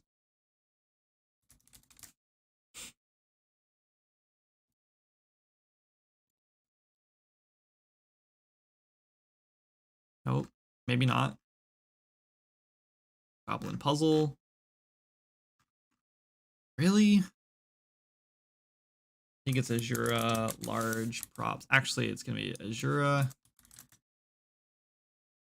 AI. Boom, there they are.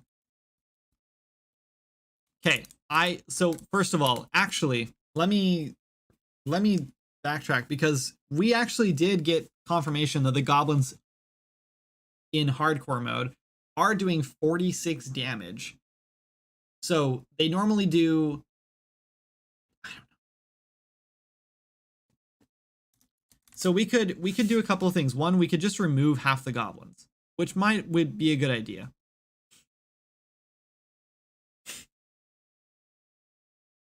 Sort of has a Wind Waker vibe going for it. I never played Wind Waker. That's like we need music again. Let me know if that's too loud. I never played Wind Waker, but I've always wanted to. It looks like a game I would like. But then when I suggested, or I told someone I was gonna play it, they'd played it, and they were like, "Yeah, it's fun for like the first half an hour, but it does get really repetitive and like it gets old fast." And so then I was like, maybe I don't actually want to play it, because I kind of like, I have this like idea of what it is, and I don't know if I want to spoil that. Maybe I'll just leave it alone. Like I won't ever replay Majora's Mask either, which is like one of my very favorite Zelda games ever. One of my very favorite games ever. But I can never replay it. I'll never replay it again, because I don't want to like ruin what it is in my head. What's up, Aaron? It's going good. This game sort of has a Wind Waker vibe. Yeah, okay, yeah. Sorry. I respond to you and then I say hi to you afterward. Also, fire/golden paths in DSER are literally shiny sparkles for points of interest and guides.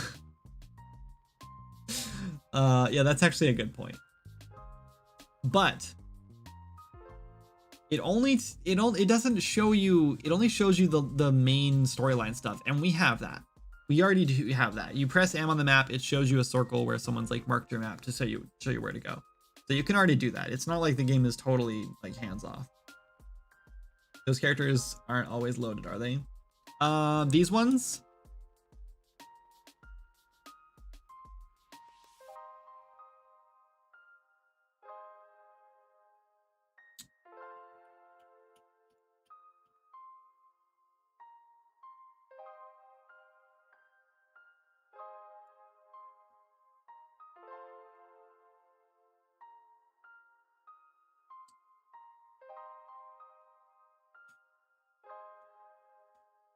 I assume they're not.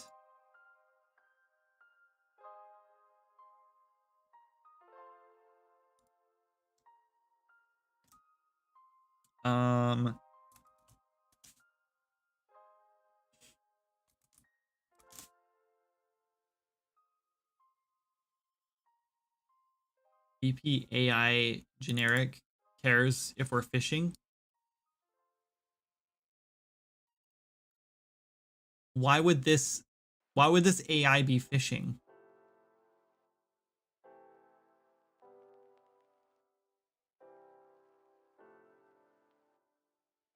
I would love to know why this functions on here. The AI cannot fish in the game. I don't know why it even has that. Yeah, I don't think these guys are loaded all the time, but they may be. I don't know if these, like, 99% of our AI is loaded on the grid manager, but these guys are old. So this is actually a point of contention right now, Elliot, is a lot of these guys, so especially the goblins, the rats, and the slimes, I think that's all of them, are still on the old AI system, which, oh my god, I forgot that these did this. This is so stupid. I forgot that these change colors in the fall for some reason, and they look so bad, and I don't know why they do that. Anyway, yeah, so the goblins are on the old system, and they to get them in the world, we literally have to drag the blueprints in. They should be on the grid manager where they get turned off, but I don't know if they do. And I don't remember how to tell if they do, because it's a bunch of stuff. Anyway, but we built this new BP AI goblin, which is the new one, but it's very broken and it doesn't work at all. And I feel like making the new goblin wouldn't be too bad. The engine just froze on me. I tried to delete that. So I'm pretty sure it wouldn't be too hard to move it over, but I know that it didn't get done. So anyway, so yeah, the rats spawn from bushes. I think that's the only, oh no, we do have rats that just sit over here. These guys just chill over here. They're not in bushes. And these guys are also just here all the time unless the grid manager works with them too, which I don't know if it does. Actually, wait, these guys have a spawner. Hold on, these guys have a spawner?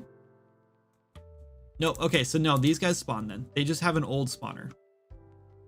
And I don't know if it works in the grid manager. I think this might do its own thing. I think this has its own thing. So when you get in the area, they spawn in, and when you leave, they unspawn. So I think that they're not there all the time.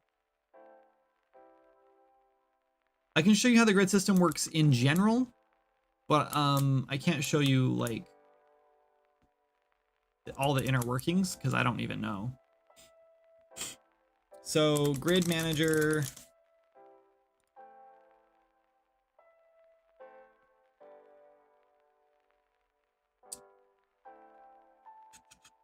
Update actors. Yeah, I don't know. I probably can't walk you through all this because it's a lot and I don't know how it all works. So it'd be me just figuring out how it works as I'm trying to explain it to you. But it uses this add to grid function and it grabs, I believe, just all AI in the world. Maybe. I just put their fish on the grid manager. You'd think I would know more about how it works.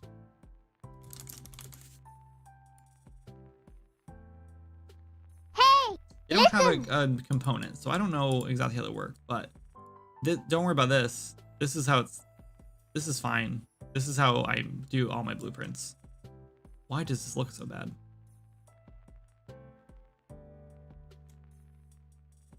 That's why.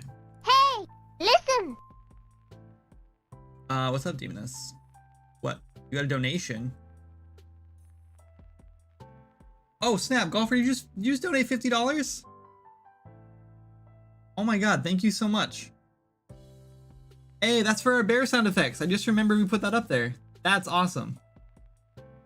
That's so good because they're almost done too. The bears are almost ready to go in. They need sound effects. I'm actually thinking I'm gonna do the fire sprite sound effects myself. So don't laugh at them when you hear them. Because they're probably gonna be good. Really good. But anyway, yeah, thank you so much for the donation. I wish the stupid donation box worked. Did it actually pop up?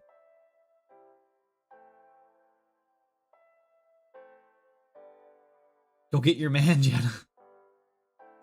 Oh my god, snowman sound effects round 2. Absolutely. I did not make the snowman sound effects, guys. In fact, I came across them randomly the other day. I'm not gonna try to pull them up again. I didn't make them. I promise I didn't. I bought a pack a long time ago and it was like, hey, since you bought this pack, here's this bonus animal morphs pack or something. I don't know what it was. Anamorphism or something pack. I don't know what it's called. Anyway, and I was like, oh, cool. All right, I guess I'll download that. What is it? So I threw it in my sound effects library, which is 19 gigs or something, or 90 gigs or something. Huge now. Massive. Anyway, and so I threw it in there and I opened it up and it's a whole bunch of animal creatures, right? All recorded by one dude. And in there was sheep, which I used in the original early version of the game in single player because they were hilarious. I think they might be used again. I don't remember, maybe not. And then and then also in there, oh no, you know what? I think I'm wrong. I think it's a different sound effect pack that I'm thinking of. Either way, it's a random sound effect pack I have where some dude did a bunch of voiceovers. I think it might be what is that actually? I don't remember where it's from. Anyway, it's a sound effect pack I have. I love Animorphs. Same. But the community for this game is amazing. Yeah, it is. Very excited for Delver's Pass. Here, Golfer, I'm gonna give you a little. You haven't been here, so I'm gonna give you a treat for your donation, and everyone else gets the treat too, I guess. This is the music. Hold on. Hold this thought. Stay here. Don't leave. Don't go anywhere. Trust me. It's gonna be worth it. It's gonna be worth it.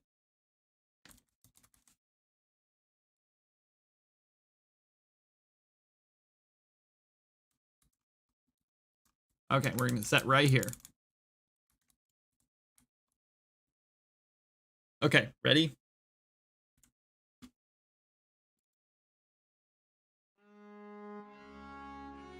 This is the music for the zone.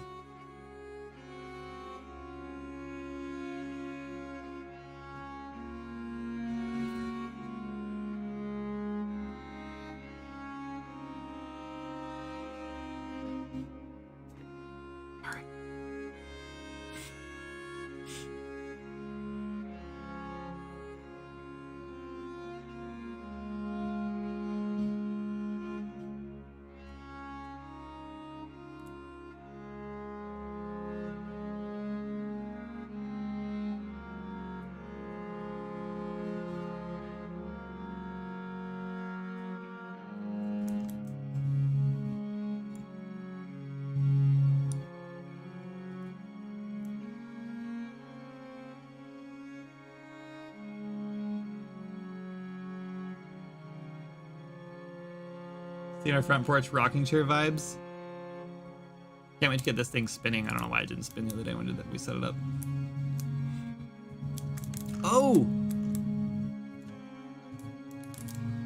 Okay, we can only show half of it. Sorry, I can't show the rest. Sorry. But there you go. That's what you get. You like it? Yeah, so that's Landon Walters is the hold on. I always forget if it's Walters or Walter. One of those two. Does music for the game. He's done all music for the game except for like, yeah, I think he's done all of it actually. I think we replaced all the music that there's like a couple placeholder tracks we put in every once in a while that when like when we forget to reach out to him and get tracks. But anyway, but yeah, he recently sent over the 2 new tracks for Delver's Pass. I'm not revealing the other one, and they will both be hosted on Patreon tonight. For our super secret bonus tier. So if you guys are interested in hearing them both and you want more sneak peeks of what we're doing and like the cool fun behind the scenes stuff that I don't even show off on stream, go check out Patreon if you want. Walter, thank you. Landon Walter. He's so good though. We super lucked out. So when we launched our Kickstarter, hold on, let's go back to music. When we launched our Kickstarter, he reached out like I think right after it ended or something, and he was like, hey, do you have a musician? And we were like, well, we have money now, so I guess we can hire a musician now, because I don't know what we were planning on doing for music, but we didn't have any music in the game. And so I was like, we don't. Do you want to send me a sample? And he did, and I was like, yeah, this guy's okay. Let's see what he can make. So I asked how to make something, and I was like, yeah, this is pretty good. This hits the vibe that I'm looking for. And then it didn't take long before he was like sending a whole bunch more tracks over, and it like once I heard it all like together, it just like started to click, and I was like, this is so good. It wasn't that he was like bad, by the way. It was just that I didn't really know what I was looking for yet. So I didn't really know what vibe I wanted out of the music yet for the game. And so when I finally like started hearing like what he was making for the game, and he like, cause I sent him like a copy of the game, and he had like videos and like screenshots and stuff of everything of like what we needed to make. That's when it like all started like to come together, and I was like, yeah, this guy knows what he's doing, and he knows the game. Like he gets it. So yeah, he's killing it. So when I sent in this zone, I was like, I'm thinking something like this, and I showed him some music from World of Warcraft from Grizzly Hills, which is like a very, very similar zone. Very much a lot of inspiration from Grizzly Hills for this zone. Because yeah, I love that zone. In fact, I think it's like the most beloved like World of Warcraft zone, if I remember correctly. I think when I was looking at it the other day, I was really surprised that it like so many people liked it, because I thought it was just me because I love pine trees and like stuff, but apparently a lot of people like that zone. and it's definitely my favorite zone. Anyway, but yeah, so I sent him that, and then I was like, I'm just thinking like cinematic folk music is what I was looking for. That's what I told him. And I was like, I don't know how else to explain it. I don't know what to tell you. Like, this is just kind of the vibe I'm looking for. Like fiddles, but more like a violin would play, like not like fast fiddle, and like banjos. And the other track has a banjo. Just a heads up. Hey, Zoc, thank you so much for the Twitch Prime sub. Appreciate it. Hydrate. I have a glass of water right here.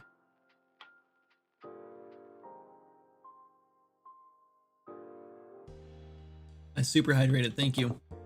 I was actually very thirsty. I get so bad at remembering to drink water. You did not clip it, cheater. That was a sneak peek, and you just saved it forever. What's up, Magran? Sorry I didn't say hi. We were listening to the pretty music. How you doing, man? Please make this clip go viral. Thank you.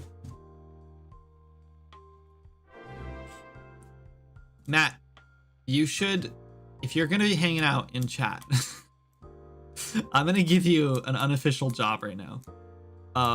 Jan and I were talking about how we really need to start getting on the TikTok train, and how we need to start making like more like short form content, because that seems to be like a really good way to market the game. And so I was thinking we need to start like clipping like good spots from stream when I'm like, you know, ranting about something, or like dropping knowledge bombs or something, because you know how I do. I'm constantly saying stupid things. Anyway, so yeah. Oh, who rated us?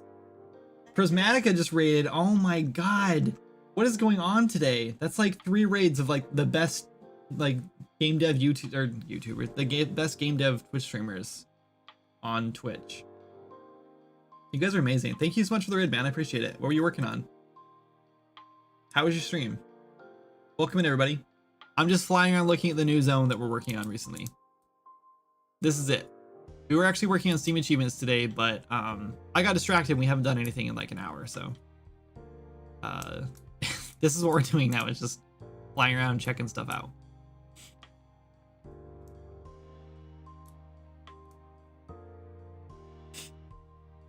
To be honest, I have no idea if clips are saved or stored. They're saved on like my account, and you can go to them like when I'm offline. Well, even when I'm not offline. So that, yeah, you can go to like the clips section or something in my like about me section or whatever.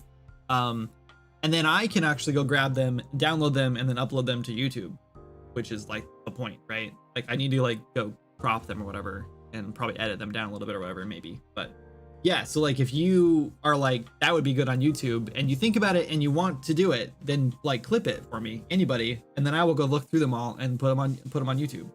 And then we'll make millions of dollars, because YouTube will blow up and we'll be famous. Or maybe it'll be a slight boost to our marketing. Just a surface interaction plugin for foliage, water, wind stuff. Big focus on performance, etc., but just went around in circles today. Nice. Yeah, that's way more work than I put in today, that's for sure. I think we made 7 Steam achievements, and we need like probably 8 or so more before we're ready to launch it, which will probably be like next week. So yeah, but we didn't do like anything. But yeah, that's awesome, man. Are you going to sell the plugin, I assume? Surface interaction, does that mean like players walking through foliage, water? Wait, hold on. No, I saw you doing this with water, right? I think I saw you when I came in the other day. Maybe I raided, or I just came in. I don't remember. But you were working on something like that. Wow, imagine launching stuff. Yeah, I launch stuff like every month. It's weird. But it took a long time to get to that point. So, I mean, I get it. And I've started a million other projects. So I was like, I'm going to have this done in like 6 months. And then like a month later, I'm like, I don't want to work on that anymore. So, yeah, I'm also guilty of not launching things. Yeah, water ripples, foliage trails, and wind simulation. Oh, okay, cool. That's awesome. Are you launching it for what engines are you planning on launching it for? Just 5, I assume. 5 and up. I still up pretty cheap. Nice. Cool. Is there any way I could get someone's help with blueprints? I am so lost with what I'm doing. Demoness, I might be able to help you. Do you want, like, what are you looking for exactly? I am competent in blueprints. No, you're fine. I don't think you highlighted it. I think you were just a new chatter, so it popped up. People who can speed pick banjo blows my mind. Yeah, I bet. Sound effects guy.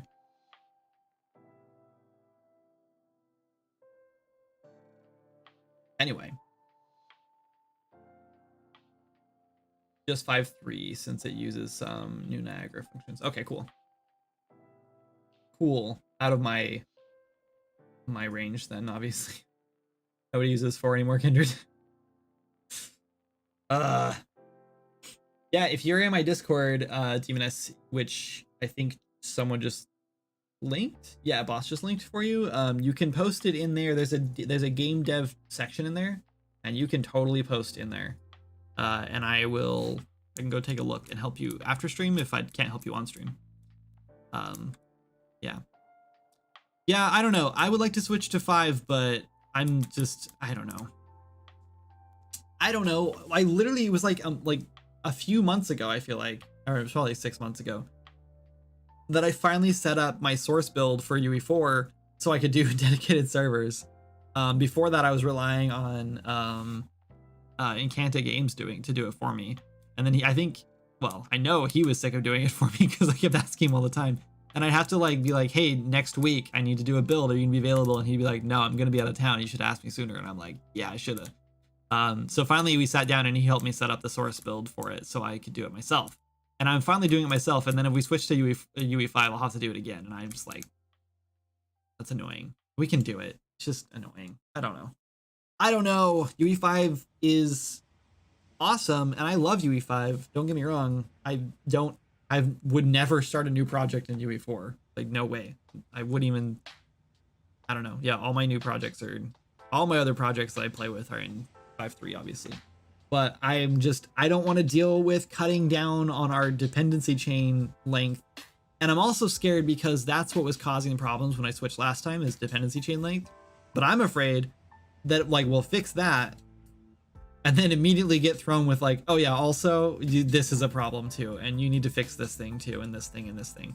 And so I'm just afraid there's just gonna be a billion different things one after another, and I will never get it running. So it sounds a bit scary to move the whole game to 5. Yeah, just joined to thank you. You're welcome. Thanks for joining. World partition would be a saving grace. So last I heard, world partition does not work for, hold on, I'm probably getting this wrong yet again. I feel like I asked this question a million times and I always oh, okay, and then I forget about it. But does world partition work with listen servers? Because I know world composition does not. If the server unloads it, it unloads for all the clients too, and then they just fall out of the world.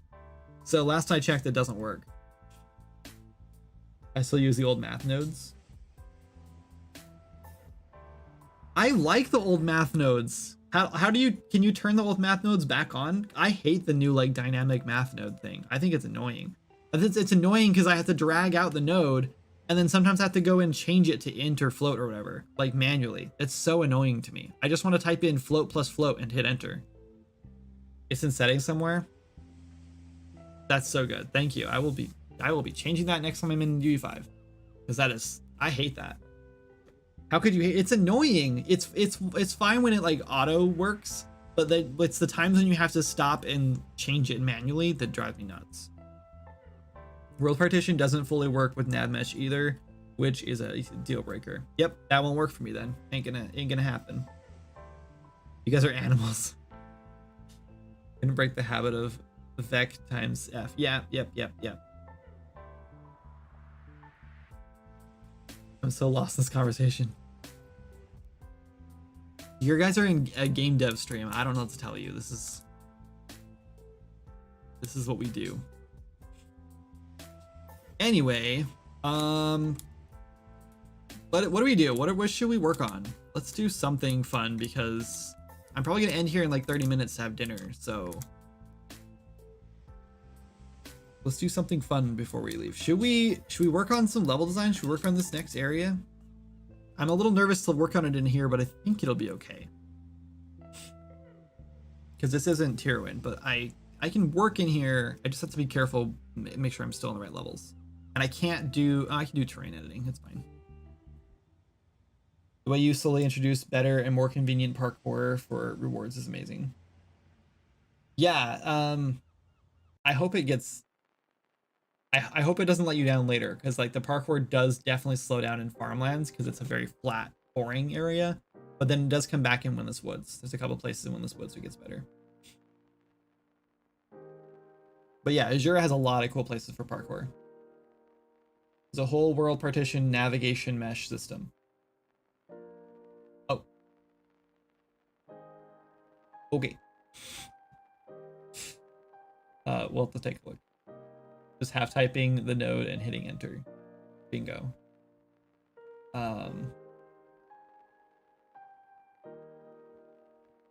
Very pretty, love the style. Thank you. I appreciate that. I assessed it very recently and it doesn't account for obstacles, but otherwise, yes, it's promising.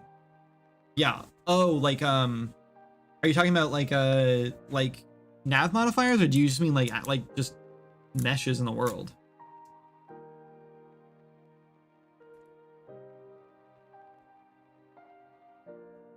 If something obstructs the path, they will just run right into it. Oh, like dynamic mesh. You're talking about dynamic nav mesh. Yeah, that actually won't be a problem for me because I don't have anything dynamic that happens at runtime that can change pathing. The closest thing is like players. Eventually, I want to add some like spells. Like I have a spell idea for like where like a big rock pillar like comes out of the ground and like can raise you up or whatever, or raise up an ally or an enemy or something, and they just get stuck on it because they won't have a way to get off. But I don't want them to be affected by navigation with that because it only lasts a few seconds, maybe like 15 seconds, right? And if they run into it, who cares? It's not really a big deal. So that wouldn't bother me. Would you have your runtime generation set to? Because there's static and dynamic. We had it set to dynamic, I believe. If you set it to static, can you do? I'm not gonna open it up. But if you set it to static, can you even build navigation at runtime? Isn't static like, or does that just mean it doesn't regenerate every frame? It only regenerates when you manually build it. And I don't even know how you manually build it.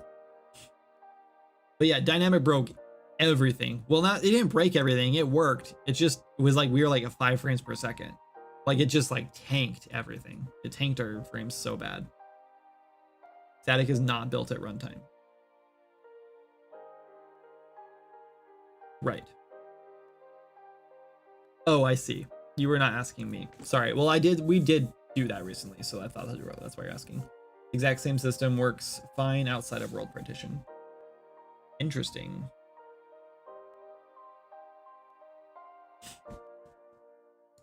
Anyway, I don't know. I'll look into it probably, but we'll see. If we ever get switched to 5, we'll look into it, I guess, and try it out. So here's these 2 tents that I think Meat mentioned in his report the other day, that they were in the wrong level, and they're clearly in the wrong level because they're not here. Limesy actually made a building for this. Let me go see if he actually. I don't remember if he finished that or not. I think he did. On topic, we have a new post on Discord asking if the Goblin Camp is supposed to be super hard on hard mode. Yes, it's supposed to be super hard on all modes. It's the hardest thing in the zone, so you need iron weapons to go there. Here's the problem with the Goblin Camp. Azura was very much like a test bed for us, right? We didn't really know what we were doing when we built Azura. We were still trying to figure stuff out, and so a lot of level design didn't like get thought through. In fact, it's still not really being super thought through. So yeah, so when we added the Goblin Zone. So here's Castaway, right? Hold on. Okay, so you spawn here, you swim across here, or you fly across here, ideally. And then you go to this town here. But a lot of people, especially early on, would go this way because we didn't have this blocked off, and they'd find the crab cave, which is way too hard for right off the bat, and they just get murderated there. Not good. And then now the players will go up here and they'll go to Hope Harbor and do their thing, and they'll get bored and they'll wander off. And then they'll wander off and end up at this guard camp up here eventually. Because if you're just following the path, you hit that. And the guard camp's like, oh, here's a bunch of quests for goblins. And this is a problem because you're really not supposed to go to the goblins until you've done the entirety of the rest of the island. And we just like throw it to them right after they leave Hope Harbor, which is like level 5-ish, if they're lucky. And then they run in here trying to fight the goblins at level 5 and they just get destroyed. And then here comes back to that issue with like respawning. Because they'll go in here, they'll try to fight the goblins at like level 5 warrior or whatever the heck they are. And also half the stuff isn't loaded, so don't mind that. And my voice is going out.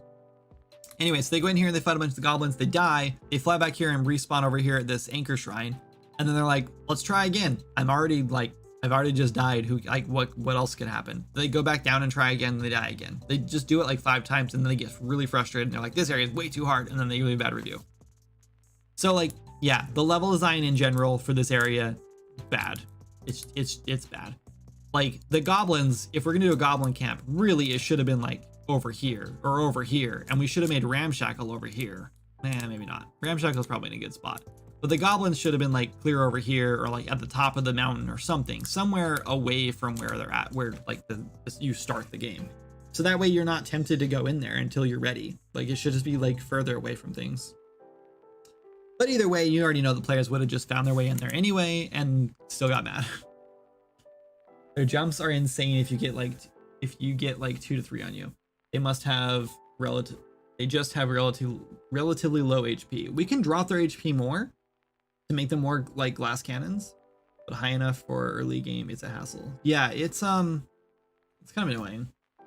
Once your world partition docks a few times, the agent will walk the mesh, and it loads correctly, but use pathfinding is locked to false. That's dumb. So goblins are the best enemy in the game because they're the most dynamic and most interesting to fight, I think. Except for like Grimwick, I guess. But they're definitely the most interesting, and they probably are the hardest. I think the next is probably the Gravediggers. Those guys are pretty rough, but only because they have a lot of health and they attack hard, and because they're the first ranged NPCs in the game, and so they become a huge headache like real fast. Because if you get like 2 archers on you while you're fighting another one, it's all about numbers though, right? Like pretty much anything in the game's like one-on-one is easy. Actually, I think the Frost Golem is probably the best enemy in the game, now that I'm like thinking through it.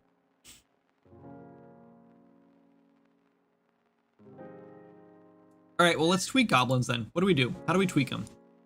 First of all, I think we should probably step through their code and figure out why they're breaking in the first place.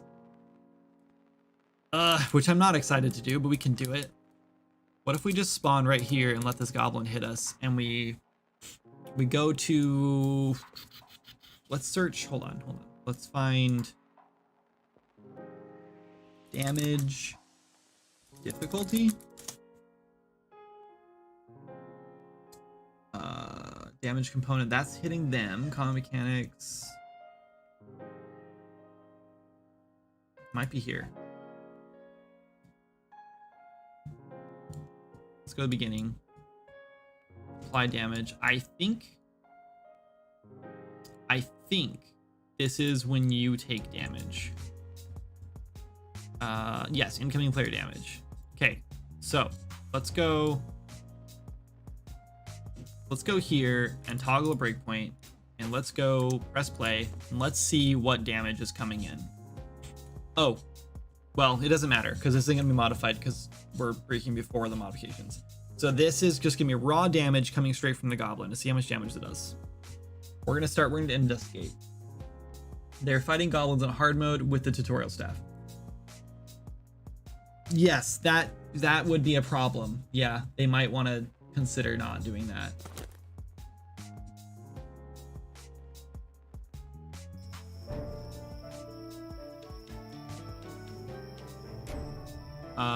Goblin did not spawn. I know why. Annoying. Okay, let's do, hold on. We're gonna do this instead. We're going over to the dev mechanics level because this is gonna be much faster. I'm not saving anything here, right? Nope.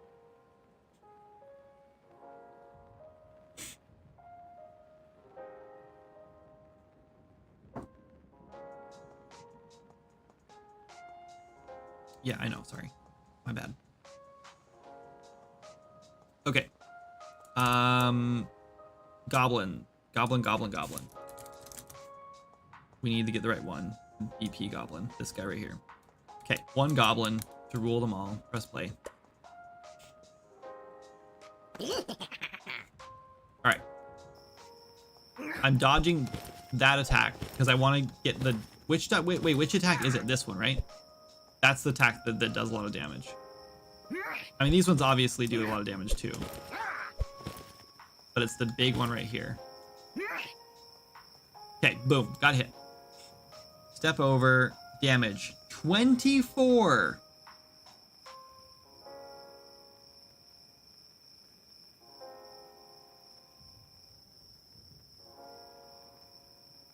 $24 damage. What? That wasn't 24 damage.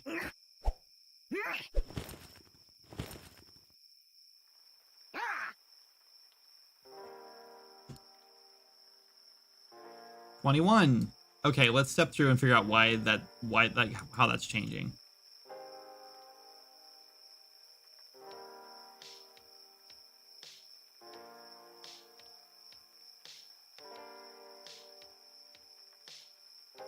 Also, we have a crit section here, but their enemies should not be able to crit, so I assume that that's always just false.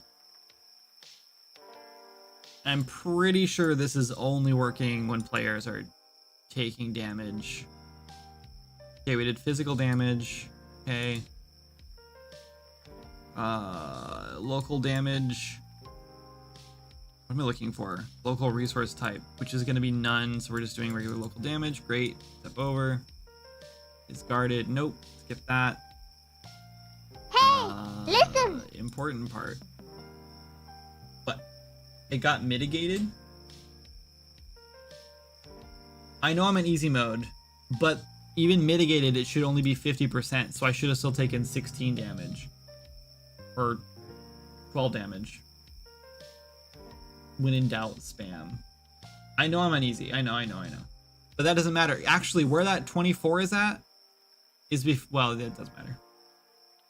Does the weapon they hold play a part? No, it doesn't. No, the weapons the enemies hold are just visual.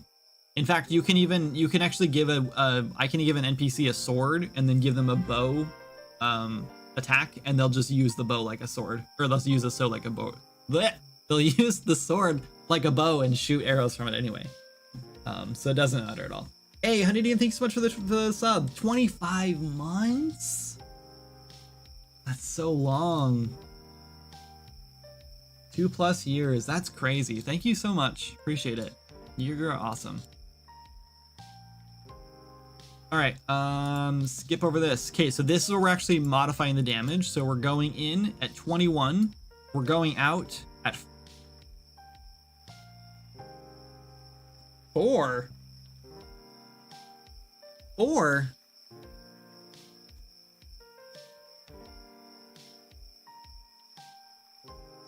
Incoming damage is true, so we're using this one. Oh my god, travelers take 20% of the damage. Okay, that checks out. Travelers take 20% damage. I thought it was more than that, but I remember I turned it down because I really did want it to be easy mode. Like, I really want players to struggle at all in traveler mode, because it's like, that's like the whole point. Well, Matt, hold on. You were right, but also you're wrong. No, you're right. That's why we're seeing that. Okay, but okay, hold on. Because let me show you this. Let me show you this. On hit, this shape trace. What is this shape trace? Shape trace right here on hit for either of these. Shouldn't matter, but either way, here's our shape traces. I'm pretty sure it's the same. I don't know where the other one is. I don't know where the other one is. Tried damage, 4 to 6 damage. I don't know how we got 24 out of that. Okay, toggle breakpoint here.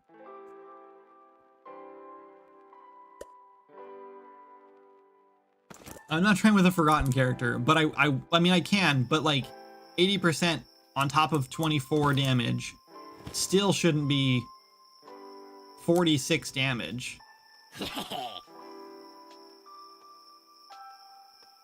Buddy.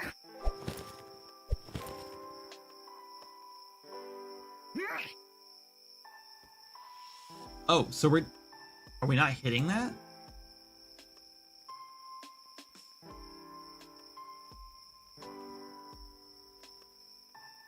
We might not be hitting this at all, which would be interesting. It might be because we're not on the server as well. That's so funny. I guess any of the attacks don't like do the same thing, right? Yeah, I don't know. Maybe we're not hitting that. Maybe these guys are working differently for some reason. Goblin, let's just put a print here, I guess, and see if this is printing.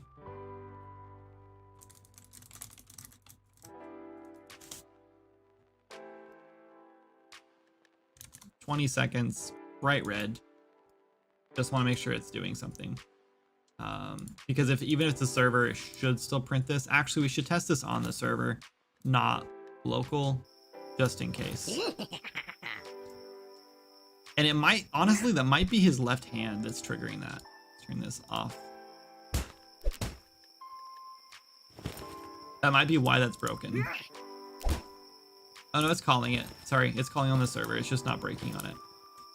Okay, so let's pause here again. Let's go over here and let's play as... Oh no, we are the server. Why is it not breaking? I don't know. I don't know why we're not breaking. Hi. That's some food.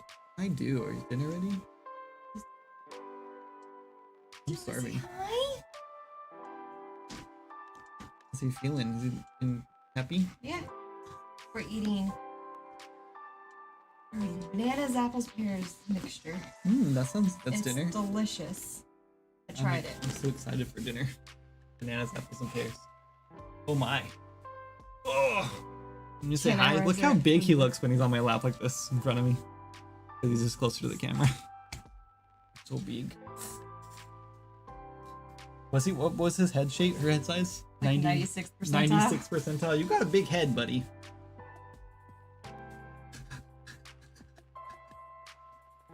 Yana arise from the void. It's a grown-up man with a 401k on your lap. 4 months? No, he's 9 months today. Or not today. He went to his 9 months checkup today, but he's 9 months on the first. First. I don't know why my brain always does that. I always confuse that one for some reason. Just jumping. He's been really happy though. Love the sound they make. Yeah, same. Their sound effects are really good. Anyway. Oh. Sir. Sir. What did you do? I don't know. Supposed to go in here, I think. Anyway. Go. I think. That's not if it goes there. Anyway. Food is ready, but you don't have to go down. I can bring it up if you want. Oh yeah, this goes here, and then this goes on here. I don't know how we did that. Sorry guys, messing with the mic. Okay. Yeah, I'll be there in a minute, Dan. I'll call it here soon. So, let's just dig through this really quick and see where this is going, and then I'm not gonna fix it today probably. Well, we'll see. We'll see if it's like this one thing's not plugged in or something. Okay, so this is working. I really want to know why this isn't. Oh, that's probably why. This debug filter is stupid.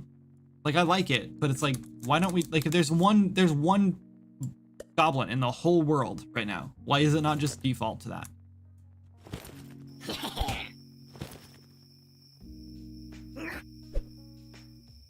now it's breaking. Okay. So step over, step over, step over, step into. Wait, no, because this is. Oh, yeah, no. This is doing 4.67 damage. You guys see that? Oh, damn it. I meant to step into this. Okay. Step into. Where are we? How are we getting so much more damage? Oh, okay, wait. No, get out. Okay, here we go. Damage is. Oh wait, maybe this one probably just rolled higher. Yeah, 5.9. Damage factor 1.2. Okay. Oh, attack power. No, that's just 1. Okay, so step into, try hit target, step over. Where damage is now at 7.1. Hold on, did we already multiply back there?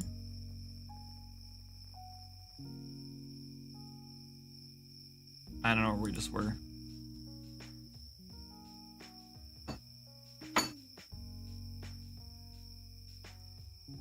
I don't remember where we're just at. I thought it was in here.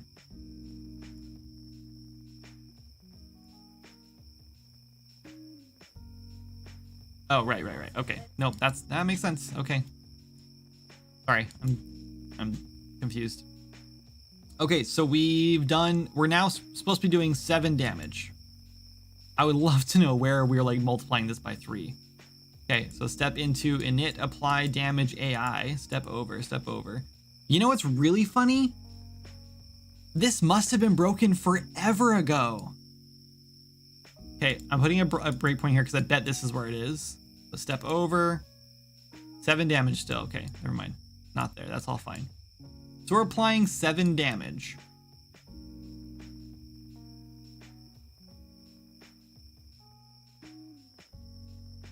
Okay, let's step into it. Is this not the place we just were? Yeah, this is exactly where we were, but somehow we got 24 damage by then, at that point.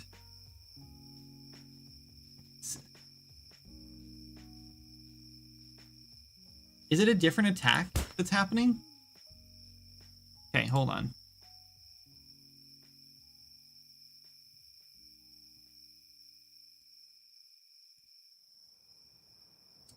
Stop.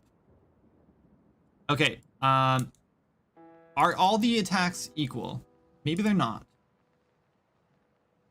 Those tabs. You're probably talking about this one? Yeah, it's just because every time I go in here, like, I also hate this, trust me. I also disagree. But sometimes I go in here and I'm just like, oh, this isn't where I'm looking. I'm going on here. Oh, no, it's not this one. And I'll just like click through. And I end up with like 85 different tabs open. And it's because there's so many functions in here because this game is huge. These are all the functions in here. It's just like they all end up getting open. Like this is probably just all the tabs. That's all the tabs I can have open.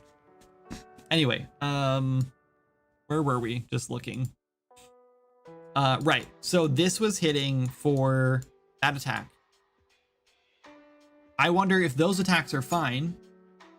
It's just me right now, Andika, but we used to have, at one point we had a team of 5, but we ran out of money, so now it's just me again. And the game is in early access, so, oh damn, I got hit. Okay. Hold on. But I'm still only doing 5. It shouldn't be hitting more than that. Why is this triggering so many times? Goblin server, goblin server. Why is this triggering so many times? Okay. This one is also only doing 4 damage. How was I just getting so much damage a minute ago? Like,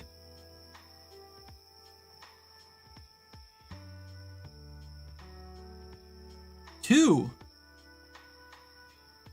Okay, how did we suddenly get 2?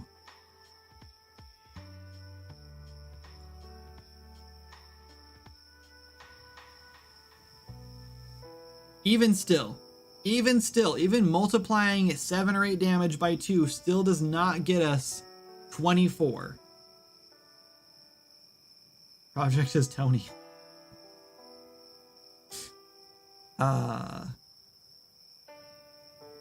Yeah, no, the project's pretty small compared to like, you know, I don't know, a AAA project, I guess. It's pretty huge. As a grown man, oh yeah, I already read that. Anyway, yeah, I don't know how are we getting to this point? And I don't know how we're getting this attack power. Attribute set, attack power, current value. So, okay, so this is using gas, but where did we get this? Compared to Star Citizen?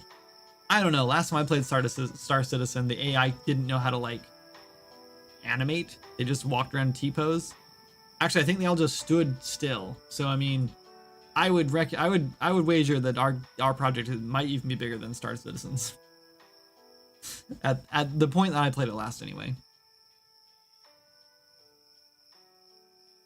Died to a green skull. Rip. we're trying to reprimand them right now, Dave. We are in the middle of telling them to stop it. I don't know why they're getting this. I don't even think that this is like, I didn't know this is even used. Attack power current value. Where are we getting this from? Okay, hold on. Let's go look at the goblin stats. So let's go look at mob stats first. Goblin. I think it's called Green Skull. Green Skull. Goblin Green Skull. There it is. Damage factor 1.2. First of all, let's just set this back to 1. Because there's no reason for them to do 20% more damage than the random 4 to 6 damage they do. For whatever reason, that's the damage. I don't know. Don't ask me why that's set up like that. I don't know. It's very frustrating. Like, why do we hard code 4 to 6 damage and then give a damage factor in here? What is the point? Unless, like, everything in the game does 4 to 6 damage, which it doesn't. And, like, I don't know what the point. Whatever. It doesn't matter. Doesn't matter. Let's leave that at 1. Okay. There's nowhere to put stats in here. So, I don't know how they have stats. I don't know how they randomly getting 2 times or twice that stat for some reason. Maybe it's set up on their leap attack. Goblin, montage, leap. Which one is it? I assume it's this one. This one looks more like the goblin attack. No, this doesn't have anything on it. It can't be this one. Okay, so this one then. That looks about right. Okay, so root motion.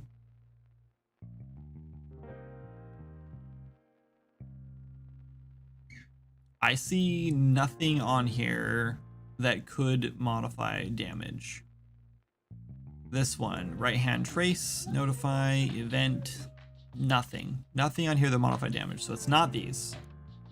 Mob stats, nothing in here. That's all just normal. There's not a goblin data asset because that is why it's not, that's why they can't be spawned correctly. That's why they're on the old spawners and they're old. Yeah, they don't have data assets yet. You need data assets to work correctly. You know, it would be funny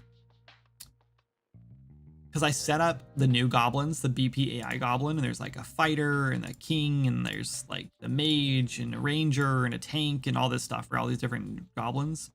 I wonder if the reason that they don't work is because they just don't have data assets.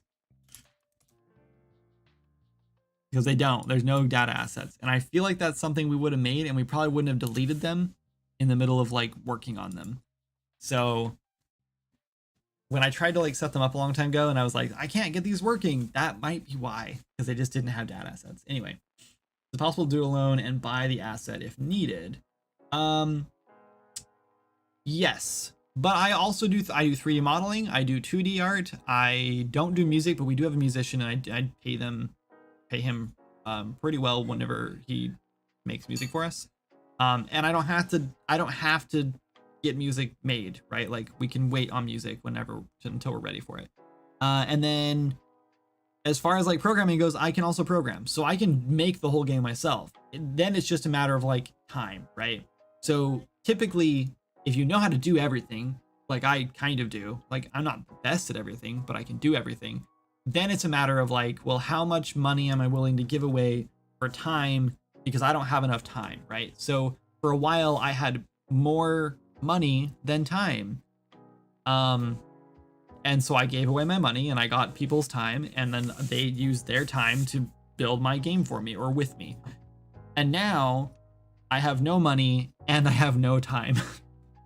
And so now I can't pay people anymore. And so now it's like, now I have to spend all of my time working on the game, which I'm doing, but it's still just sort of like, I can't make the game fast enough to make enough money to make more, to like hire people. So yeah. But yeah, I don't know. We're going. We're making progress, and slowly, and we're getting there. You'd be looking at over $10,000, but you can. Yeah, if you want to make a game from scratch on your own and you don't know how to do like art, for example, you can definitely buy assets to make your game, and it doesn't take $10,000, like Elliot just said. I mean, it depends on what you're making, right? If you want to make like, if you want to hire an artist to make all unique art for your game from scratch, then yeah, you're probably looking at $10,000. But if you want to just go to the Epic marketplace or the Unreal marketplace and buy an asset pack or two, yeah, you could probably make a full game with like a few $100s, you know? Like I have a couple, I've bought a handful of asset packs to like prototype games and stuff. And even some to like thinking like, yeah, I can release the game with this asset pack, I don't mind.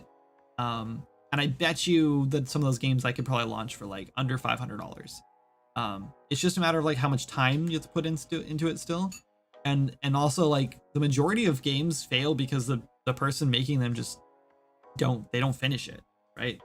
So I guess it depends on the game and if you get custom work done. Yeah, 100%. A decent Cinti asset pack. You did not just use the word decent and Cinti in the same sentence in my stream. No, I'm kidding. Yeah, I don't know. I highly recommend avoiding Cinti. First of all, it's a trap because yes, Cinti has tons of packs. The art's great. There's so much stuff in there that you could like spend $100 and have everything you need to make an entire game, other than like UI and stuff like that. Regardless, Cinti's great. The problem is that you might go into a Cinti asset pack thinking, I'm just gonna buy this as a placeholder, no big deal, I'll replace the art later.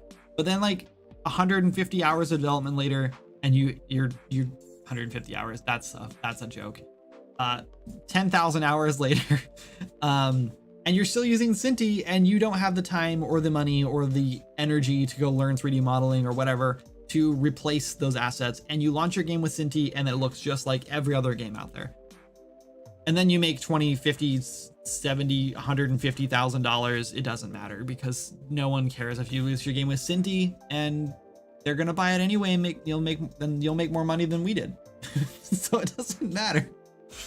Anyway, you just use assets. It doesn't matter. People don't care. You make $720,000. Yes, that is approximately what, I mean, that estimator is probably way off because when I put in my numbers for iGame, it's off by like $100,000. Regardless, yeah, the Bloodline made approximately $700,000, and they used full Cinti assets. You're gonna kill him. But yes, you can use Cinti assets, and players will purchase your game and they will not care that you did that, I guess. He's the one who told me that. I did tell you that. Anyway, guys, I'm gonna cry about the goblins and cry about Cinti and cry about the bloodlines, and I'm gonna do it over a hot meal that my wife just made. So I'm gonna go eat some food. I was gonna say cook some food, but she already cooked it because she's amazing. So let's go find somebody to raid real quick. Don't leave yet. Don't leave yet. Who should we raid? Should we try to raid someone new? We should raid someone who's playing a game. We should go raid, let's go raid a Minecraft streamer, and then let's sneakily tell their entire stream about our game and how they should go buy it. Sneakily. We're not gonna just like walk in and be like, hey, buy this game. We are gonna just do it. They're like stealthy, just so everyone's aware. Or let's go raid someone playing the new Lord of the Rings game. Maybe. What do we do? What do you guys want to do? The Return to Moria or Minecraft? Raid Asmongold? That's funny. You try raiding beat 'em ups. I don't know any beat 'em ups. To be honest, and I don't think a beat 'em up really matches our game very well. Recommendations. Are you? Don't spam the Steam link. Got it. Jana, if you're talking about Matt, Asmongold, I don't even think is live, first of all, and he gets like thousands of viewers, and he would just blink. He wouldn't even bat an eye at our raid. That's what I'm trying to say. So that's not good. That's the streamer name. He plays a variety of games. If you're talking about Asmongold, we're not raiding raid Asmongold. He would laugh. He wouldn't even look at the stream. He wouldn't even notice the raid. He wouldn't say, "Oh, thanks for the raid. What were you working on? Or what were you playing?" I mean, I'm so used to saying what we were working on. He won't even ask. So it'd be a total waste of a raid. It wouldn't help him out. It wouldn't help us out. So there's no point in raiding. Raiding is really good for like promoting each other, right?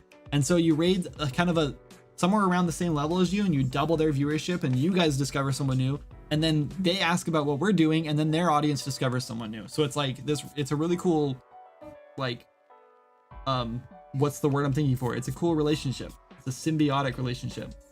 But if you raid someone with 20,000 viewers already, it doesn't do any good because they don't even notice you, and then it doesn't help anybody. I guess you guys might discover a new, like, person. All right, we're trying to find a Minecraft YouTuber with around, what are we at? 78 viewers. Oh my god, why do we have 78 viewers? What are you guys doing in here? I'm really sorry because I know all of you guys are here for game dev, and I'm about to raid a whole bunch of like a Minecraft player. But this is what we do for marketing now. This is how we market our game. Wait, this guy looks cool, and he's playing hardcore. Hardcore Minecraft. I think he has a mustache.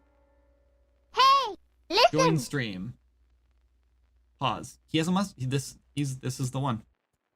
You're more than welcome to tell him the reason. Boss has a suggestion? Jitspo? I've raided Jitspo a few times. He does have a cool looking game. Jitspo's awesome. The problem is I'm trying this new marketing thing where we're gonna try to raid someone who plays games sort of similar to Swords of Magic to try to promote Swords of Magic. It's a little scummy. I'll give you that. I know. But we're gonna try it because that's kind of what marketing is in anyway. Like with marketing, you kind of have to do that. I'm sorry, who is boss's recommendation? Why are you telling me to stop? Hold on. Wait, hold on. Oh, boss, are you saying, oh my god, boss, I'm so sorry. I got what you're saying now. I thought you meant that like beat 'em ups was like this. I thought you meant the game genre. Okay, raid Wax Fraud. He's a chill Minecrafter. Beat 'em ups has 4. Yeah, no, it's too big. 401 is too big. Maybe we could do it, but like you have to. Oh my god.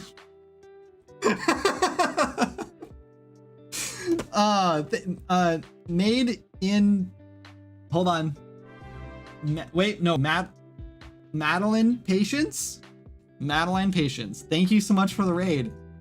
I'm never gonna eat dinner. Thank you so much. Seriously, that's awesome. I was definitely not just planning my exit strategy, so don't worry about it. Thank you for coming in. How was your stream? Your favorite game is The Witcher? Everyone is leaving. Don't leave, anybody. Don't leave. Yeah, I think everyone is leaving. Your favorite game is The Witcher? I also love The Witcher. What were you working on or playing? Were you playing a game? I was good. I was just doing Code Wars. Oh, what is Code Wars? I'm sorry. You have to teach me. I'll stay. Yay. Just coding challenges. Oh, that's cool. I do a little bit of coding. Well, okay, I do a lot of coding actually, but I use Unreal Engine and I use Blueprints. So I do visual scripting more than coding. So I would call it programming, but not coding probably, if that matters to you. Anyway, this is my game, Swords of Magic and stuff. This is just the dev level. So there's just, I know it's really like empty and there's like nothing going on here. We're actually just testing out this goblin here. It's gonna break. My code's gonna like break on it, so it's gonna like stop playing in the middle of this. But I'll turn it off and then I'll show you again what he does. But this is our goblin guy. Let's remove that. Probably gonna regret removing these because then I won't be able to find it again later. But yeah, so this is our game, Swords of Magic and stuff. It's a casual, cooperative, open world RPG. Yeah, it's out right now in early access on Steam. You can check it out. You can use the !Steam command in chat if you want a link to it, or a mod can do it for you if you don't want to type anything in chat, because I totally get that vibe. But yeah, sorry, this guy's kind of hard, and I'm like level 1. There. I was a level 1 hunter, but a level 30 warrior, so I just wrecked him. Just wrecked that guy in one hit. And don't mind our bear over here, he just runs in place. He's work in progress. He's cute, but kind of dumb. He's kind of a dumb cute bear. How do I play against me? How do you play against me? Well, unfortunately, PvP was just removed recently because it was balanced poorly and caused lots. You could just like one-shot each other, and it just wasn't fun anymore. So it was removed. So now it's all, yeah. But we did just add a hardcore mode, so there's like permadeath now in the game. I'm on. I forget I can change my difficulty in here now. That's nice. So hardcore mode is quite a bit more challenging than the traveler mode I was just on. That was like easy mode. This is my Halloween glider, by the way. There's like seasonal gliders because we have Halloween stuff. And this is a magic fish pond that's in a random place in the game that you can discover. Anyway, yeah, it's a big game. It's pretty huge. There's like 30 to 50 hours of content in it if you want to check it out on Steam. It's pretty good. It goes on sale every once in a while if you want to wait or wishlist it. You can do that. 10 out of 10 would recommend, says Golfer. He's not biased, don't worry about it. We do have monthly community playthroughs, that's true, and we do hang out and play together. We also have official servers, so it's an online game, so you can play online or you can play single player if you want. You can also host a game through our menus, like a Steam, like our browser menu, and then your friends can just join you, and you can password protect your game and stuff. Or you can run your own dedicated server, which is how we have official servers. We also work with Ping Perfect, who hosts servers like for us, so you can buy a server through them if you don't want to set it up yourself. So yeah, it's a pretty big game. It's been out for 3 years, so there's a lot of content in it already, and we have a lot more coming. We are working on a new zone called Delver's Pass recently, which is like a big, like Appalachian forest kind of zone. I don't know if that's a good way to put it. It's like pine trees and waterfalls and hot springs and stuff, like Wyoming, Montana kind of vibe, if you know what those places are. Anyway, I'm really glad you guys all came in, but I am actually gonna go raid someone, which now I kind of feel like we should find someone else to raid because now we have many more people in here. Because it's dinner time here, and I already stayed about an hour longer than I wanted to. So we're gonna raid someone and try to sneak out before someone else raids us. Let's still raid this. Let me make sure he's still online. I've done this before where I was like excited to raid somebody, and then he has 69 viewers. Perfect timing. Hundreds of hours of gameplay. Yeah, we have people who have 1,000 hours, and it's still in early access, and the game's about halfway finished. So there's way too much content in the game. It's one of those games where like you probably don't like, if you don't have time to play games, maybe it's not the best game for you, to be honest with you, because there's a lot. Anyway, we're gonna go raid Zandingo. He's not a game developer or a coder, so if you maybe he is actually. I don't know. I've never raided him before. I don't know who he is. He's playing Minecraft, and we're trying this new thing where we raid people who are playing similar games to Swords and Magic to see if they'll ask, "Hey, what were you doing?" And then we tell them about Swords and Magic. It's a marketing strategy. It's not scummy, as everyone's trying to convince me of. It's cool. It's chill. It's a fine thing to do. We're helping them out, giving them 100 new viewers. Oh my god! And then yeah, we're going from there. Anyway, I'm gonna click the stream ending button, and then I'm gonna click the. Hold on. I'm not doing that yet. I'm going to do that. I have to find it first. I'm gonna push the stream ending button, and then I'm gonna push the roll credits live button, and you guys are gonna see credits in a second, hopefully. They're probably hard to read. They're dumb. I gotta fix them. Anyway, you guys are the best. Thank you so much for the raid. I appreciate it. I'll have to check out your stream sometime. I don't think I have a shout out command. I might have a shout out command. It's been a while since I've used it if I have one.